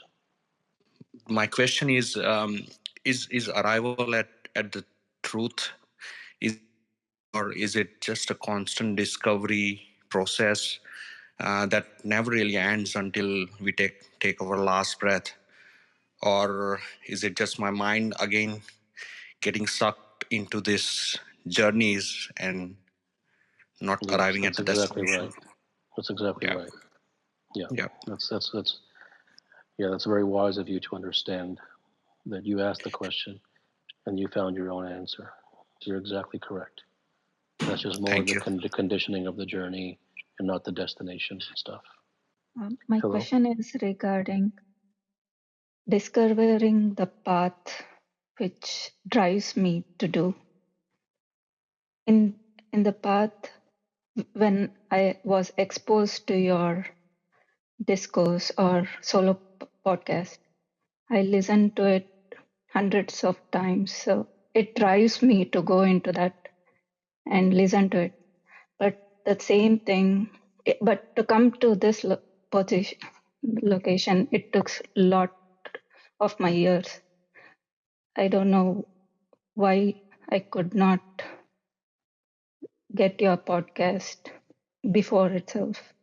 But my question is, does it take a lot of time even to discover the craft which drives me to do? And is it trying everything and failing in it and finding the one which drives me is the way? Some people end up with a craft, other people don't. Some people never find what it is that they truly have a talent in. So I don't know if you will ever find that or not, but it seems that you have within you a certain level of affinity um, for things that have spoken to you. And whether you call that a craft or not, um, whatever the things are that most speak to you, those are the things where your heart is. Therefore, those are the things that are most real. Once one becomes truth realized, would it be wise to go out and gain knowledge, or is that detrimental? Have you realized the truth? I'm not saying me, but just in general. Who cares? I'm looking for guidance, if that's helpful or possible. But you're asking about what should you do once you reach somewhere in the future? If you haven't even reached there, why are you asking what to do next? I think it's more of planning for the future, which, yes, I am putting the cart before the horse, but I'm trying to plan out my life, and this question is something that comes up a lot, and this is not, you're not driving to the grocery store here. Things don't work in that way when it comes to these types of otherworldly things. This is not a planning to get a job. Once I become realized the truth, there's not a single probably human being in your generation that will realize the truth. So what are you going to plan? My question is like, is there something like, is too much of self-awareness a bad thing, and can it result in a state of action paralysis? So what if I told you it is a bad thing? Then what are you going to do? No, I will have to find a way to live with it and figure out how to leverage that. But there have been times when I have been plagued by doubts about like if you want to function in the constructs of society, is it something too much of some self-awareness can hamper you. So yeah, you're conditioned by the idea of good and bad, as everybody is. It doesn't matter what's bad and what's good. For me, the ultimate question is, what is truth? And I don't know if truth with a capital T exists, but if it does, it can only be defined as this moment, and this moment is different for every life. So when you speak about truth with a capital T, are you speaking on behalf of universal truth or the individual truth within oneself, or are they the same thing? Thank you. In order to discover the truth, one has to be ready for it. And you are unfortunately filled with too many concepts right now.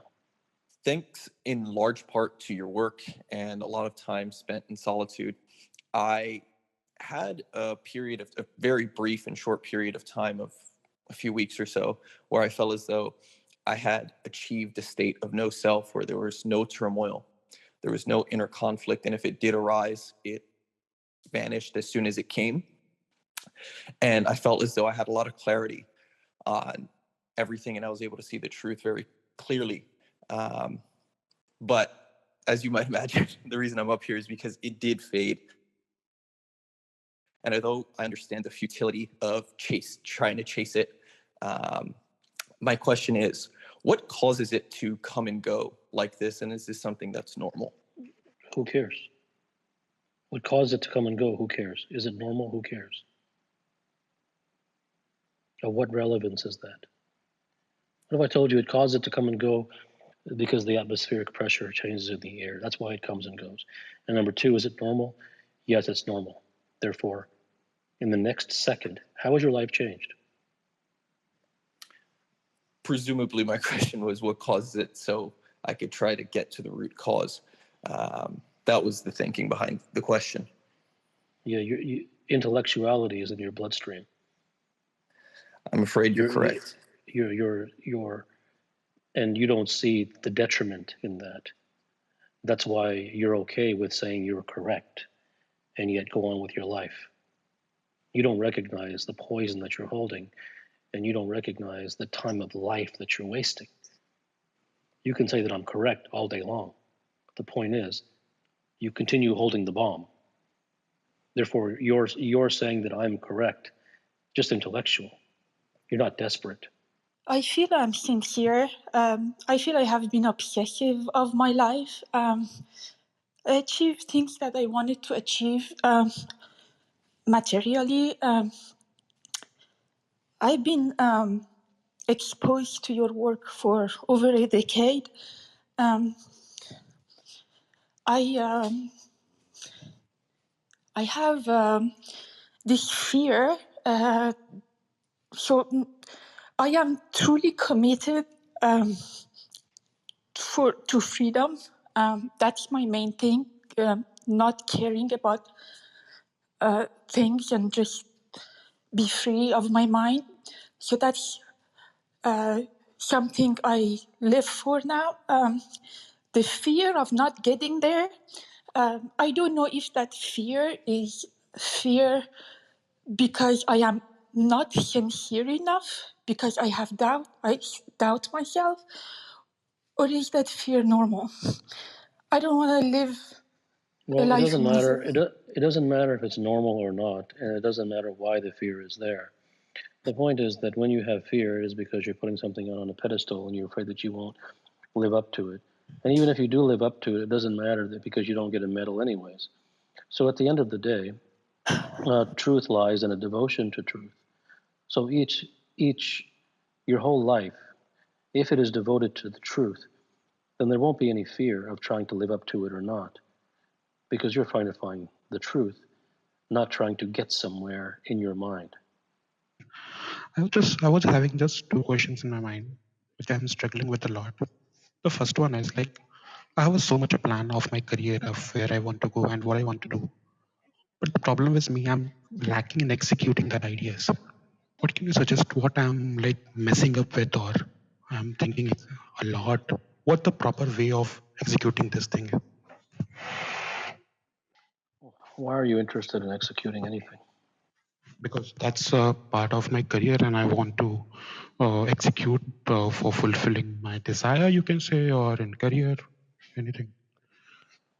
Well, if it really meant that much to you, then you would have executed it already. Read all these things and understand all these things, and I'm just all over the place and conflicted between different desires I have. And yeah, obviously, if some desire it would have been like So stronger than what's your other. question? What's your question? I'm the same man I was 2 or 3 years ago. Specifics have changed, places have changed, people have changed, but I'm the same man. There's no transformation. Nothing happened has happened, and I'm feeling suffocated and stuck. And it's not doing anything. I'm still the same person, and I'm always stuck in my own head, and I have no Number contact one, with there's no such reality. thing as improvement. Number two, that's because you're conditioned to follow prescriptions. They don't work.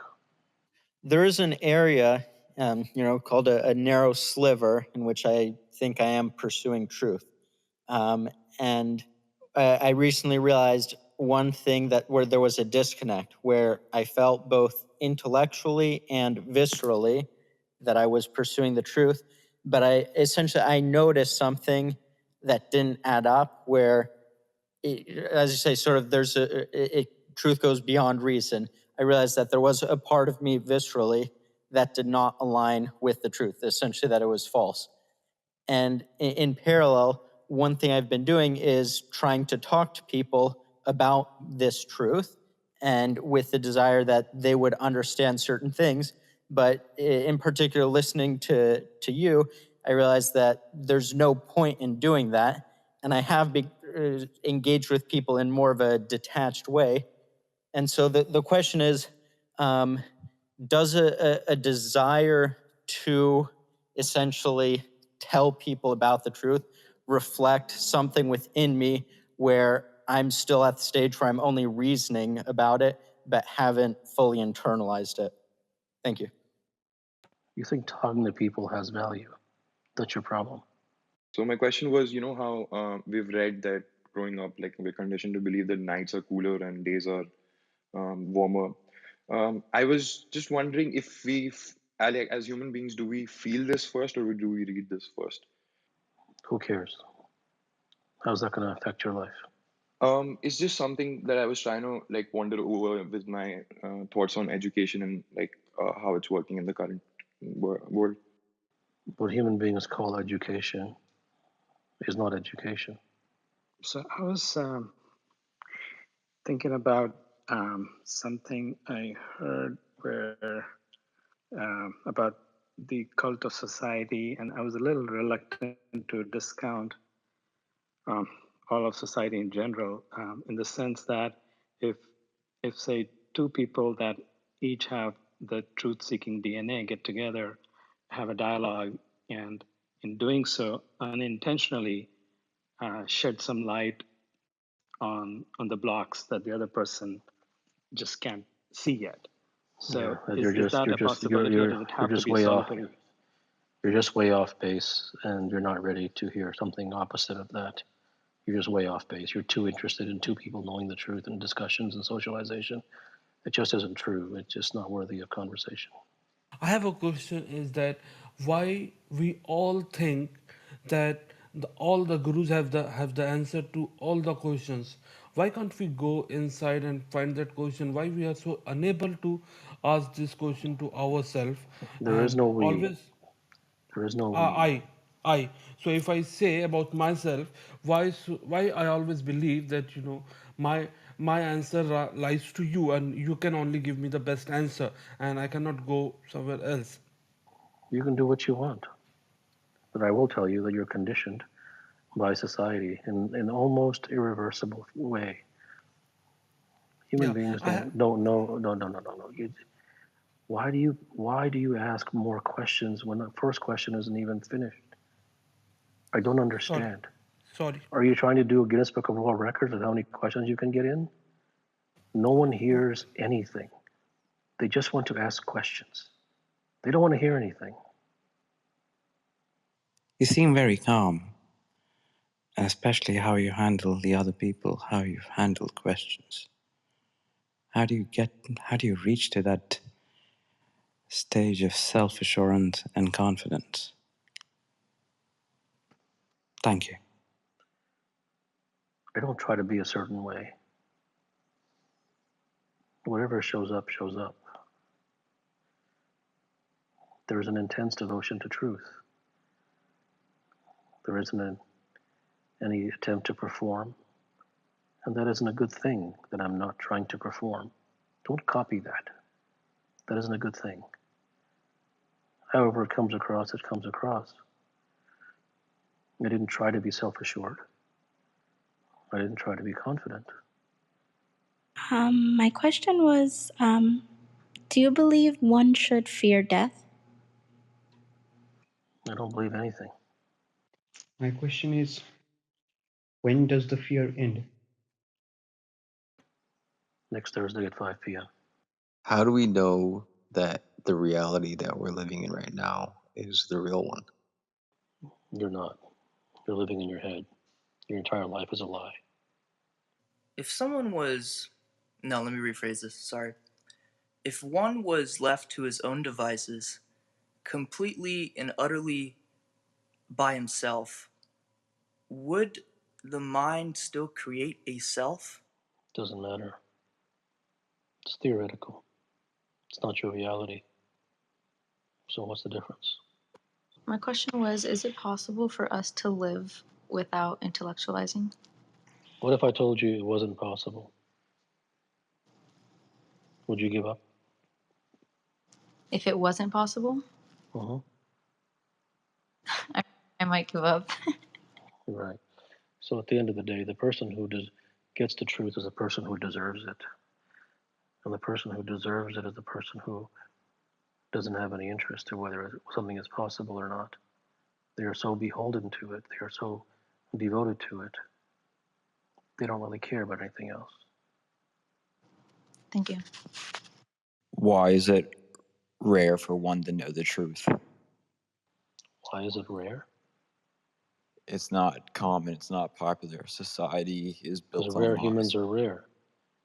Society is full of minions and cardboard cutouts. There's no real person out there. Why is that popular? Why is it more popular to be a minion than it is to be the rare? Because society manufactures minions in their factory. Has become a social animal. The sting of society is something that no one gets over. How Maybe about one yourself? rare one in perhaps in a generation. But it just doesn't happen. Can we get halfway there? That type of assault isn't something that people get over. Now, if that's possible for you, it might be. I don't know. So you said this life is a lie. Then why are you answering their questions? Are you really satisfied with your question? No, I Can just you wanted to ask. can you really look in your question and take some level of genuineness from it? Do you enjoy wasting your time and mine? No, I don't enjoy it. That's why I asked the question. Kapil, my question is around the consistency. As in, I have experienced truth for some times, but it's just momentarily and it goes away. In deep meditations, through some organizations, through some practices, I experience those glimpses, but I'm not able to sustain it. Like, how do I sustain You it at never some? will. A person like you can never attain truth And why so?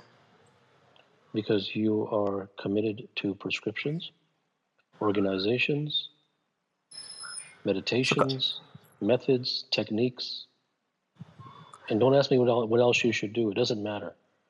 You are Mhm. beholden to those things. It's not a good thing or a bad thing. But because you are beholden to those things, you don't have a prayer. You will never find truth. So, Kapil, is there no And if you understand what he was going to ask, is there no organization that would provide me that? That isn't a real question. He is simply convinced that there is. He simply wants me to say, yes, very well. I'll break down and tell you that X method will work. Go ahead, since you must have one. My question is, who or what decides which thought is to come up when? And why is that certain thoughts have a strong emotional charge to them? And this charge it cannot be released, or at least that's what I feel, unless I leave all the tricks of talking to friends and discussing this or comparing the situation with something worse, and I'm forced to at one point sit with it. And while sitting with it and not trying to change it, somewhere the charge leaves, but it just keeps happening again and again, and more incidents keep coming up. Is there an end to it?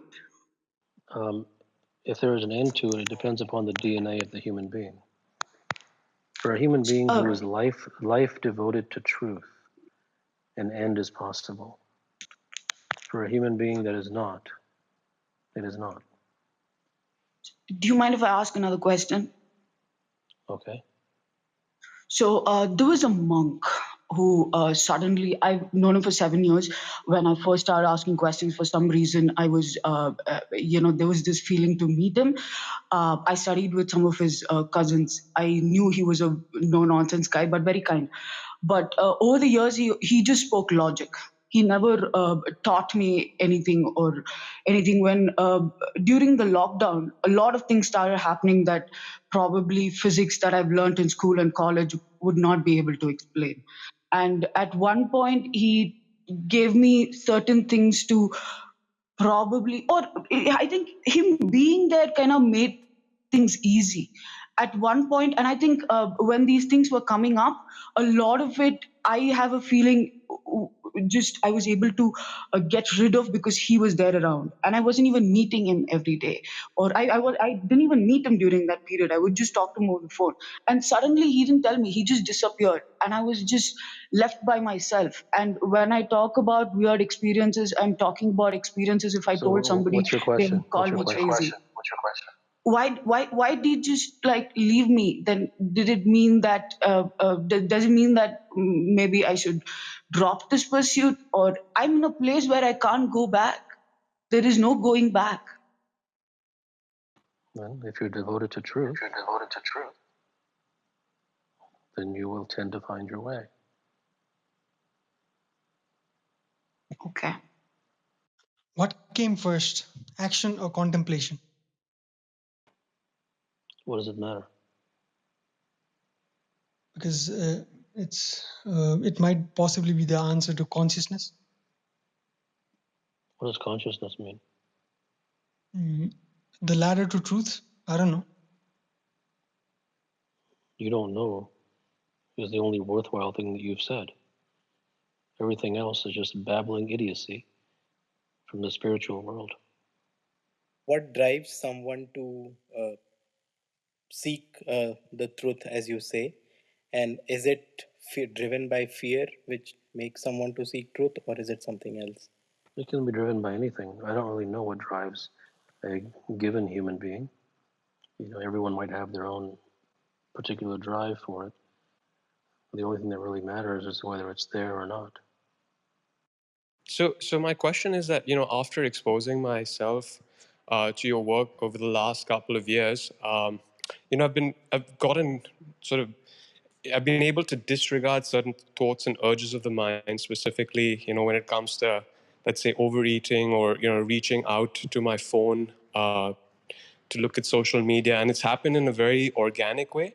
It's not been forced. Like, I've just recognized that, okay, these are the patterns of my mind, and disregarding them has actually brought me, like, quote unquote positive results, in the sense that I'm eating healthy, not emotional eating, or I'm not spending any time on social media. So disregarding those urges and thoughts has become sort of easy, and I'm trying to use the same sort of thing with disregarding fearful or anxious thoughts when I have them, but I haven't been as successful in terms of loosening the hold of certain anxious thoughts over me. So I was wondering if No, you will not be able to. You're asking for a prescription, how to get away from anxiety. You should know better than that by now. So I just wanted to ask you a question about desire. Previously, in many other talks, you talk about how having sincere desire is key to reaching the truth. And my own personal experience, what I've experienced is that a lot of times when I really, really want something, I sometimes fool myself into thinking that I've gotten it. So how do I know whether I'm fooling myself versus not fooling myself if I found the truth? I'm just not interested in the question. It doesn't matter whether you know one thing or another. It's just more intellectualization. These questions, these questionings, they do not matter. I mean, sorry, let me rethink what I'm trying to say.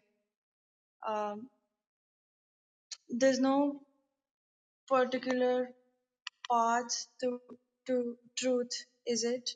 Like, for me, if I say this works for me, for another person it might not. Everyone has their own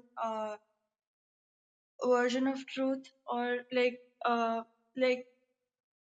is there even a truth? Like, because a truth can, like, I think a truth can become, I don't know, like, is there even a truth? Because it Yes, can there change is. the nature. No, truth does not change. Belief and opinions change. Okay. Sorry, can you please repeat? Belief and opinions change. Truth does not change. Belief.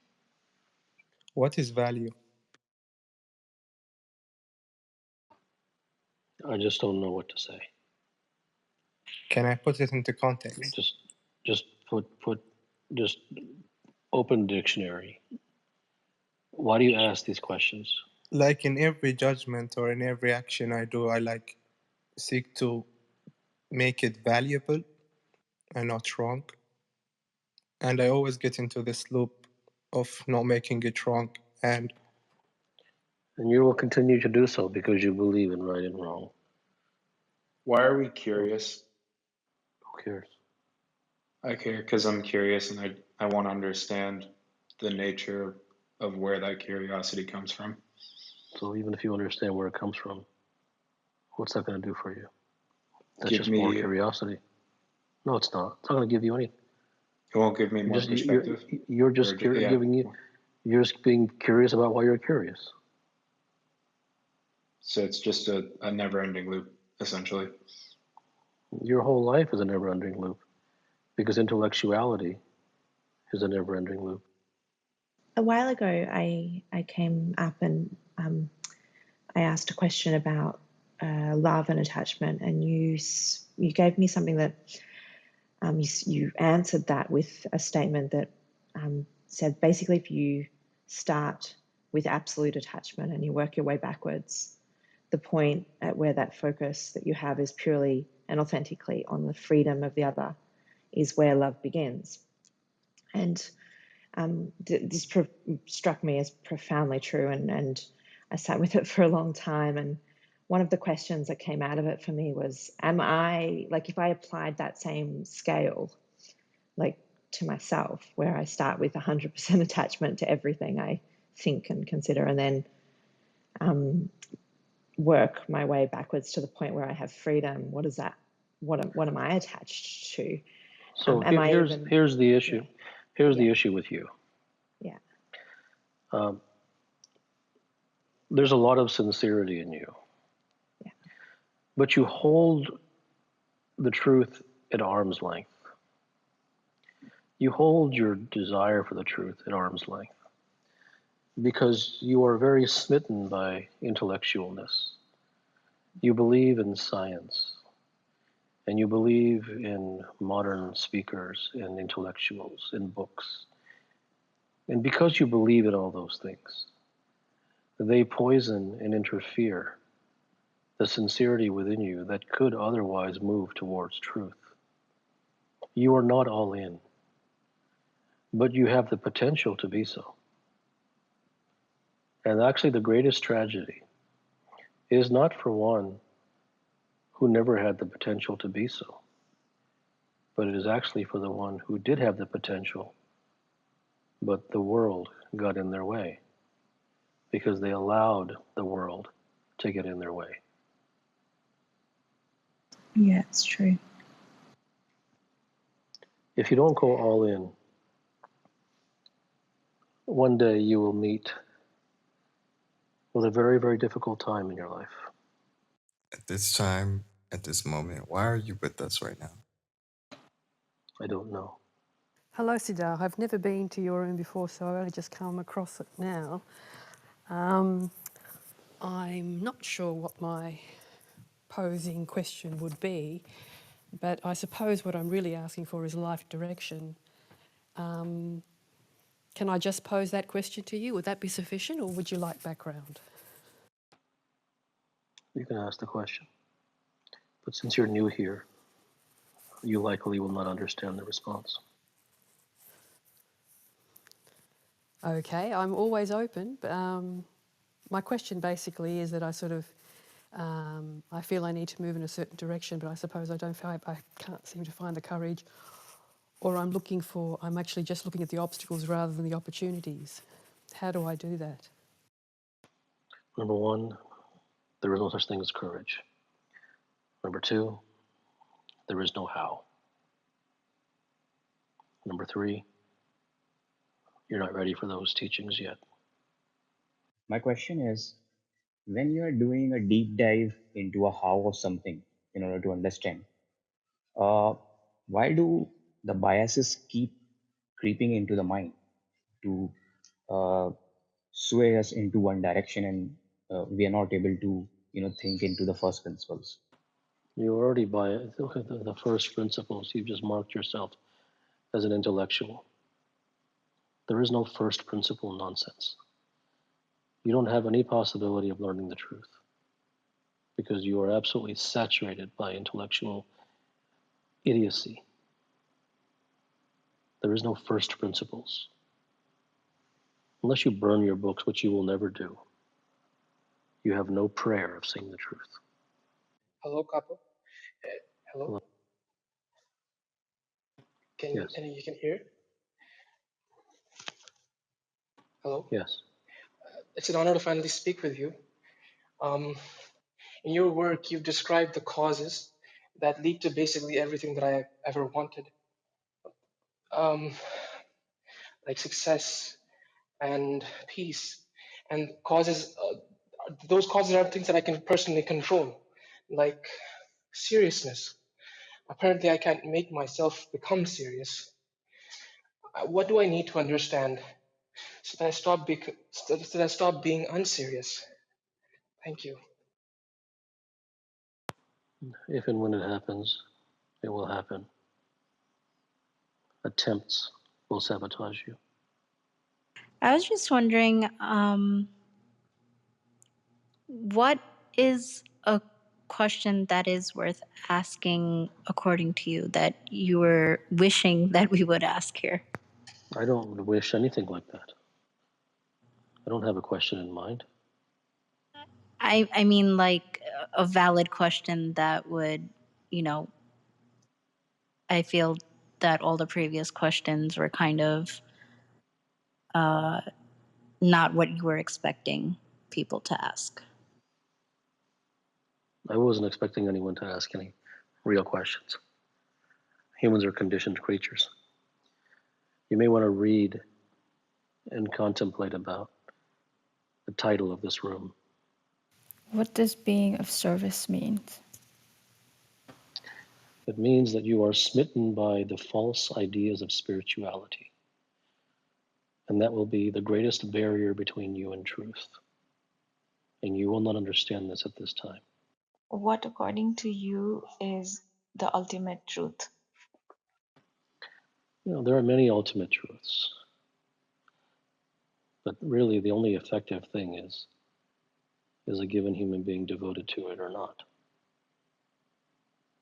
And it must be made imperatively clear that he or she should not be devoted to it. There is no compulsion.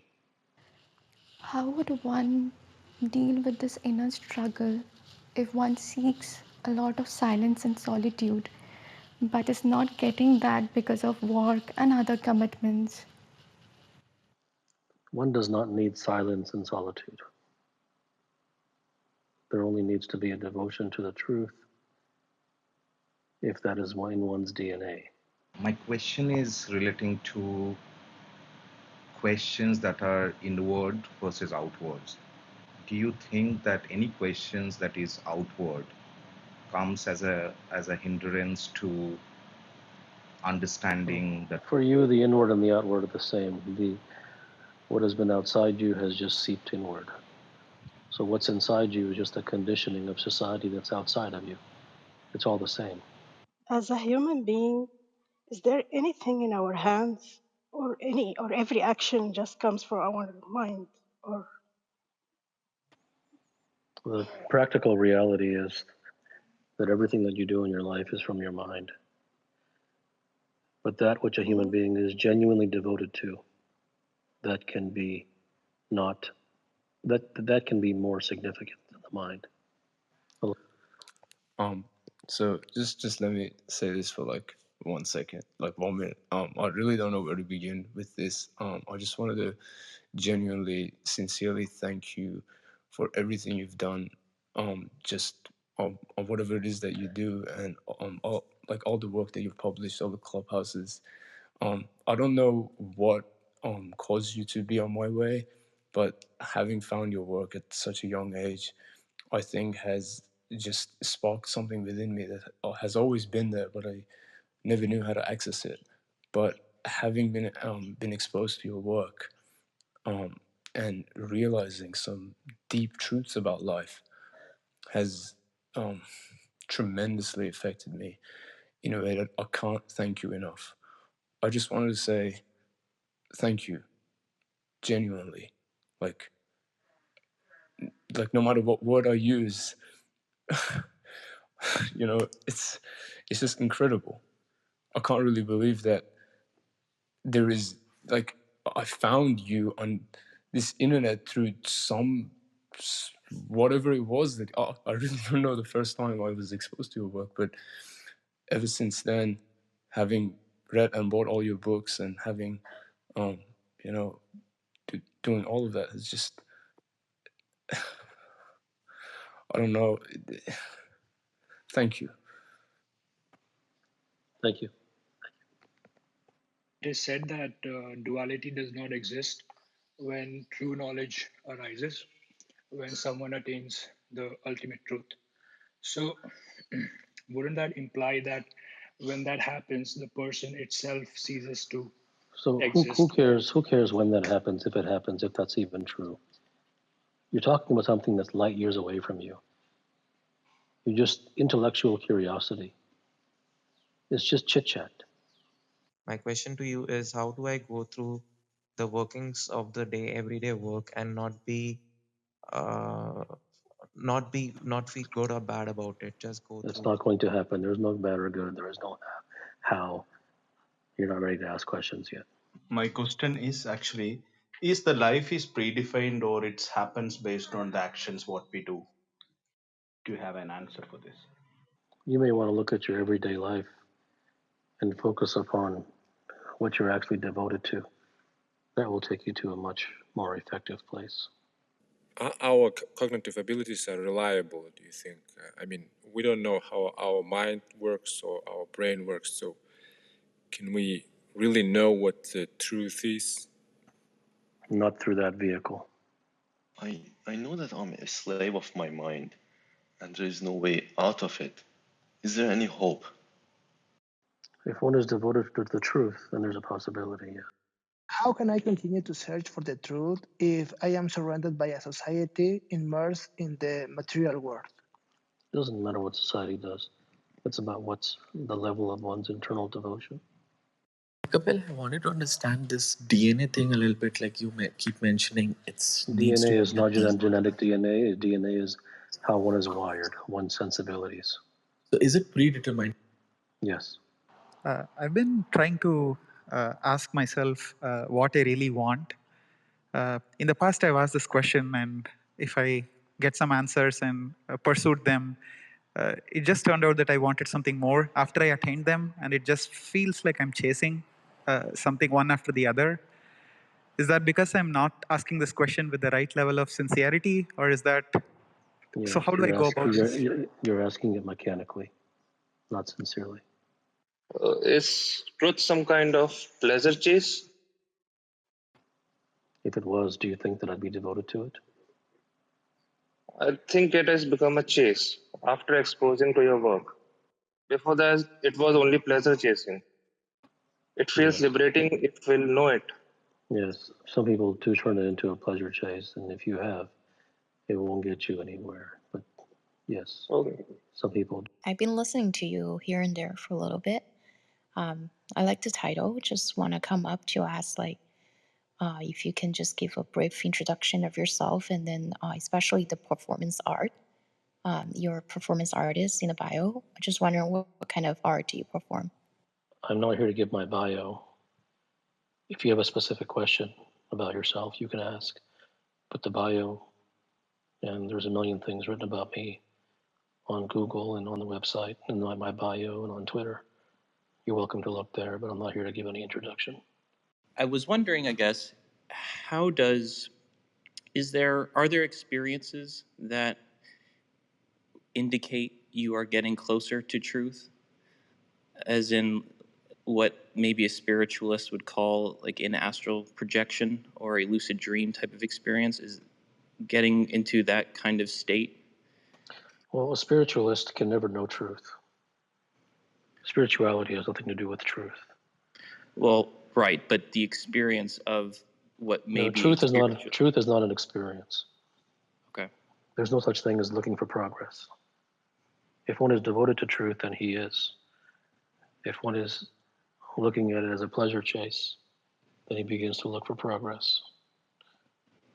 There's nothing here to chase, because all chases go nowhere. And is settling in another type of chase? Yes. Are truths personal, that is differing from person to person, or they are Yes, every situation has a truth. truths? There are universal truths, and then every situation has its own truth. And most human beings experience similar situations by different names. But it is not personal in the sense that it's opinion based or belief based. So in that sense, it is not personal. I'm curious to hear your thoughts as to whether or not someone can know truth and feel as though they've not succeeded, or whether or not To know truth is to understand that you're on the right path for yourself, regardless of how you may imagine success would look. Thank you. Well, there is no right path. Um, there's no that doesn't exist. Truth is not intellectual, so it is not about knowing truth as information or as an accumulation. Truth is a devotion, and if that devotion is there, it's there, and if it's not, it's not. But it is not yet another intellectual ploy to add to a human being's multi-million sets of ploys that he already has. How can you know or feel that you are experiencing truth? It's It isn't something about I it isn't about the experience. If you are devoted to it, there's a knowing which happens inside. I would like to know why are you skeptical about society that much? If I have to explain myself, there's no point, because there's no amount of explanation that can satisfy someone who believes that something is valuable. Hi, Dr. Gupta. Hello? I know that to the only way to truly live is to live without self. But for a person that is like just starting to explore his mind and a lot of the teachings, where would be the best way to start beginning to lose myself? Well, the only beginning is not to have any such goals. The beginning is the exposure, and the end is the exposure. And throughout the exposure, for a given individual, something may happen or it may not. But there is no intentional doing of any kind. You talk a lot about DNA and how somebody is wired. And there's no perfect answer, but do you think if somebody tries, they could change some of that wiring as well? Well, if someone changes the wiring, then that means that their DNA was to change in the first place. So you have the DNA to change. I'm not saying that you do, but a given person. So if a given person has a DNA for X and then they move towards Y, then that means that they had the DNA for Y all along. It just wasn't manifest at that time. Gupta, do people have free will? It doesn't matter. Like, I have been searching for the self-realization for many years, and I have always been searching it. I have always been conceptualizing it in the form of some kind of an experience. But a few months ago, I had this question, like, if any kind of experience, even if some people describe like time disappears, space disappears, but the thing is, like, who is the experiencer, who is experiencing it? Because any kind of experience, then the question still remains, like, who is experiencing that experience? And it seems Well, like an impossible question. it's perhaps the quicker way to get to your answer is to understand that even if you have that experience, the experience goes away. So it's just Yes. another pleasure chase. Yes. And it could not have been any other way that you looked upon self-realization as conceptual. Because if that is the only thing that has ever been told to you, why would you look anywhere else? And that is the only thing that is told to all human beings through the realm of spirituality and self-help and self-development and gurus and media and books and stories and whatever it may be. It is all conceptual. It is all prescriptive. It is all based upon penance and doings and activities and austerities. So when that has been drummed into you from every direction, it would be unreasonable to expect that a human being would look anywhere else, but precisely in the areas that have been drummed into him. So a few days ago, I read something somewhere where it said that life is just chaotic meandering, and it's it's a pointless existence.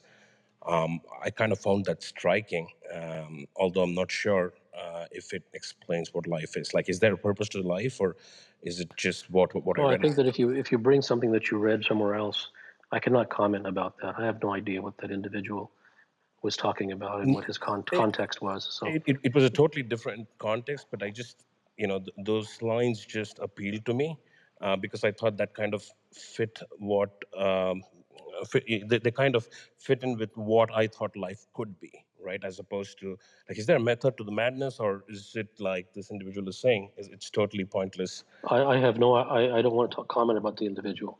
That's what I'm saying. I don't have anything to say about what the individual said.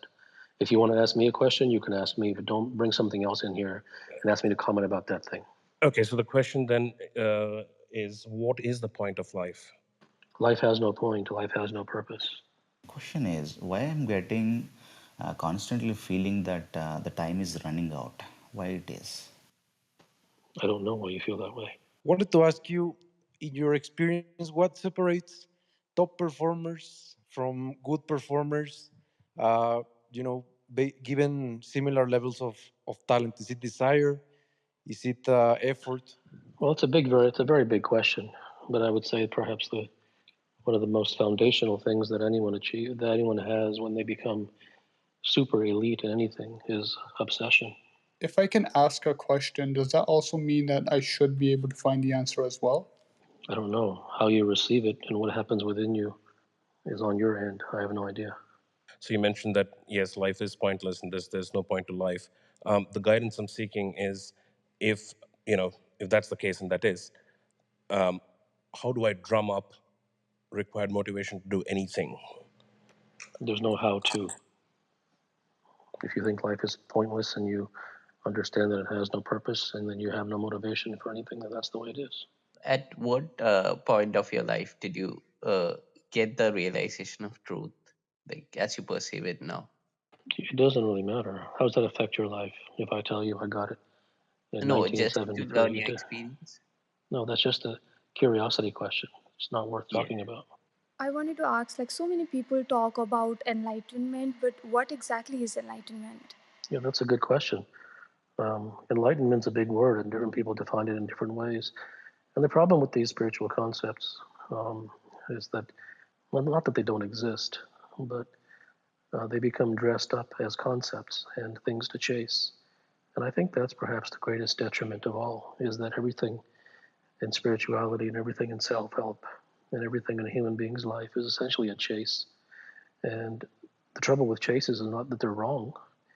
The trouble with chases is that they don't go anywhere. They just make the person chase their own tail, and you just go in circles forever and ever. I'm just wanting to know, what is the truth behind addiction and the grips that it has on those who suffer by the holds of it? It's too big of a question. It has multiple parts to it. It would not be wise to encapsulate it into one thing, because to do so would be to trivialize it, and therefore it would have no relevance. Does truth emerge from like not seeking or doing anything, or is it from trying every prescription? Prescriptions just lead to more prescriptions. Prescriptions can never lead to truth. Truth does not have any, there's no ulterior motive. There can be no austerity or cleverness. Truth does not respond to that. I wanted to ask, should happiness be viewed as a desired state, or as a journey that one would keep, trying to get to? I'm really trying to seek clarity on that. Happiness is a myth. It doesn't exist. It will destroy your life to chase it. My question is the definition of a bodhisattva just another concept? It doesn't matter. Those things have no meaning. After having realized what is devotion the way to master the mind? Is it the way to surpass the mind? Well, devotion is, I don't know if you can call it a way, but if you must, Devotion is the only way to everything. Why I'm scared? Like everything I do, I think I lose it. I'm not able to do it. Why I'm scared? You'll have to look at the answer for yourself as to why you feel a certain way. I can't answer that for you. Uh, I want to ask that if it's the truth, why it's not obvious? How can it be obvious if your entire mind is clouded by conditioning? When one gets closer to the truth, do they often feel somatic sensations? You're too interested in science. Are you a psychologist? Nursing student. Okay. You need to cleanse yourself of all of that stuff, and that's fine for your work. But when you come into this domain and you bring all that sciencey stuff here, it doesn't work. If you have a real question, you can ask it. But don't use words like somatic. If you have a real, genuine question as a human being, not as a nursing student, filled with all of the content of nursing and medicine, but become human. If you have a human question, you may ask it. I do. I am trying to separate from, all this sciencey stuff. So I guess my actual question is, I feel like I could be, on the right path towards truth, and sometimes I just, can separate my mind. Why do you feel like you're on the right path to I truth? just like I don't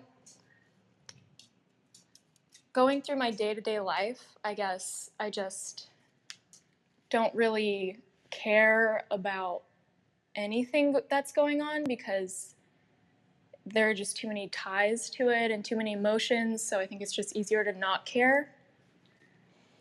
But then you are not caring as in a reactive way in order to protect yourself from pain. Sometimes I think that could be true, but then also I just really feel like I don't care. Like I just don't. So the path to the truth is the devotion to truth. Mm-hmm.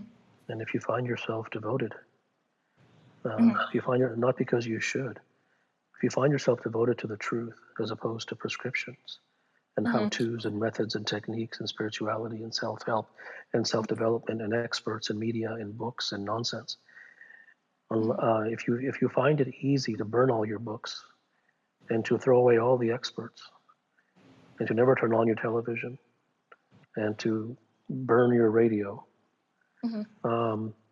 then chances are that you're perhaps on the path to truth. But then if you lose all that, don't you lose yourself, and then you kind of can, kind of lose your body? If you turn off your radio, will your body go away? Maybe so, and actually what you call yourself is simply an imprisonment. It is an inculcation of dogmas from the societal world. So that's something that you actually want to lose. My question is, are we just the product of our body and experiences, or is there something more to it? Does our life just disappear the moment we die? Well, what happens after you die doesn't really matter. Your main purpose, not even your purpose, but your main business is living. And what you're essentially a product of in your adult state, what you're a product of, is society and the world. And all of the beliefs and opinions that have been packed into you. The more I try to separate myself from my mind, the more negative thoughts not going to happen. generates. You cannot do things in an effort-filled way. You're only doing that for relief. It's not going to work. It's prescriptive. It's clever. It's not genuine and sincere. If we remove all the books, all the information, what is left? I'm not asking you to remove all of that. If you have to be told to remove it, no, you're not understanding. You're not understanding. If you removed it, and any part of that removal was a force of any kind, was forced upon you, even by yourself, then it would harm you, because you'd be constantly thinking about having thrown away valuable things that to you were valuable. So removal is easy. Anybody can burn their books. Just takes a match. But it's what happens before that. It is about what causes him to burn the books. That's where the money is. As someone who's found direct truth, how does one prevent themselves from becoming an intermediary to others finding their truth? So what is that line, or what is the true role of a coach or guide? What do you really want to ask? What's it like for you? What's the difference? I could say it's wonderful. I could say it's miserable. Who cares? What is more valuable, or what is valuable actually, essentially, functionality or meaning in doing something? Neither. Why is death so painful, especially the loss of the dear ones? Why would it not be? How to deal with, the point is how to deal with the pain. That's the point. Yeah, there's no dealing with anything. Okay, thank you. Any time to relief that you try to get, you'll just go further into despair. How does one ask better questions? And how can one learn to become a better at asking questions and discovering meaning and knowledge?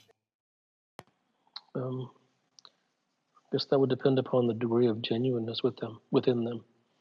It would depend upon their DNA, how devoted they are to truth, how smitten they are by society and socialization.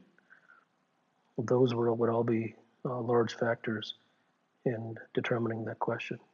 I felt and I feel truth is liberating at all times if it is understood and felt deeply. So, becoming truth would really make easy to live in society as well. Am I saying it correctly? No, that is correct. How do I unlearn things that I've learned so far, like especially when it comes to spirituality? Like I think all of my knowledge has either been like derived from the videos that I've watched or the books that I've read, or like it's always about other people's opinions. Like how do I unlearn those things? Why do you need to unlearn it if you think it's invaluable? But I feel like that's not myself, like those are not my opinions. So why do you need to unlearn it? That's true, but it's confusing. Why is it confusing? I don't know. You have just made a fact out of the statement that they're not your opinions, they're somebody else's opinions. You clearly don't like that, and yet you're asking how to get rid of it. So I just let it be? I don't understand what you're asking. If you don't like something, why do you need help to get rid of something that you don't like? Well, that's true. It isn't that difficult. I think that was... Do we really need a guru to achieve that consciousness? No. What is the purpose of life according to you? What's your perspective on it? Life has no purpose. What is your definition of sincerity? It doesn't require a dictionary definition. I think you know what it means. If life has no purpose, then why are you doing this? Well, you begin with if, as if you're trying to believe me. I did not tell you to believe that. So when you begin with, well, if X and Y, I didn't tell you to believe X and Y. Well, I'm trying to be empathetic Don't be try to empathetic. understand. Discover for your own experiences. Don't listen to me and believe something and put it on the wall or put it in your head. If that isn't your experience, if that is not how you feel about it, it doesn't matter what I say. Yeah, but it's oftentimes I find useful to see what's driving other people, and you must have some drive that's getting you to do this. And if life has no purpose, why are you doing this? Yeah, you're not going to understand. You haven't understood a word that I said. You just keep saying the same things over and over again. All you were doing is intellectualizing things. I've had this feeling recently. The modern world is just an elaborate form of slavery, and that not even the obvious, jobs and careers and mortgages, but even the social and political identifiers and alumni groups and social groups are all fall into that bucket. Am I misguided? No, all of society is worthless. You could please flesh out your last statement. What is society? What do you think society is? It's gotten to the point where human beings are so prescriptive that if I say car, I'll say, what is a car? Why do you ask basic questions? You know what society is. There's no elaborate definition in a science classroom. You're so used to all these definitions that you don't even know what the means anymore without a definition. I'm not familiar with your work, but I came across the Clubhouse room and I was just listening. You said society was worthless. So what is not worthless to you? The truth. And how do you distinguish what the truth is? All that's in your head is untruth. Hi, I'm also unfamiliar with your work.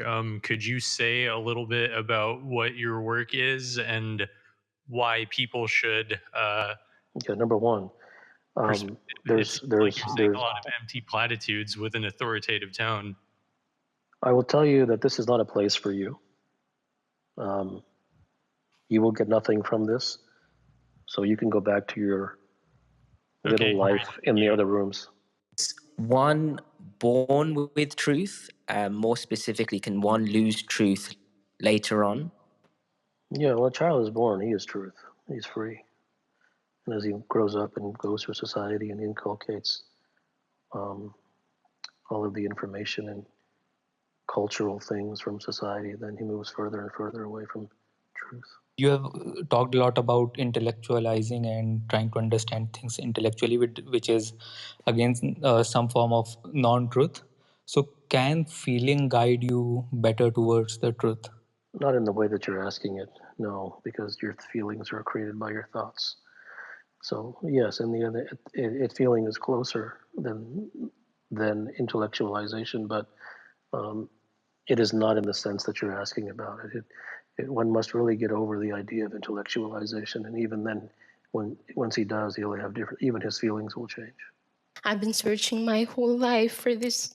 I'm so sorry. I've been searching for my whole life for this thing that I wanted my life to devote to, and I've tried so many things, and it might be music, it might be poetry, it might be trading, and I'm doing so many things, and I still don't know what it is, and I feel like, and now that I'm so sick, I feel like I still don't know what I still don't know the thing, and if it's okay, can you help me? At the end of the day, every human being is searching for the same thing, and that same thing can be listed according to various different words and various different sentiments. Some call it happiness, and it certainly isn't happiness. It's something much deeper than that.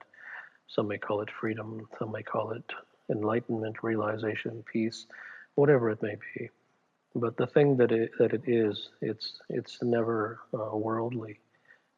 Humans pursue it through worldly means, but it isn't even about the craft. At the end of the day, it is the idea that what you're chasing is happiness, then that has destroyed your life, and that destroys everyone's life. There is nothing in this world that can be that you can find, quote, happiness, because it doesn't exist.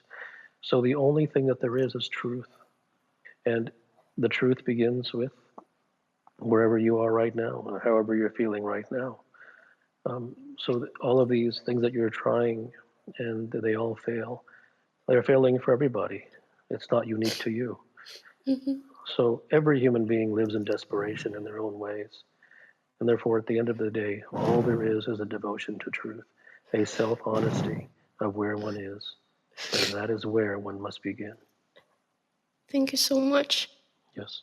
Would you say that arriving at a state of truth, an act of randomness or entropy, and any attempt to approach truth would be prescribing a method or pathway to it? And why? If you're approaching it prescriptively, yes. Otherwise, it is not random. Do you identify with any religion was my question. No. Okay. Do you believe truth is subjective? Everything has a truth. There are universal truths, and every situation that a human being finds him or herself in has a truth. And that has nothing to do with opinion or belief. So do you think obtaining truth in this life is possible? Yes. And do you know when you've obtained truth? Truth is the devotion to truth. It isn't a chase and an accumulation. It is a heartfelt devotion away from prescriptions, away from how-tos, away from methods, techniques, self-help, 5-step plans, self-development, spirituality, the world, society, books, media, newspapers, magazines. It's away from everything. So then would you consider truth to be a way of being?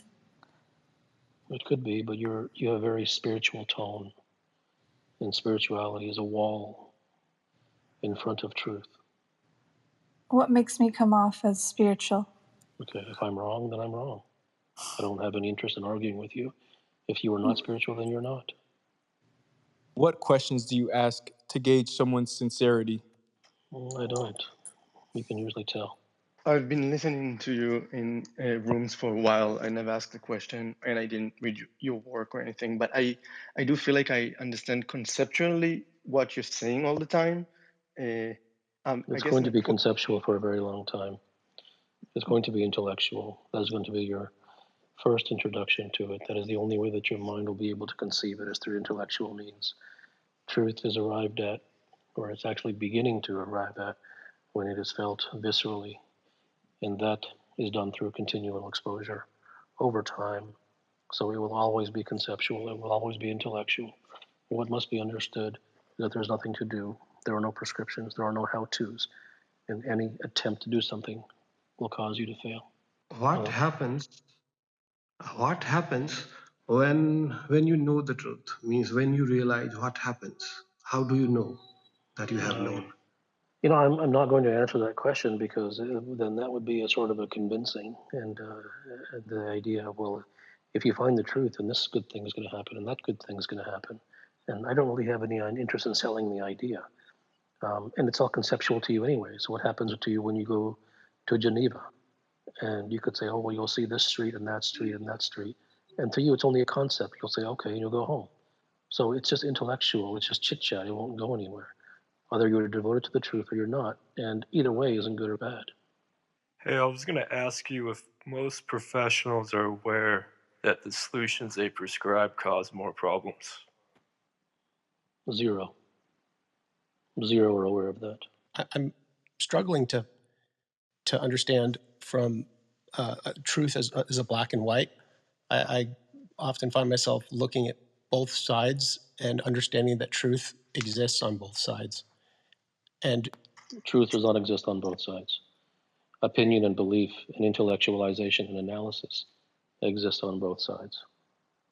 So I'm trying to understand, and really I am, the definition. And okay, maybe that's I'm overthinking. Well, imagine this: that if you go to a door, can you provide an example? And you have 50 keys in your hand in front of a door. One of those keys will work, and all the keys will look similar, but one of them will work. And the fact that wouldn't work meant that was the truth. There's so many possibilities. Okay. If I'm devoted to truth to achieve greatness, but as a leader, if people who I depend on are not, should I try to control it? Well, there's no if. The fact that you would be devoted to truth is almost impossible. But if you are, for you to find another person who's devoted to truth is impossible. So there is no if. Where does a devotion for truth come from in human beings? I don't know. I don't know why it's there in some and it's not in another. Where it comes from, I don't know.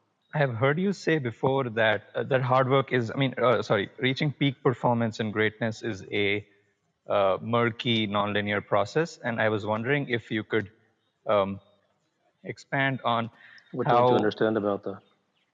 No, I understand that. I agree with that. And I think I have felt a little bit of a peak in my life a few times. So I would like to ask what a person can do to maybe accelerate that. I'm not asking for a prescription. I agree prescriptions are wrong, and I see so many of them. I don't know what you mean by accelerate. The truth is the way to accelerate anything.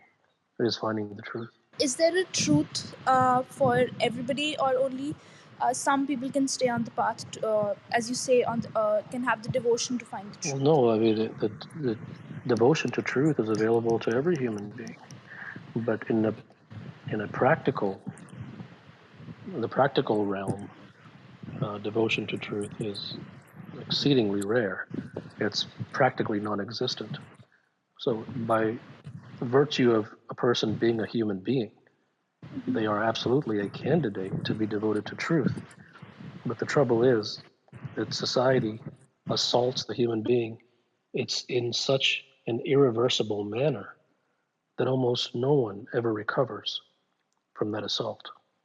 Do constructs like marriage, I mean, I think of it as something that society has created. Do you think something like that is necessary to have children and to raise children? Marriage, children, there is no problem with those things.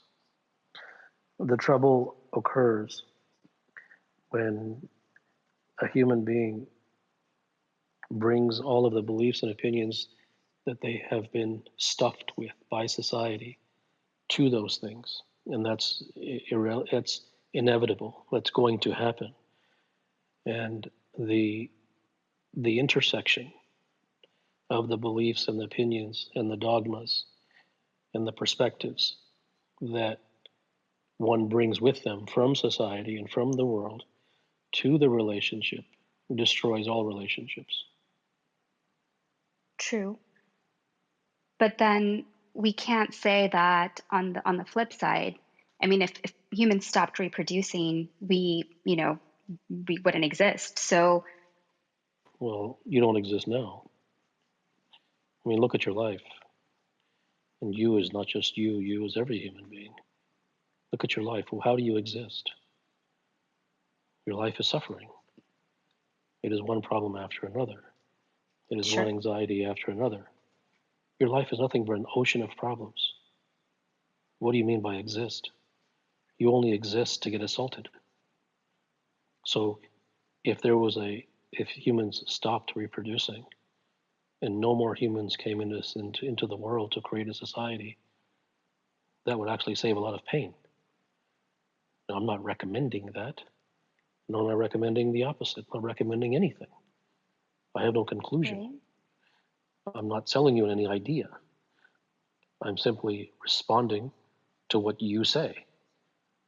So you don't really exist, at least not in the way that you'd like to. Your entire life is a revolt against your own existence. Nothing in life goes your way. You seek happiness and you don't have it.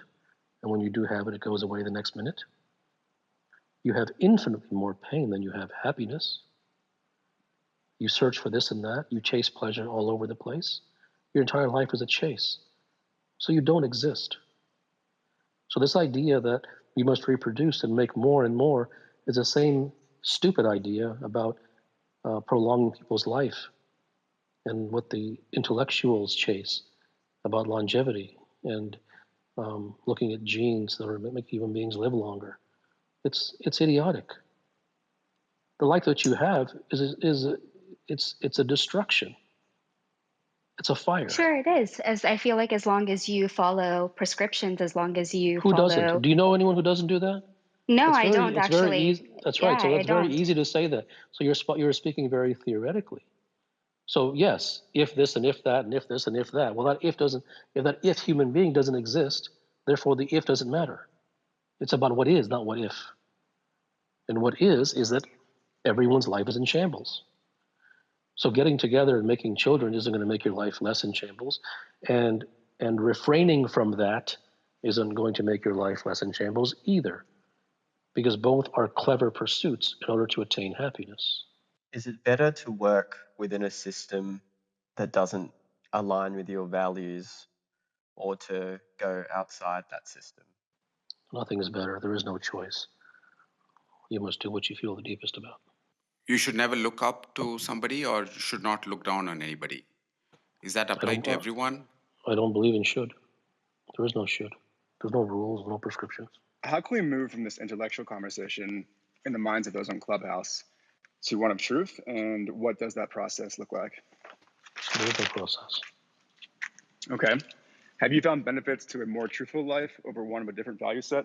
I don't care about benefits. Comfort or happiness? Comfort and happiness are not benefits; they're imprisonments. Is it possible for to ask a genuine question when I'm highly conditioned? And if I don't ask, will I ever arrive at the truth? You can arrive at the truth. The truth doesn't come through answers anyways. But every human being is conditioned. So yes, you can ask a question. No, that's what I was thinking. I mean, if I ask a question, that is more like a conditioned question. I mean, more like asking for prescriptions. It depends upon the sincerity of the question. But yes, if you're asking about how-to question, then you're correct. Is the truth absolute? I mean, there are absolute truths, and there are truths that apply to each different situation. But yes, there are absolute truths. So I have pursued truth in my life, most of my adult life, young adult life, and adult life. It's something that has come innately to me, but it seems like my inner peace is there, so I feel like I can traverse through life easy. But it somehow has turned into where others around me are not as happy because I choose truth over complying to societal norms. You cannot address that. You cannot fix other people. Well, it's not me fixing other people. It's more. You can use whatever words you want. Anything that involves other people, you're not going to better that situation. If seeking truth causes problems, which it will, with other people, then it does. It doesn't mean that you should stop. It doesn't mean you should continue. That's up to you. But there's no how to. I am a 30-year-old orphan kid, and I've been, always debating and figuring out the truth. And that led me to Buddha's Four Noble Truths. But besides that, I've been following the 8-path fold, and I'm still always curious, what about the truth? If I'm doing it right or wrong, meditating, the right view, all those things. So just wanted to know, what can be the simplest thing I can do in life that can lead me to the truth? Well, the truth is that you're not ready for this because you believe in all those things. And you can practice the Eightfold Path for the next 1,000 years and 14,000 lifetimes. And you can practice the Four Noble Truths for 1,000 years. And the Four Noble Truths and the Eightfold Path are on every single bookshelf in the world, yet no one's enlightened. Those are all nonsense. They have no meaning. And Buddha didn't follow them either. So everything's trash. All your books, all those things. And the fact that you asked but shows that you're not ready for this. So there's no point in going on. If Buddha was enlightened, why would he prescribe? Would he have not understood the futility of prescriptions? Just curious. Yeah, it is. I have read that he did. I don't know. I didn't know him. But I have read that after he became enlightened, he did not want to reveal anything because he knew that nobody would understand. Now, if he did that or not, I don't know. But I have read that, and that would have been the wise thing to do because all that he wrote didn't do anything for anybody, and it never does. Why it is so hard to understand what you have to say? I don't know. That's up to you. If when I'm able to see there is no me, for a moment I can see it, but it keeps coming back. You're chasing it.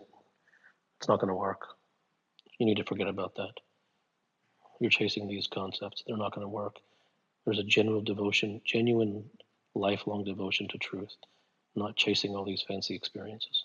The deep conditioning of being a mother has left me feeling absolutely lost.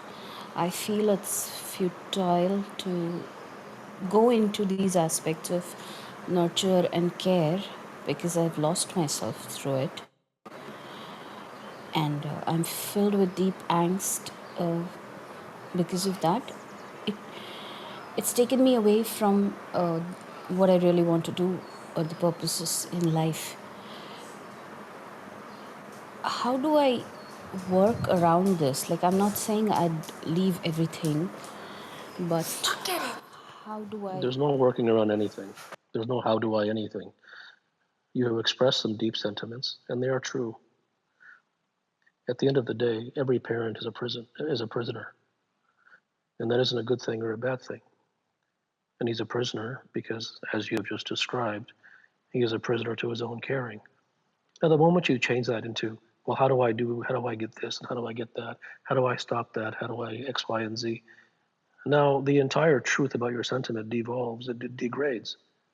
So I just keep on doing what I'm doing. So you're still asking for how to. Yeah, it's like, You're, exactly. And then you're not ready to hear any answers because the only thing that you're ready to hear is a how to. And that's because you've been conditioned that way, as every human being has. And if I tell them there's no how to, they'll say, well, do I just continue doing what I'm doing? And I'll say, well, there's no, you can if you want. They'll say, well, do I just keep continuing on? And well, I said, you can if you want. And they'll say, so I should just kind of accept it. Well, I said, you can if you want. And it'll never end. Until you see it, until you recognize the futility of prescriptions, you will be a prisoner to them. gotcha. Thank But you. your sentiments are genuine. It's one Thank of you, the few Dr. times Gupta. that someone has mentioned something genuine in these rooms, which I continue to not know why I do. I've heard you speak in the past about the importance of isolation. Well, be careful about that, though. I mean, I would be, you're not doing this intentionally, but everyone sort of does this. They read something that I write or say, and they frame it into, I recommended. And I'm not saying that you're saying that because there's only so many words in the English language and the words do bump into each other. So you must use the word when you need to. Even I use the word how sometimes, but I know what I'm doing in my context. So I don't recommend isolation. I don't think isolation is good. Sure. I want that to be clear. Yeah. Okay. Understood. Yeah. I'm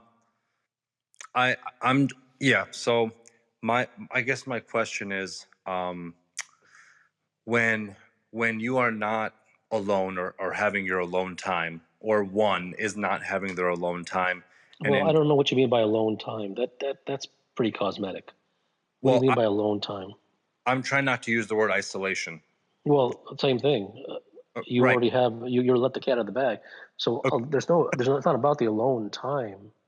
Like it isn't about going in the corner or being alone and thinking about things or meditating or any of those things. Sure. Those things have no meaning. Okay. So okay. I guess the heart of my question is when we are, or you are, or one is engaging in the world, are they by default furthering themselves from the truth, or is the truth? Yes. They are. Okay. Yes. But it doesn't mean that if you disengage from the world that you will automatically find truth, because you could be doing so forcefully. And that would be worldly because it's prescriptive. But I understand that. So does that mean then you cannot carry truth within you at all times, even when you absolutely can. You absolutely can.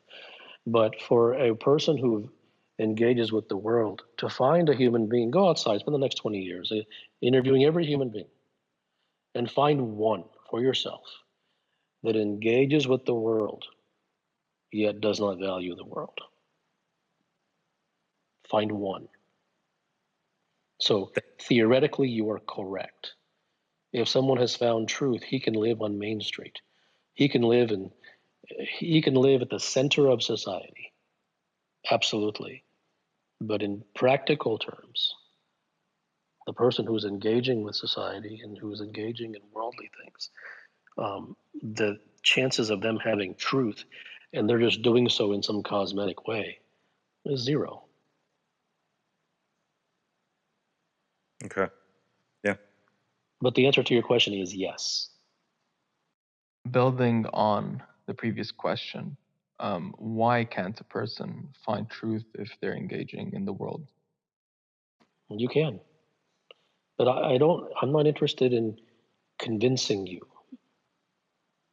You can't start at level 0 and then there's a truth that's, let's say, 73, and you're starting at 0. For you to get to even 50, it's going to require 400,000 questions. You must have some level of a foundation that you have discovered on your own, that you have resonated with, that you have through your own life seen.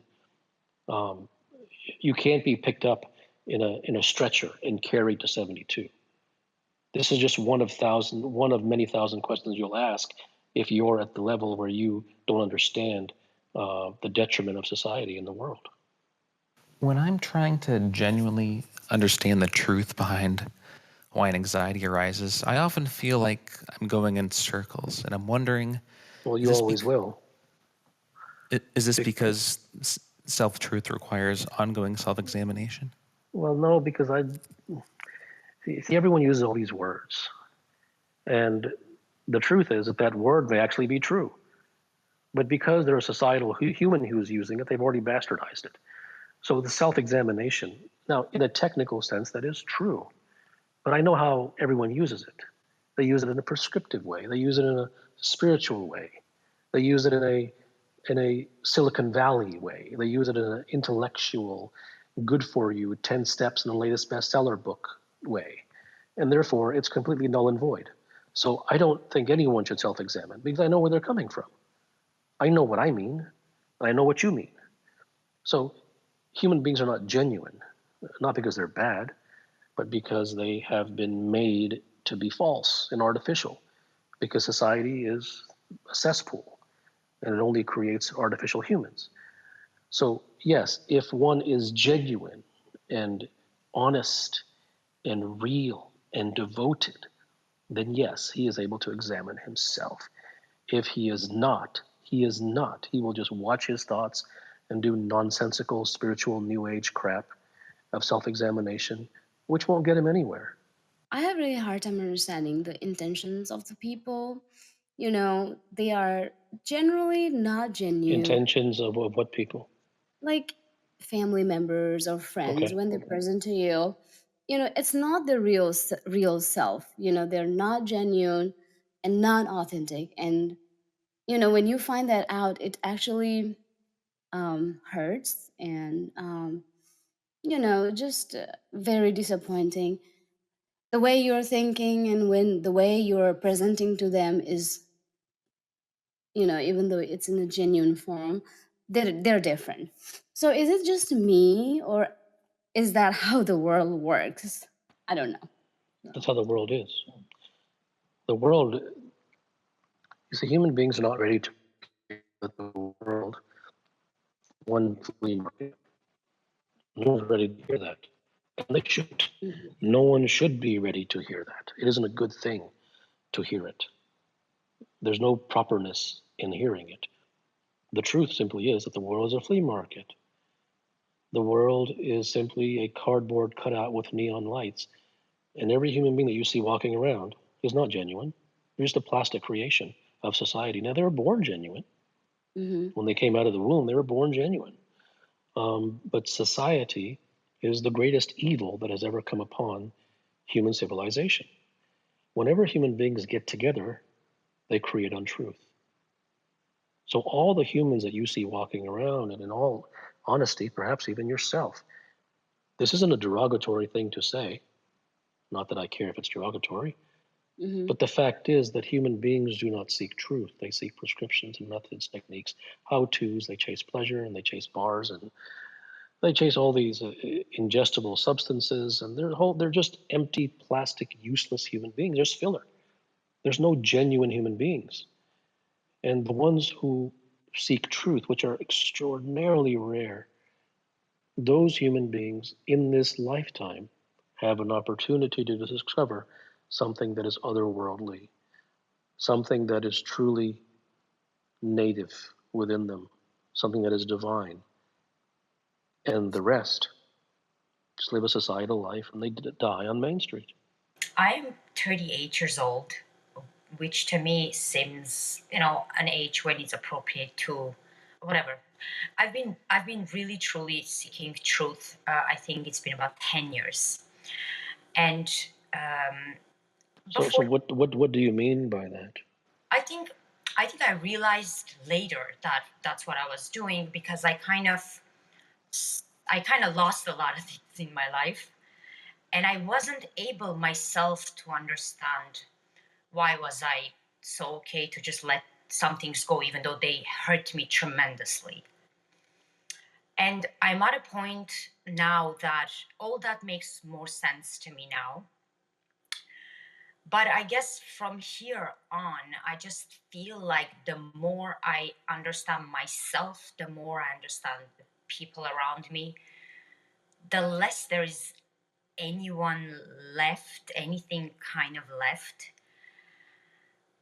And I kind of want to know your insight on what's I don't want to say what's next because that's weird and also prescription, but is truth really, I guess I feel like there was no choice. There wasn't something I was choice because it wasn't even taught. I wasn't even that much aware of the fact that I was peeling off the bullshit of my life.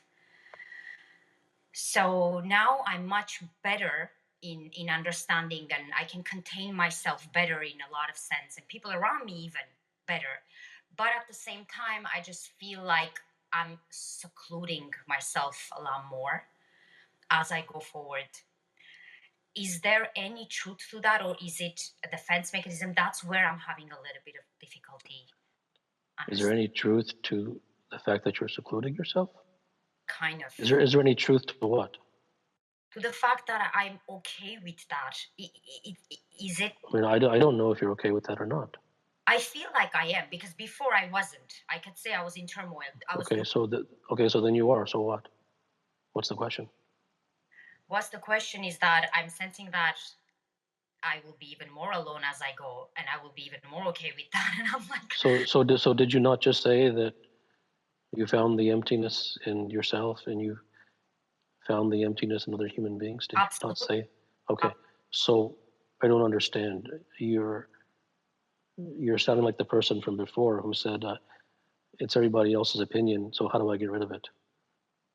I mean, if you've seen the emptiness in yourself and other human beings, why do you care that you're becoming more isolated? Why would you want to be more social with other human beings if you've seen the emptiness? I guess my problem is with my family mostly, because I sense that I'm disappointing them a lot. You probably are. Yeah. You know, every human being disappoints everybody. It's see this the notion. What must be understood is that every human being is afflicted, and what every human being is afflicted by is societal jargon. Everyone tries to get along and say the right thing and don't say this and don't say that and try to live up to this and this. And there's nothing wrong with any of that. The problem is that when you subscribe to the magazine belief that if I modify the way that I do X and Y, that'll lead to internal harmony. And it doesn't. And you don't have to take my word for it. I mean, your own experiences. Okay, so it isn't about truth between people. The moment that a human being begins to try to create truth between him and somebody else, then everything falls apart. But what if that somebody else is like my mother, you know, and that's, I guess, well, that's all the more reason. All the more reason. You know, it's listen, I'm going to end with this. And you may get it, you may not. You seem to have had some experiences that have taught you some wisdom.